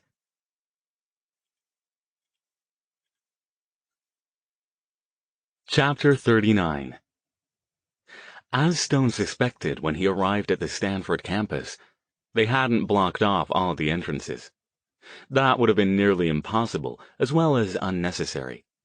The campus was the size of a small town, so shutting down the whole thing due to a single murder would be overkill even for a high-profile case like this. He tried to call Laura at the office on his way up, hoping to find out more about the location of the murder, but discovered to his consternation that the battery on his mobile phone had died. Damn it, this wasn't the time to forget to charge the bloody thing. He wondered if anybody else had tried to reach him, but it couldn't be helped now. He continued listening to the news broadcast, certain something this big would be repeated. He was correct. As he turned on to one of the many side entrances to the campus, the reporter repeated the story, and this time he got more details. The victims, more than one, had been discovered in a little-used lecture hall by a janitor who'd entered to clean it. The press had few details yet. The discovery had only been made a couple hours ago, and the police were still working the scene. The reporter once again cautioned the public to avoid the west side of the campus, as cordons had been set up and no one was being allowed in. Stone picked his way through roads snarled with the usual traffic. Cars, hordes of bicyclists, and pedestrians crossing without regard for corners or crosswalks. He seethed at his slow progress, wondering